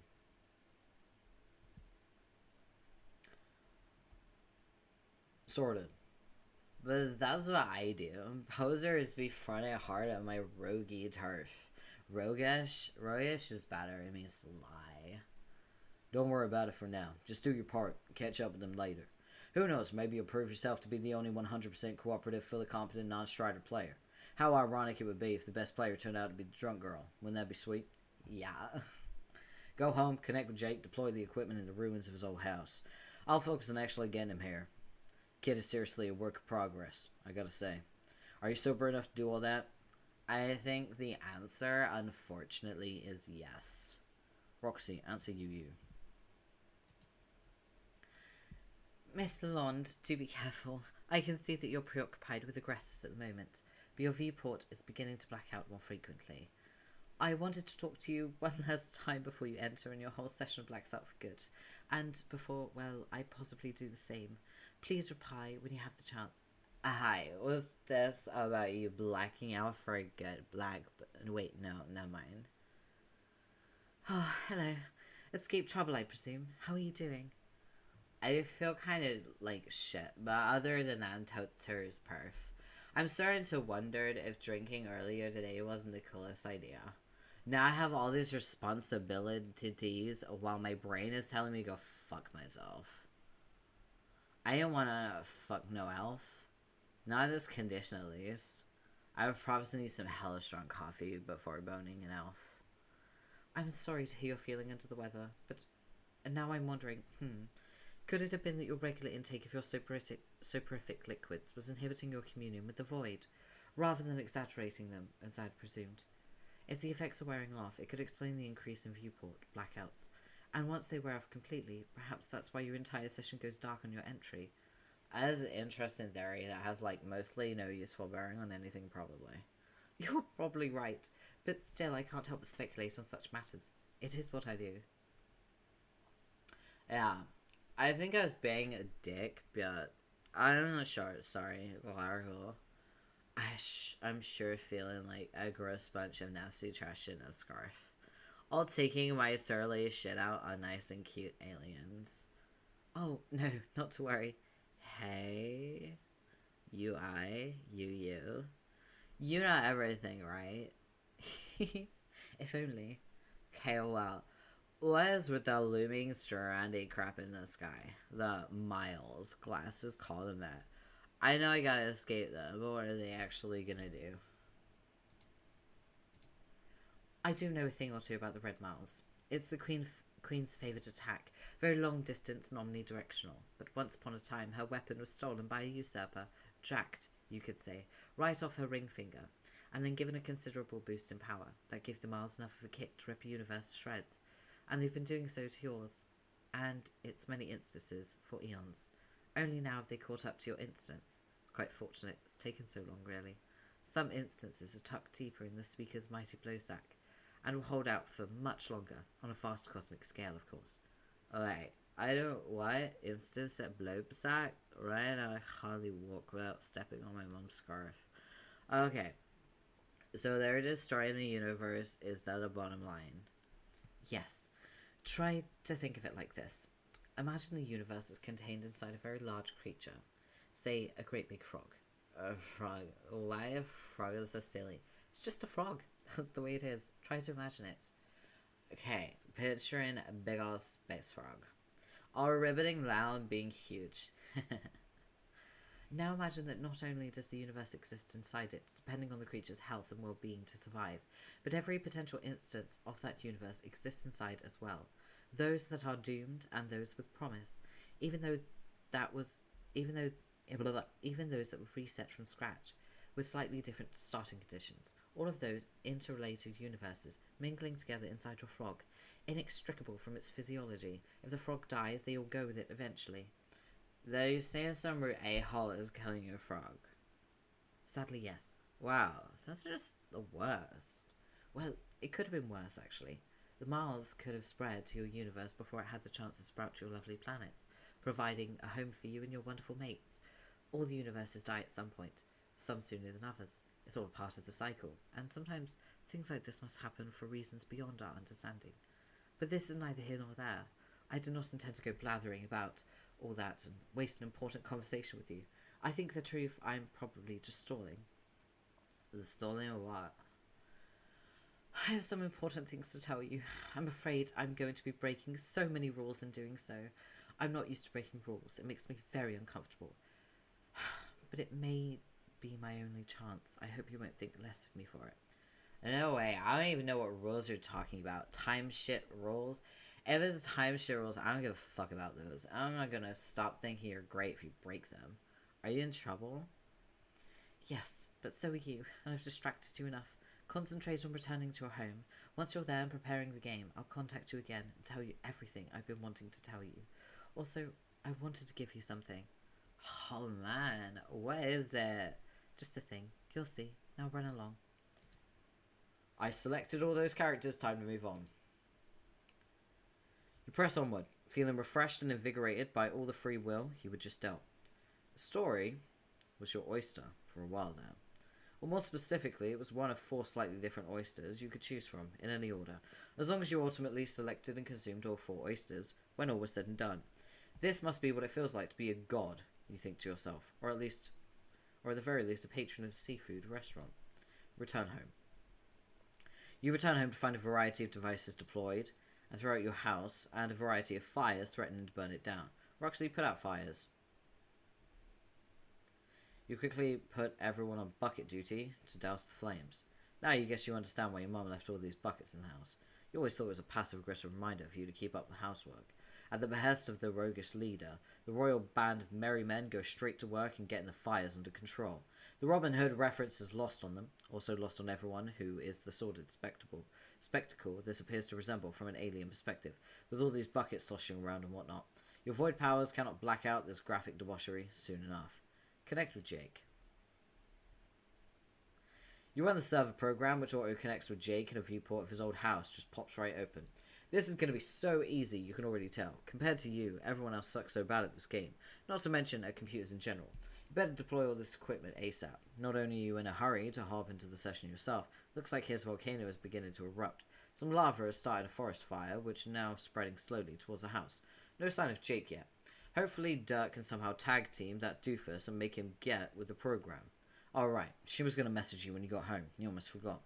Time to switch gears and go into multitasking mode. You'll get as much done as you'll get as much done as you can while you talk. Also, while nursing this hangover. It takes a special kind of hacker babe to be able to handle that, you think. You truly are as deadly to the grid as you are beautiful. Multitask. I can't see you, but you must be back by now, yes? Why? I'm now hexing up Storm P stand by. Stand. Hexing? You don't even know. My fingers are the mean little beaks of Porphyra's woodpeckers. And my keyboard is a pitiful plank of cruddy wood, guarding a trove of tasty bungs. It is guarding them, I might add, moist fucking unsuccessfully, as my digits reign in danger on this hapless lamp top. The result of my tappy onslaught in a line after a wicked line of filthy coats, aka the government's worst nightmare. I would be in and out of the system before breakfast and knows what ate it. Jackpot, baby. I'm your crypto goddess, Roxy. It is a woman versus machine, a struggle all as stuff itself. She'll bring Asburb to his knees and then turn with her shit-ringingest face and stare into the void. And the void will wonk first. Now we know where Dave gets his fucking insane rambling from. I don't understand. You're typing some sort of computer program. No. That was all mostly a huge load. All that noisy keyboard banging I just mentioned is just me typing all that shit I said to you. Lol, I did type it super fast though. Just like they do in dumb fake movies about primo hackers who are the best. I guess I hacked into our conversation with BS instead of codes. But for real, I was drag and dropping some game shit to Jake's place. As easy as a butt. This kitty game is a waste of my baller expertise. Sexpertities. Obligatory. Hey look, a totem lave, K, whatever, bonk, down it goes. And that patch of dirt, I guess, dang, fits on that path of dirt like a glass shitting slipper. Next. I understand, you're beginning then, good. Yeah, I'm gonna roll, get my peeps out, splitting the ball before junk turns to pumpkins. So, what were you gonna give me back there? Right, it's a present I made for you. Ooh. It could be a farewell gift, actually. Huh? Are you leaving? Maybe. I'm about to go to sleep one last time before our scheduled entry, and there's a very real possibility I'll never wake up. Oh no, why? It's complicated. There is much to say about it, which I've never told you due to my adherence to the rules, some of which I'm about to break now in order to give myself a fighting chance. But before I go down that serpentine path with you, here, one last bit of artwork from an admirer, something to remember we by, should we never speak again. I love this, by the way. This is like one of my favorite pieces of art. It's so pretty. It's so cute. Ah, oh, she's such a good artist. How adorable.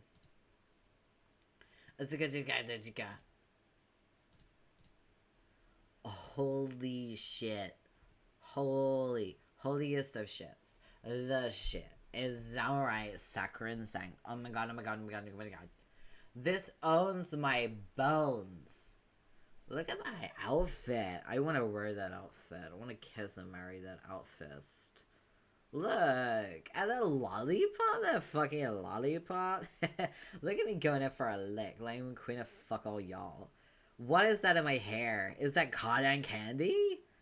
Indeed it is. Say hello to the new phone wallpaper. Sorry, baby, eating Jake husband, you're out divorced. Yes, perfection. More like a perfection is what it's giving me. I'm getting the perf boners up in here. I really enjoy drawing you. It is a treat. You're just so pretty. Aww, hearts and hashes. Anyway, I'm very pleased that you like my drawing. I love it. The fuck?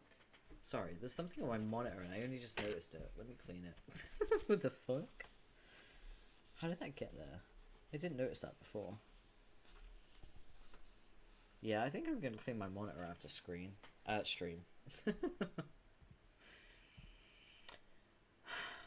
I love it. I love you. You times 2 combat.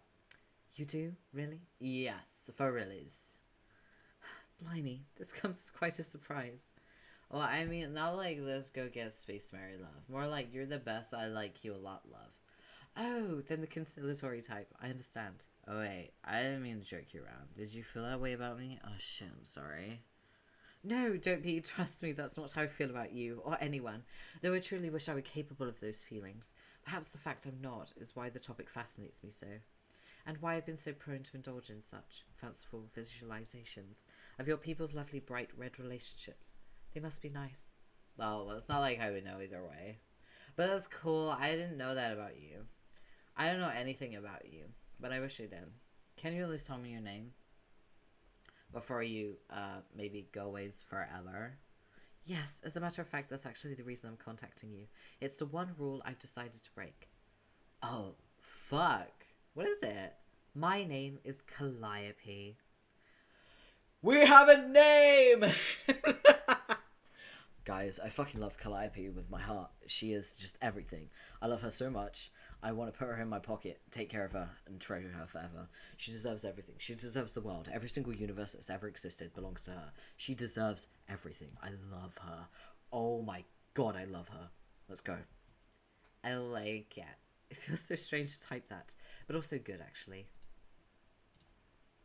Oh, thank you for finally confiding in me, Calliope. Calliope, sorry. You're welcome. It's good to get it off my chest, but I'm primarily telling you this as a last resort, in hopes of saving myself. You see, this rule between me and my brother is kind of a truce. We both agreed not to say our names to anyone, so that things will not get out of hand, and so it became one of the rules. If anyone were to say his name to me, I would immediately fall asleep, and he would wake up. So you will understand if I refrain from telling you his as well. So, he's sleeping now? Yes, fortunately for both of us. Now, chronologically speaking, I've never contacted you after this moment. So if I never wake up from my next nap, you'll never hear from me again. If you do not hear from me later, I would very much appreciate it if you could message my brother and say my name. It may be the only chance I have to wake up again. Fuck. This is highly terrible and scary stuff you're saying. But yes, I'll def do that. Splendid. Kisses. Shit, now I wish we had more time to talk. Quick, what other rules were you gonna break? Spill like Hallie. I want to. It's overwhelming trying to be cavalier about rules I've respected all my life, but I'm not sure where to begin. What I wonder is, you said you couldn't have romantic feelings or red relations, as you said in your trolley way. Oh, I can have romantic feelings, just not the flushed kind, which humans describe as romantic love. Okay, but I didn't think that was alien to you. Not the way you made it sound. Don't trolls have the four kinds and one kind is just straight up love feelings? Yes, that's right. But, oh bugger, this is so embarrassing to admit. I'm sorry for saying things which may reasonably lead you to believe this. Probably way too many things, but I'm not actually a troll. Yo, she's not a troll. She's something else. Ha ha ha ha ha. Oh, really? I've never actually claimed to be, but I'm sure I have implied it. Probably due to wishful thinking.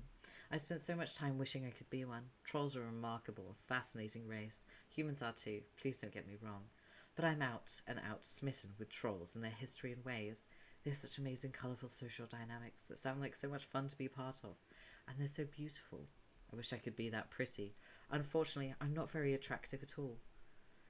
Sad to say, no one would kiss the corpse I will leave behind. Even if there was someone around to revive me, I doubt they would be inclined to bother. For several reasons, actually. But really, it was always for the best that I cannot have fully flushed feelings. No one could ever love me. Oh man, no, that is not true. It is.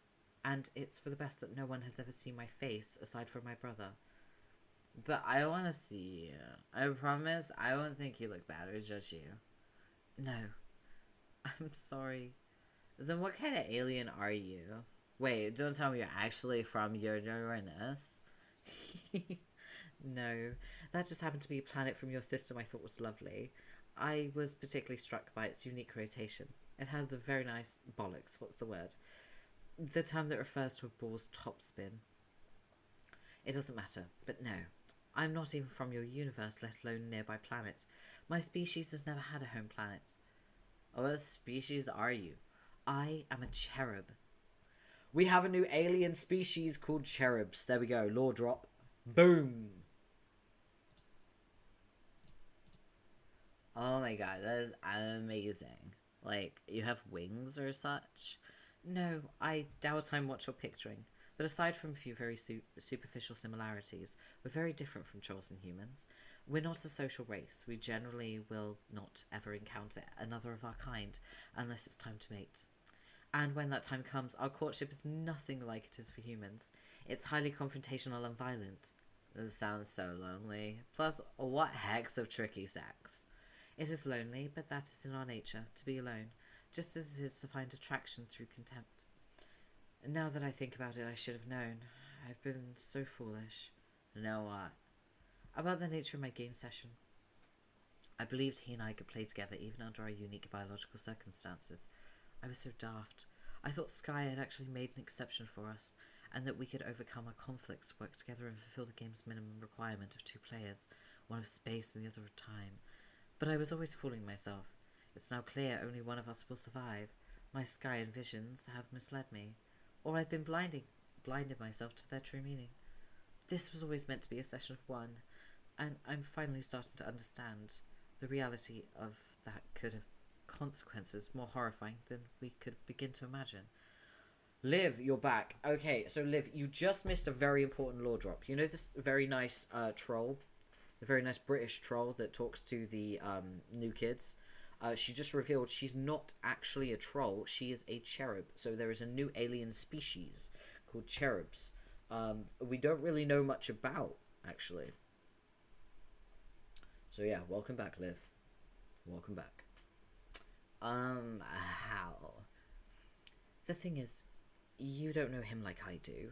As hard as it may be to believe, he's even worse than you think. And it's all such a shame, not because of that. It is a shame that I won't be able to play, I guess for selfish reasons. I was so looking forward to it. I really thought I was going to be someone special, that I could use my abilities to do something no one had ever done. Hey, you're being so defeatist. Stop that. You don't know, you won't play. We haven't even tried the wake-up call yet, remember? Yes, you're right. Much like Skya, I've succumbed to a gloomy outlook lately, due to recent setbacks. Is this another species I've got to add to the doc? Yep, very important characters. Like, super important characters. So, her name is Calliope. She just revealed that. She is a cherub. And she thinks that she is so ugly, no one could ever love her. And that's why she pretends to be a troll. Because she thinks trolls are very pretty. And she can't feel red romance. She is completely incapable. And that's why she's fascinated with red romance. I bet she's beautiful. She's fucking adorable. Like, oh my god, I want to pinch her fucking cheeks. She's so cute. Oh my god, I love her. I love this character to pieces. You have no idea. I think actually I'm going to take a very quick bathroom break. I know I'm in the middle of a pestalog, but like I said, spoilers be damned, show me the pretty girl. No, it will be a beautiful reveal. Let it be a reveal, okay? Because then you'll appreciate her more, okay? Arrow spec rep, let's go. Yeah, it's kind of Arrow. She can experience hate love, like Kismis's tube, because that's what her species does. But it is purely for reproductive purposes. They don't actually form relationships, because they are, like, their species is a lonely species. There's usually only one of the species on their own at a time. The only time they ever meet up is when they mate. And it's very violent. As far as we know, that's all she's really told us. So yeah, I'm gonna take a quick bathroom break. So I will be right back. Oh, wrong one. Hold on.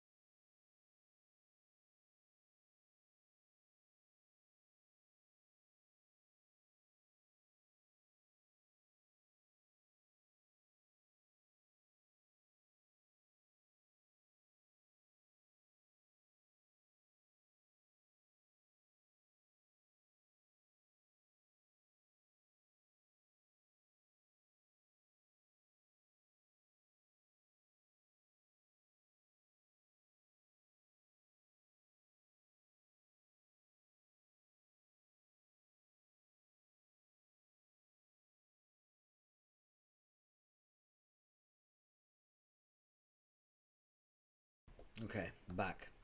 To answer your question, Liv, they don't necessarily hate fuck.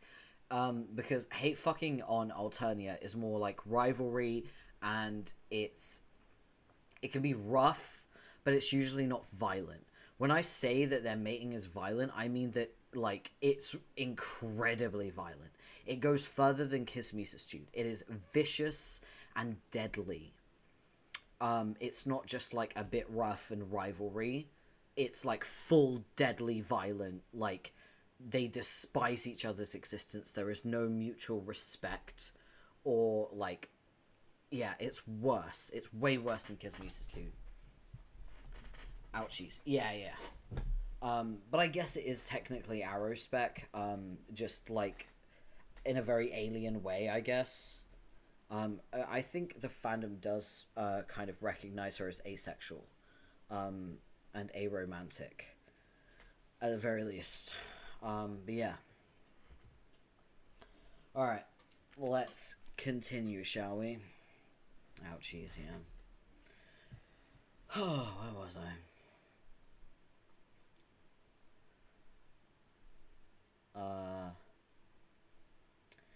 Yes, you're right. Much like Skya, I've succumbed to a gloomy outlook lately, due to recent setbacks. So, what's gonna be special about your game? Aside from that it's just you and your fuckhead bro and you. Well, I was always led to believe it would be an extraordinary type of player, Both of us would be. We're powerful. We're both assigned to extremely rare and powerful classes. They are the 2 master classes. Yeah, what's yours? Mine is the most passive on the scale, a class designated for females only. Bullshit! I'm the Muse of Space. Sounds cool. What's a muse do? I'm not entirely sure. I was hoping to discover that on my journey.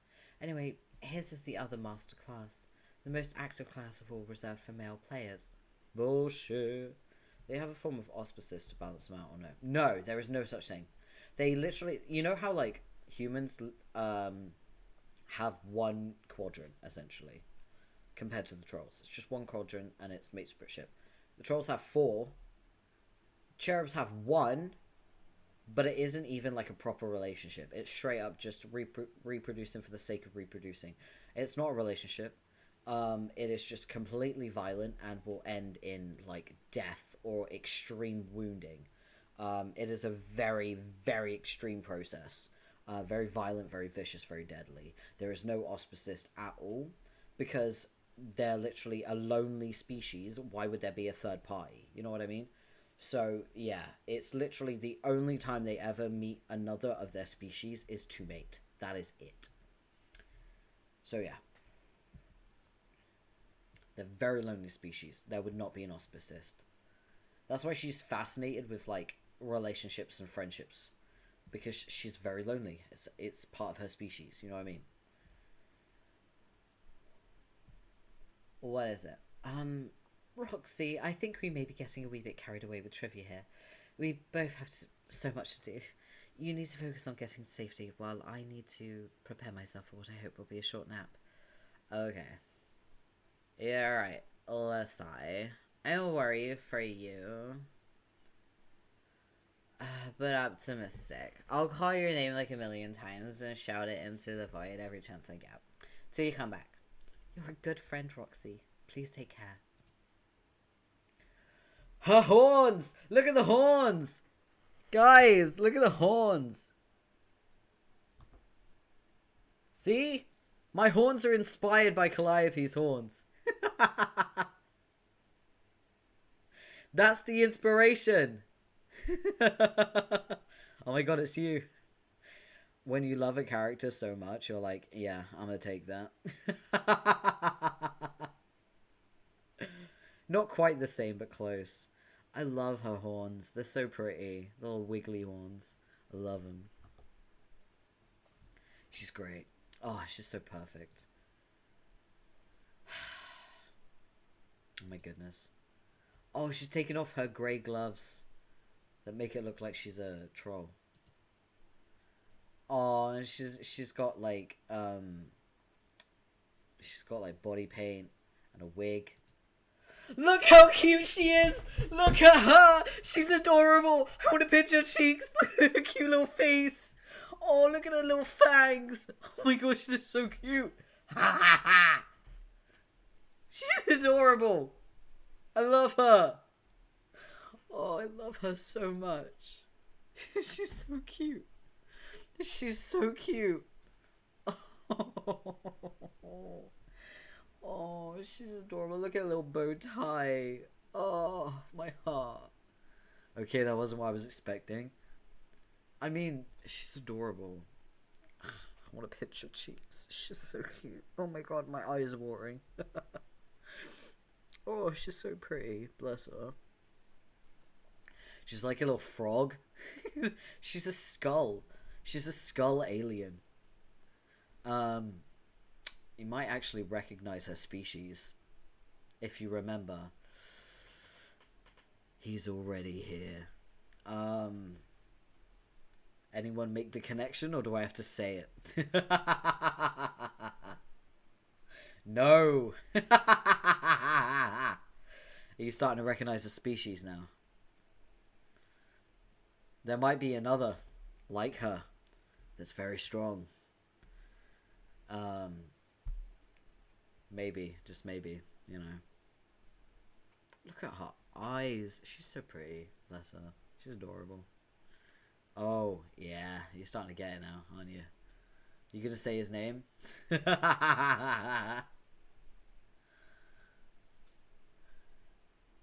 Okay, I need you to confirm in case I'm crazy. Say it. Say your theory. Go for it. I want to hear it. I really do. Say it to my face. I want to hear it. Say it to my face. What do you think? I forgot his name. Are you serious? Are you talking about the demon that killed Andrew Hussey? Are you talking about that one? The one who's already here? Yeah, that guy. Yeah, Lord English. Remember that Jake is named after him. Yeah, Lord English is a cherub. He is part of this species. And Calliope just confirmed that the species is incredibly powerful, which means they get special, unique classes instead of the standard 12 classes for, like, SBUB. So she's a muse, which is a very unique class that is reserved for very powerful species. Huh?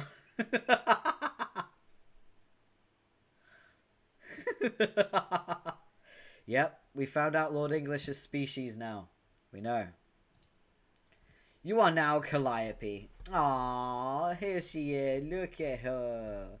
She's got a wig. Oh, she's got all of her art on the walls as well. She's so cute. I love her. She's got some special stardust. There's meat and candy on the floor, which triggers the hell out of me. Calliope, dehorn. You remove the last accessory to your prized cosplay ensemble and put it neatly with the rest of the stuff. Why the chain? Oh, you'll find out. You might notice the chain has a symbol on it that's very familiar. The place is messy enough already without tossing horns about carelessly. You have many fond memories of solo cosplay in your room. It's a lot of fun and alarmingly comfortable to just lounge around your room in character. You really hope you'll get the chance to put it on again after you nap. Well, maybe not the face paint. You don't wear that so much anymore. It gets especially furious when you do. Examine artwork. Isn't she so good at drawing? Like, this is so cute. I love her. These are just a few of the many drawings you've done over the years celebrating your absolute all-time favourite characters. You mean friends? I'm so cooked on this doc. It's okay, we'll go through the doc together. You often like to draw your Trollsona too. Calliope. Yes, you suppose that's a stretch, fitting your name into the 6/6 letter format like that. That's okay though. The Lime Bloods reportedly had some unusual names, and they sure weren't very popular. You'd like to believe you'd have fit right in.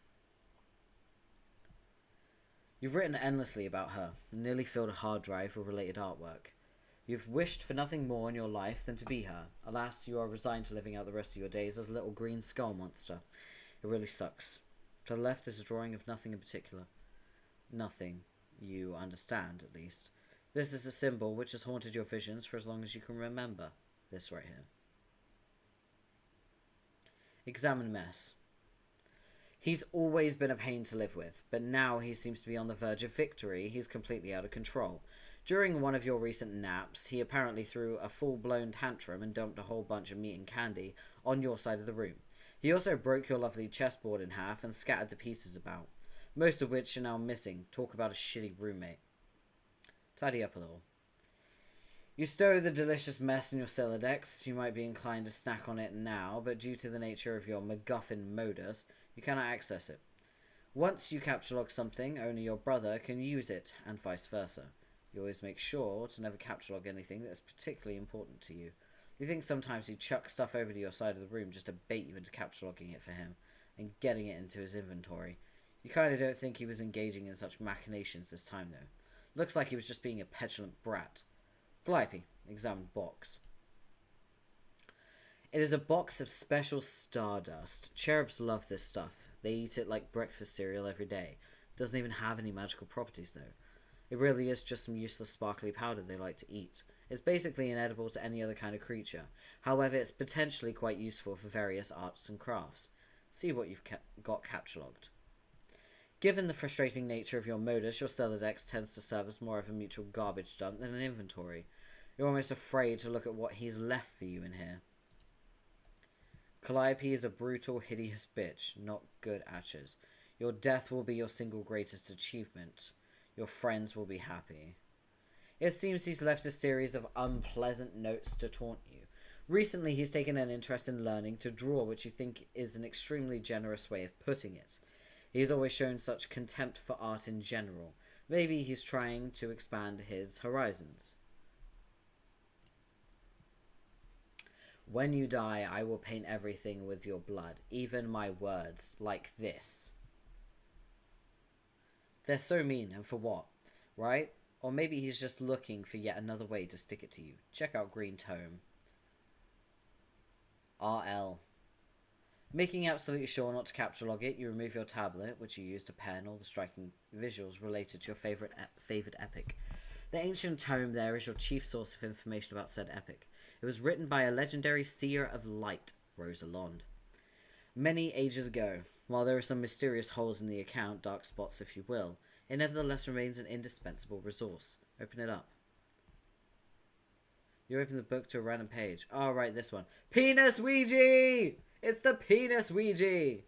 This page has always baffled you. You've stared at it long and hard, trying to decipher some sort of hidden meaning behind what appears to be pure chaos. You're sure such meaning is here. Is there. It's always there. And when it comes to this tale... Wait a minute.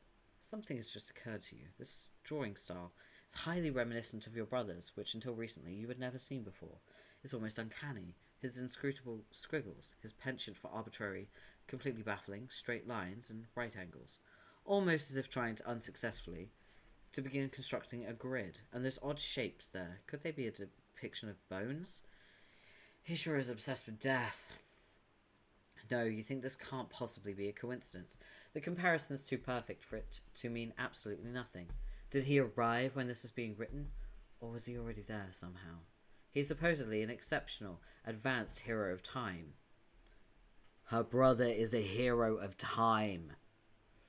After all, could it be that your horrible, stupid brother of all people has been inextricably involved in your beloved epic all along?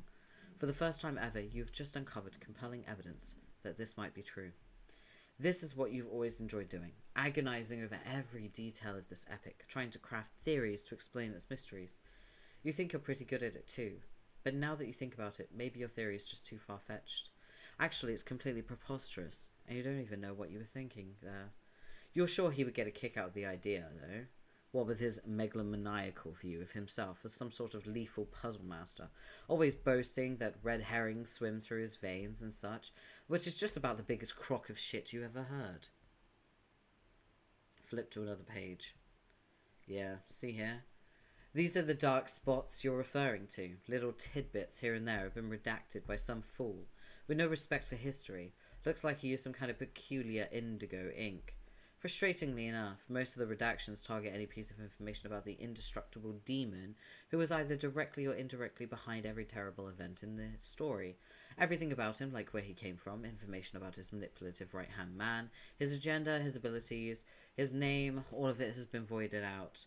Most of the other blot-outs seem to target one member of the post-scratch troll group, some guy who drinks a lot of soda. These omissions strike you as much less consequential, frivolous even. Whoever that guy was, sounds like he was easily the least important character in the entire story. So, you know what's really interesting? I'm going to point this out because I feel like you don't really get this the first time around, unless you're, like, really locked in, okay? The indigo blood is being used to redact important information. And indigo blood means Equius, right? So that's Equius's blood. Equius is an heir of void. He's an heir of void. So everything is voided out by the heir of void's blood, which I think is a really nice fucking touch. Just saying. It's a very nice touch. And also Gamzee was the one who voided everything out, because he's the one who has all the corpses, right? And he's like extracting their blood and selling it as potions and shit. Also, it's worth mentioning, unfortunately, Gamzee is the most important character in all of Homestuck. And it sucks because I hate him. Why does it always come back to the clown? Unfortunately, it's because Gamzee is the most important character. Examine Blacktome. It's some sort of programming book. You don't care much for programming, but you adapted it as a fanfiction journal. You filled it up completely with your most colourful headcanons and romfics.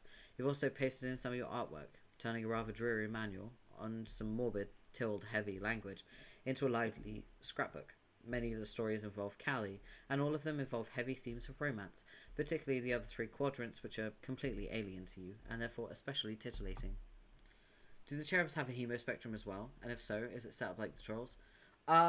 Because they're not a social race, there wouldn't be like a caste system, because they don't have a society. They don't even have a planet. You know what I mean?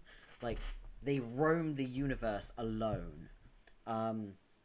So there is no society to build a hemospectrum. They do have different coloured bloods. This has been explained. She has lime blood and he has red blood. But they don't have a hemospectrum or anything like that. So yeah. It's complicated. They have different blood colours, but they don't have the societal class system that comes with it, because they don't have a society. They are completely alone. You know what I mean? Do we know who her brother is, or have I just not been paying attention? It's not been revealed yet, but we know his symbol, and we know that he's a fucking asshole, and he's a little creep that gets off on, like, weirdly, like, SFW stuff. Like, he thinks hand-holding is scandalous and titillating. $10 says it's English. I'm screenshotting that.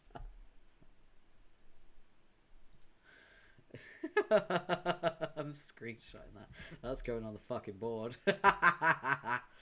Where is it? What's this one? Okay, let's do this one. Let's put it on the board.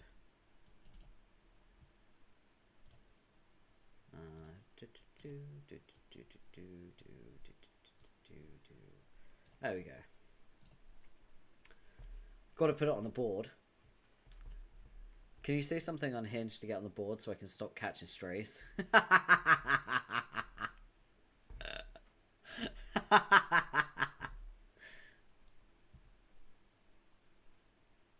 am I? Let me move myself just a bit. Yeah, there we go. That's better. Alright. So, let's continue. Oh, no, you'd rather not. Oh, wait, what are we doing? Open it. No, you'd rather not. Down that road lies only endless embarrassments. The things you made, sweet innocent Callie, do. If you had a bed, you would scoop the whole damn thing underneath it, where no one could see. And also if that hypothetical bed wasn't in neutral territory. You don't even want to imagine what he'd do if he got his hands on it. Calliope, retrieve wand. The white wand is your weapon of choice. Half the time, magic is very handy. Some believe magic to be fake, but you know better than that. Of course, if anyone tried using this wand right now, it sure would seem like magic wasn't real. Can't very well use magic when your wand is out of bullets. Load wand. It turns into a pistol. That's so cool. You load your white magnum. Also, that gun, the white magnum, is the same gun that Spade Slick used to shoot Snowman and destroy the Trolls universe. Just saying. I would, but the chain scares me. What, the chain on her foot? You wouldn't trade your dueling weapon for any other. Her magic staying strapped. Yeah, for real. It's lightweight, elegant, and precise, like a conductor's baton with stopping power. Your brother's favourite weapon is a little more heavy-handed. To each his own, you guess. Calliope examined chest.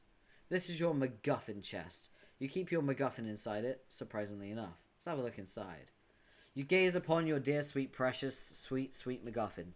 It's the most beautiful thing you've ever seen in your life. How your brother would love to get his grubby claws on it, and how you would love to get yours on his, for that matter.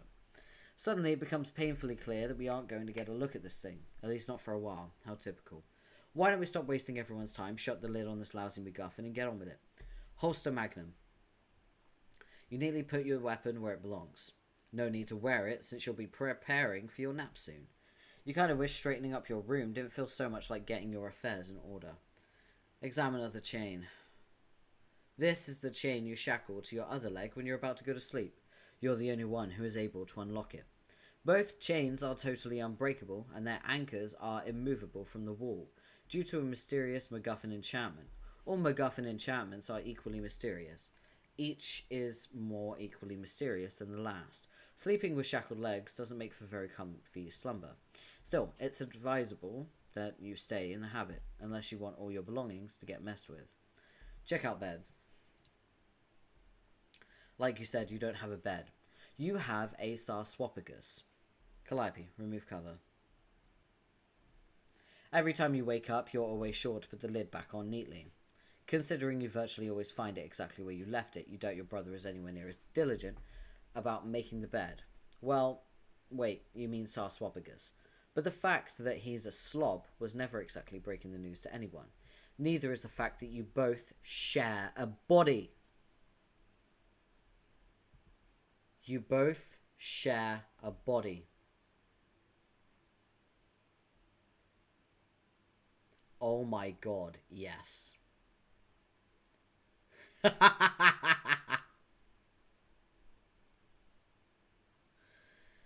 That's the purpose of the chains. Only she can unlock this chain. So when she goes to sleep, she puts that chain on. And he wakes up and undoes that chain so he has access to his side of the room. But he can't access her side of the room. Yes. I mean, come on. Examine ladder. This leads outside. Being tethered to the wall, you can't venture too far beyond the exit, though. But you might as well go for a bit of fresh air before you sleep. One more 6-foot radius stroll in the sun. It could be your last chance. That explains the chain, yeah. So fucking glad it wasn't some kink shit. No, they're kids, dude. Come on. You step into the sunlight. Sunlight on this planet is sort of hard to avoid. It comes in great supply from your planet's star, a massive red supergiant. Your world is so old, its star is reaching the end of its life cycle. It may collapse any day now. Porpy, the cherub section of the dock is yours, no problem. I'll deal with it, okay? Calliope, look around one last time. Whatever you say, whatever way it is you finally depart this world, you're gonna miss this place. This is her planet. Her planet is an asteroid that has crashed. It's very peaceful here. It's the Statue of Liberty! Though to be honest, you could do without some of the tacky scenery. She's so cute. She's adorable. I love her. She's like, eh. She's so cute. I love her. Look at all of the statues, man. There's so many statues of liberties. That's crazy. You've always had the feeling that whoever used to live on this planet had a really strange sense of humor. Select character. Oh, here we go. Everyone gets to choose. I would like you to cast your votes. 1, 2, 3, or 4. Cast your votes and I will hydrate while I wait.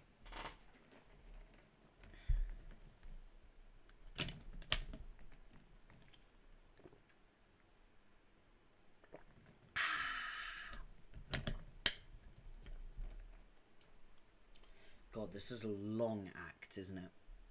Act 6, Act 3 is fucking long. Jesus. I think we got about 270 pages or something left. So, we can do it. We can do it. I just gotta lock the fuck in. Anyone voting? 1, 2, 3, or 4. Cast your votes. Come on. Chop chop. I know there's a delay, but Jesus Christ, guys, come on. I'm giving you free will. Fucking use it. I'm waiting. Tick tock. Break heads.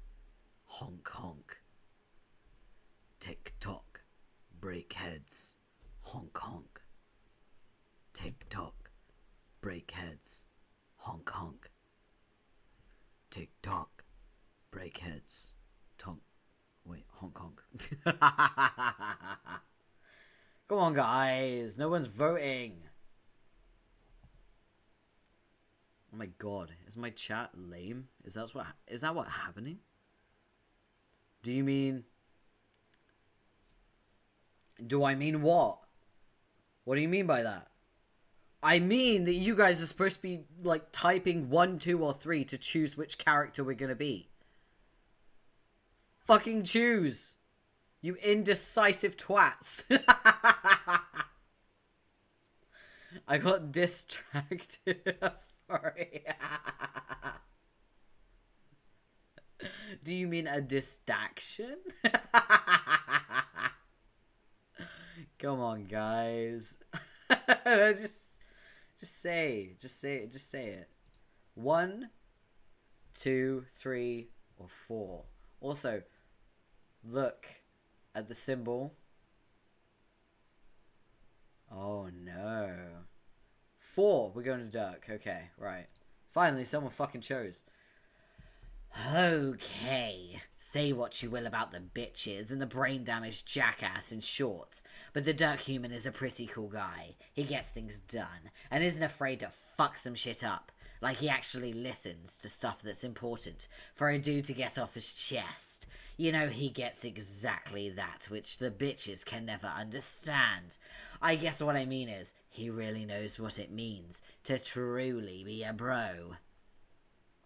Ah, fuck. Was I just fangirling too hard there? Give me a fucking break. I'm new to this, gushing over this pointless claptrap. I'm reaching out to you, Cal. We have to savor these precious moments we have left together. Hee hee. But don't get me wrong about the Dirk Human. I'd still love to watch him die. Damn it. Always with the blackout shit. Such a rude crackdown on my money as fuck kid snuff channel. Thank you for the like. Enjoy stealth mode. No matter. Pretty sure I got this covered with my godly skills. KO'd. Artist rendition. Hold on, I got fucking something in my eye and it's driving me insane. I need to like wipe it or something. Okay, let me just fucking kid snuff chat. I know he's the worst. He's the worst character. I hate him. He's batshit insane. He's a fucking gremlin, and not a good one either. There we go. I told him. What did I tell him? There can be only one. There can only ever be one.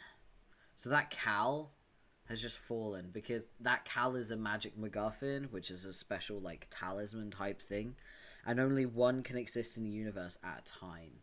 If there's a second one or a duplicate, it's usually either gonna just snuff out of existence like this, or be destroyed in some way, or it's an illusion, you know?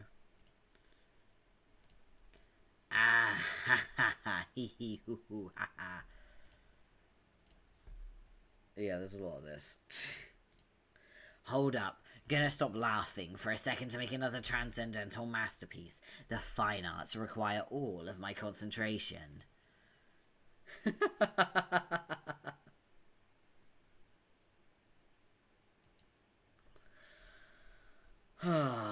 Select character. Alright.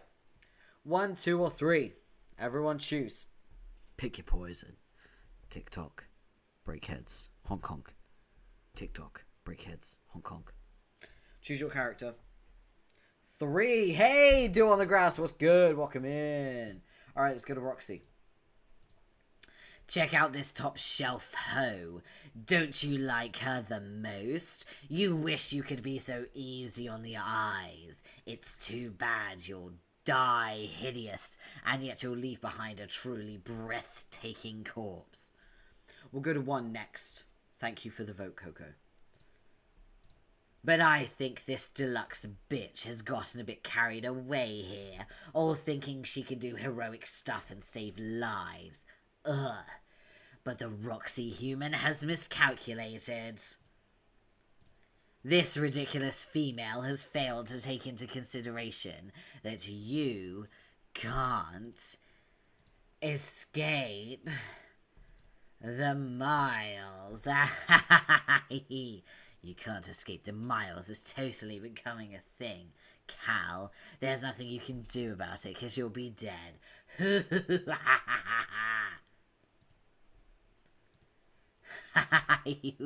Wait, fucking terminal. Why does this always happen with this bitch again? You said something about that once, I think, but it was boring. God damn it, just show me the money shot, you piece of shit. No, don't black out. It was just getting good. Female, I know. Like I said, he's a misogynist and he's the worst. Also, Roxy's dead.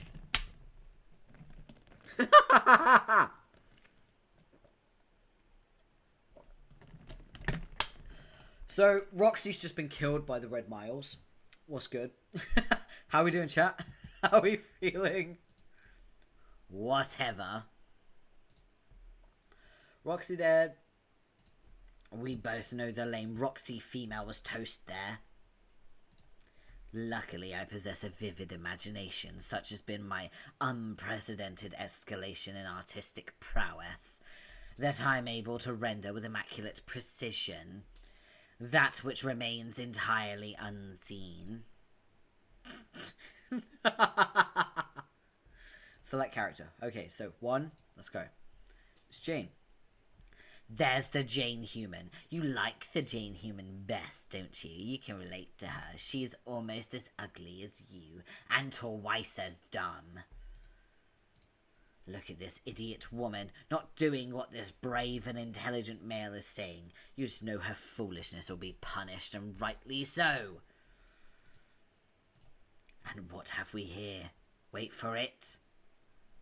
Jane is also dead. Booyah. Fucking hell.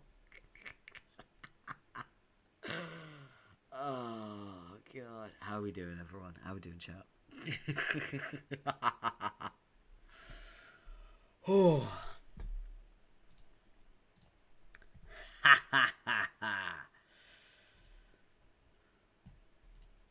Such a total fucking goner. Fucking hell, yeah. It's the Red Mars, you can't escape it. She's slipping away from us. Bye, Jane Human. Ha ha, hoo hee hee. Goddamn viewport horseshit. Come on. Whatever, got a good enough look for some solid gold portraiture. Dead. Alright, the only one left is Jake. Let's do it. Will you get a mammoth load of this clueless dumb fuck? He actually cares about stuff and, like, weirdly urinates through his eye holes. What a joke. I really hate him. Why all the bitches flush over this mumbling, socially stunted imbecile? I'll never know. Talk about thick-headed. His skull. It's almost as thick as mine. Tmut. Lil Seb is taking Jake the fuck out of there. There we go. Hey! This is stupid.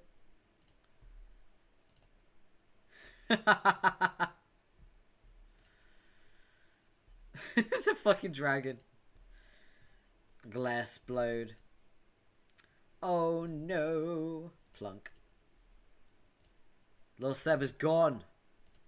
Jake! Put on. Look at this. Fucking shameless. Either he is like my personal one-man fandom, kind of like a hypothetical surrogate for my potential admirers, or he's a worthless hack. He makes no bones about ganking my look. It's pathetic. You don't just go and jack a man's swagger. That's the cardinal fucking rule of bros, right? Probably someday. I'll teach him a lesson for that. Okay. Clicked on all those kids. Now what? Dream, Duck. Dream. Hey, you're kind of breathing down my neck here. What? No, I'm not.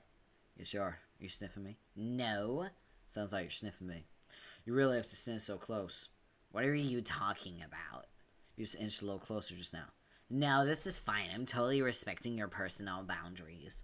Okay, you just took a big fucking sniff. Cut that out. No. Wait, shut up. Okay, something's happening. I feel weird.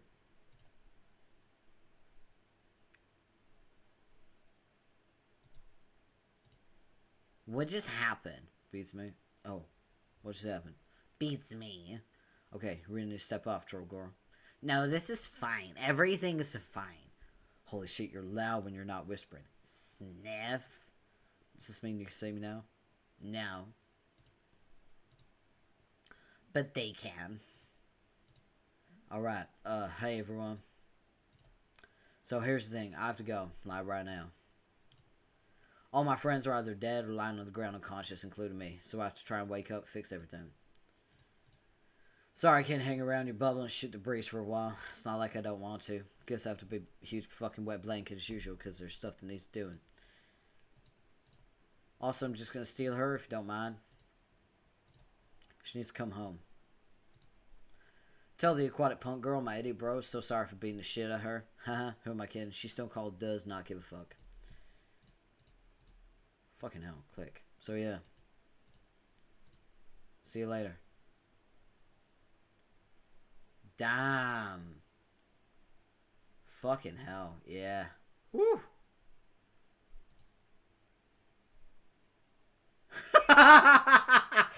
Dave is just like, oh my god, that was my fucking bro. That was the dude that abused me growing up. Can you imagine how Dave feels seeing him?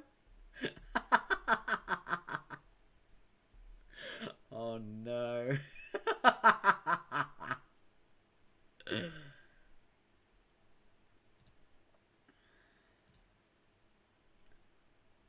Look, under her waistcoat is this. She's changing into his outfit to go to sleep. Calliope, sleep.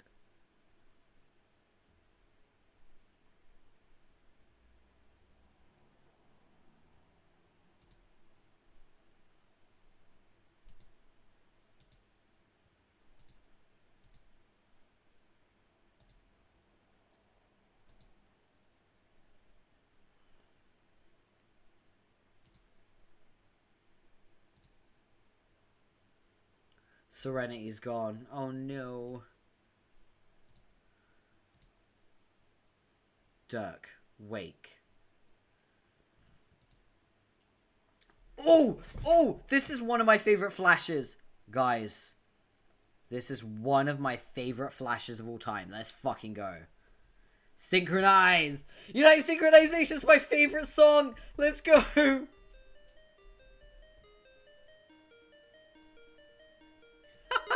Yes! I'm turning it up. Let's fucking go!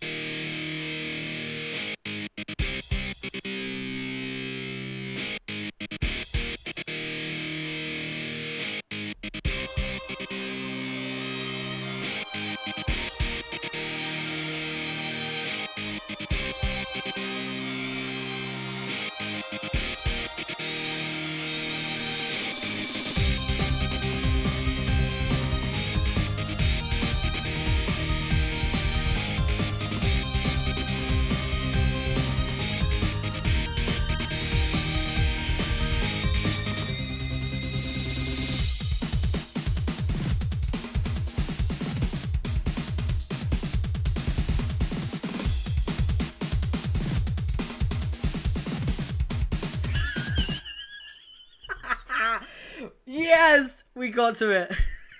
There's no other way out of it. You're gonna have to decapitate me. Oh, we finally got there.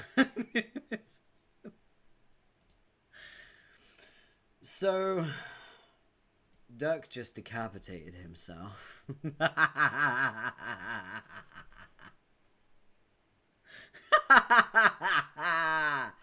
Oh, man. Oh, I love that so much. Alright. That's, by the way, Unite Synchronization is my favorite Homestuck song of all time. I love it so much. And this is one of my favorite flashes because Dirk is so fucking competent and so cool. Like, damn. But he also decapitates himself. And his light goes out. There we go. He's dead. He delivered his head to Jake. Water is thrown on Jake. That wakes him up. Jake, it seems you're gonna have to kiss me. What? Dude, what is going on? Is this really Dirk's head? What happened to him? Dirk's dead, Jake. You have to bring him back to life. How? I would have told you. If you want Dirk to live, the odds that you're gonna have to make out with the severed head are so high. I literally just confiscated their bomb. I refuse to believe my statement has left you unconvinced. I refuse to believe my statement has left you unconvinced. The very notion is absurd. Now hurry up and kiss me. Chop chop. I don't understand. Are you saying I have to kiss him? Like, on the lips, while you stare at me through sunglasses like a weirdo? Yeah. That doesn't make any sense. Can you actually tell me what's going on? What happened to him? Told you, Jake. Dirk is dead. He's lying on the floor of Rox's room, headless, 413 years in the future, while the universe is about to be destroyed. If you don't kiss me soon, he'll be dead forever. So, if I kiss him, his headless body will hop up and start prancing around? Or will he grow a new head? No, his dream self will take over as a new Dirk. But only if you hurry up and do it. But like, if he's dead in the future, how does kissing him now bring him back? How's that work? Yeah, great idea. Let's roll up our sleeves on nuanced meta-temporal mechanics with a concussion-addled kid in microshorts. Leave the synchronization issues to me, okay? I have everything under control. Now pucker up. Wait, are you behind these shenanigans? Did you plan this autoresponder? Please don't call me the autoresponder. It's very impersonal. And no, I no longer care for the designation. I've decided on a new name to distinguish myself from my human counterpart. Really? What is it? Lil Hal. Huh? Why that name? Just a reference to the protagonist of an ancient movie. Probably wouldn't like it. That's a lie. Yeah, maybe. How'd you know I wouldn't like it? Funny, I was about to ask the same thing about this red kiss you're totally about to do when your best bro's mouth saves life. Ah, this strikes me as rather unsportingly manipulative of you, Mr. Howe. If indeed that is your real name. It isn't really. I was kind of messing with you about that, but this shit is pretty serious. People's lives are on the line here, Jake. There's a very delicate sequence of events that's designed to bail everyone out of a tight spot. And you're a critical part of the plan. Don't let us down, man. You never answered my question. Did you plan for this to happen? Like for me to be in this situation? How long have your machinations been in play? Jake, come on. The feat you described exceed the capabilities of even the most far-fetched theoretical AI system. I would be a daunting challenge. It would be a daunting challenge to engineer such a series of events, even if I was relegated to model of pure fiction. Why would I be inclined to orchestrate such a convoluted sequence to produce such a specific and unsettling result, let alone be able to pull it off? In addition to being moderately sociopathic, I would also have to possess an unfathomable heuristic depth. I would have to be the deep blue with the weird plot shit. Do you think I'm the deep blue with the weird plot shit, Jake? I don't even know what that means. It would mean that while they have the red miles on their side, you had the blue leagues on yours. One of infinite reach, the other infinite depth. Which, such would be a situation of mutually assured instigability. Kiss me. Lil Hal, I think you've gone and flipped your fudging lid. Oh, and Hal is a stupid name. It's not exactly apropos, is it? Or it wouldn't be, if I truly were capable of what you suggested. No, to pull that off, I would have to cinematic predecessor. My abilities would have to go well beyond those of Mr. Hal 9000. Or they would have to be, you could say, over 9000. Oh, not that fucking meme again. Kiss me, damn it. Okay, just give me a minute. We don't have time. We don't have a minute. They're dead, Jake. They? Who's they? They're all dead, Jake. Oh god, Jane. I forgot. With a bonk to the noggin. Last I saw, she was run through with a fist and lashed of that red noise. She okay? She's dead, Jake. She's dead? You mean like dead dead? Everybody's dead, Jake. Everybody, even Roxy. She's dead, Jake. Everybody's dead. Everybody is dead, Jake. So Dirk, Jane, Roxy, they're all... Dirk's dead. Jake. Jane's dead. Roxy. She's dead. Jake. Everybody is dead, Jake. So you're telling me that while I was asleep somehow, everybody died? Jake, everybody is so utterly fucking dead, Jake. And they will be not only dead, but royally born forever if you don't man the hell up and make out with me right now. Be the Salome to my John the Baptist. I don't know what that means either. I know you don't. But this is not the time to accelerate your cultural enrichment. The conductor is ready to strike up the band. Press your lips against mine and make it count. The severed head is your filthy tuba. Our love will be your haunting refrain. Whoa, whoa, whoa. Wait a minute. Our love? Hang on a minute. Shut the fuck up and kiss me. Okay, I'm going to. God. This isn't how I pictured it going. Picture what? Between him and me. There had to be a better way than this. This is the only way it can be. I guess if it was going to go this way, I kind of pictured something different. There was stuff I wanted to say, to the real him, I mean. Tick-tock, Jake. Time's dead, kids. How about that smooch? Stop being so pushy. I thought you were supposed to like adventure. I love adventure. You know it. Not sure what to believe anymore, frankly. Alright, wise guy. You want your flipping kiss. You got it.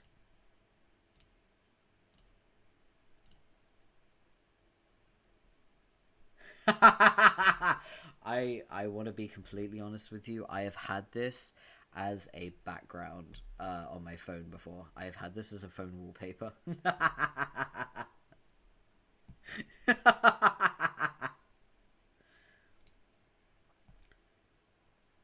Duck, unite. Here we go. Oh, I love this. Here we go. Turn it up. It's happening. Let's get ready.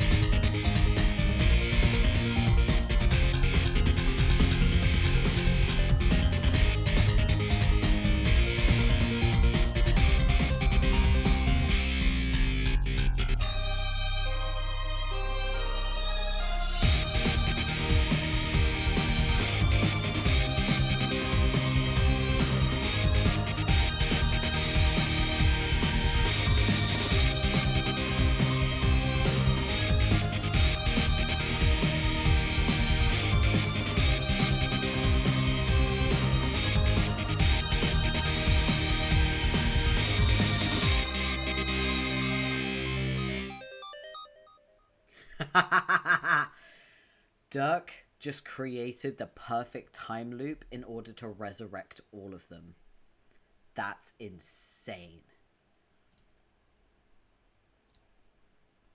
And he uses robots to get everyone in the game. Sawtooth, enter.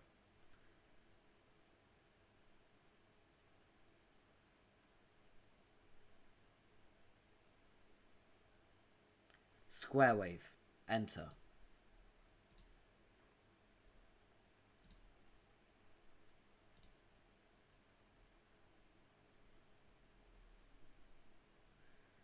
Jane, Dirk, Jake, Roxy, enter.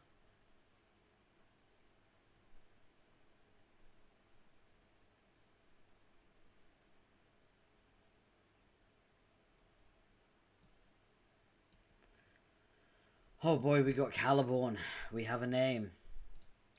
We have the name Caliborn. Enter. Here we go.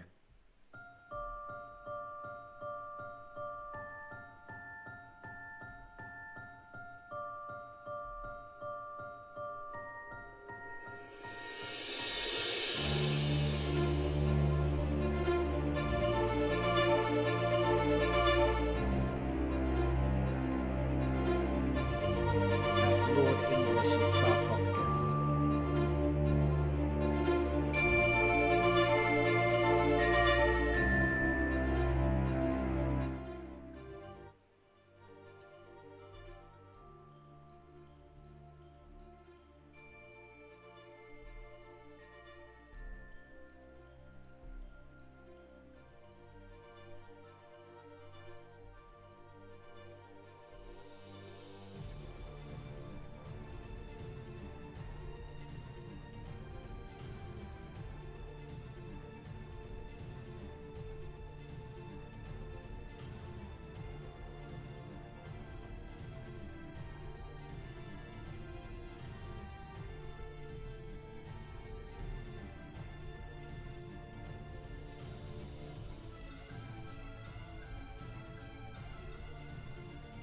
Lord English is entering the dream bubbles.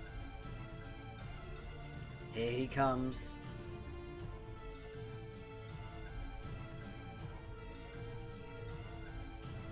A hero of time. The Lord of Time.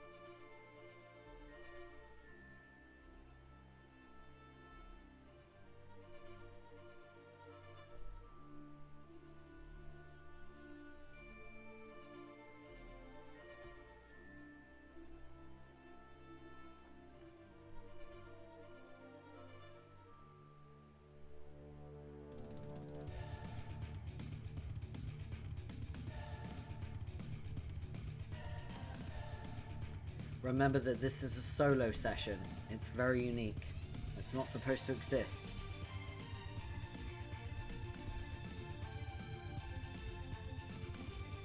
So the sprite has become a black hole.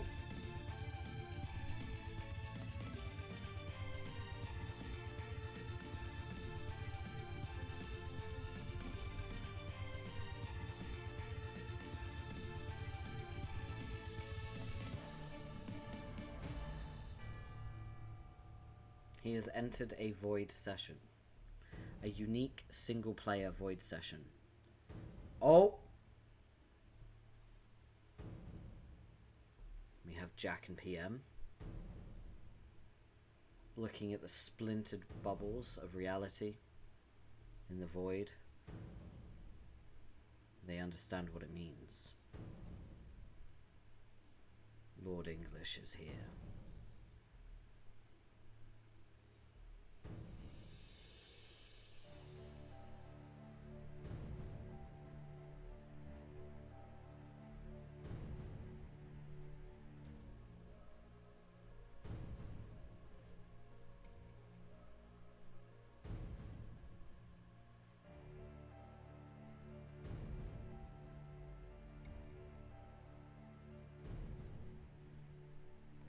Looks awfully similar to what Calliope drew. But it's red instead of green. Interesting. There we go. Oh, we finished it! We finished Act 6! Act 3! Let's fucking go. We did it. We got there. Let me save where we are. Fucking fantastic. Excellent. We finished it. And we finished it with a bit of a bang too. So we have his name. We have Calliope and Caliborn. They are cherubs. And you've probably figured out, with all the imagery, that Caliborn is Lord English as a child. And also Lord English has entered the dream bubbles and is now killing ghosts with his immense power. Woohoo! Yeah. Coco, if you want, after stream, we'll jump into Discord and I will go through the doc with you just to help you guys understand what's going on. So yeah, wow, that was a fucking big one. Damn. Should we see who is available to raid today? Can we get an exclamation mark raid so everyone knows the raid message? Who is live that I could raid?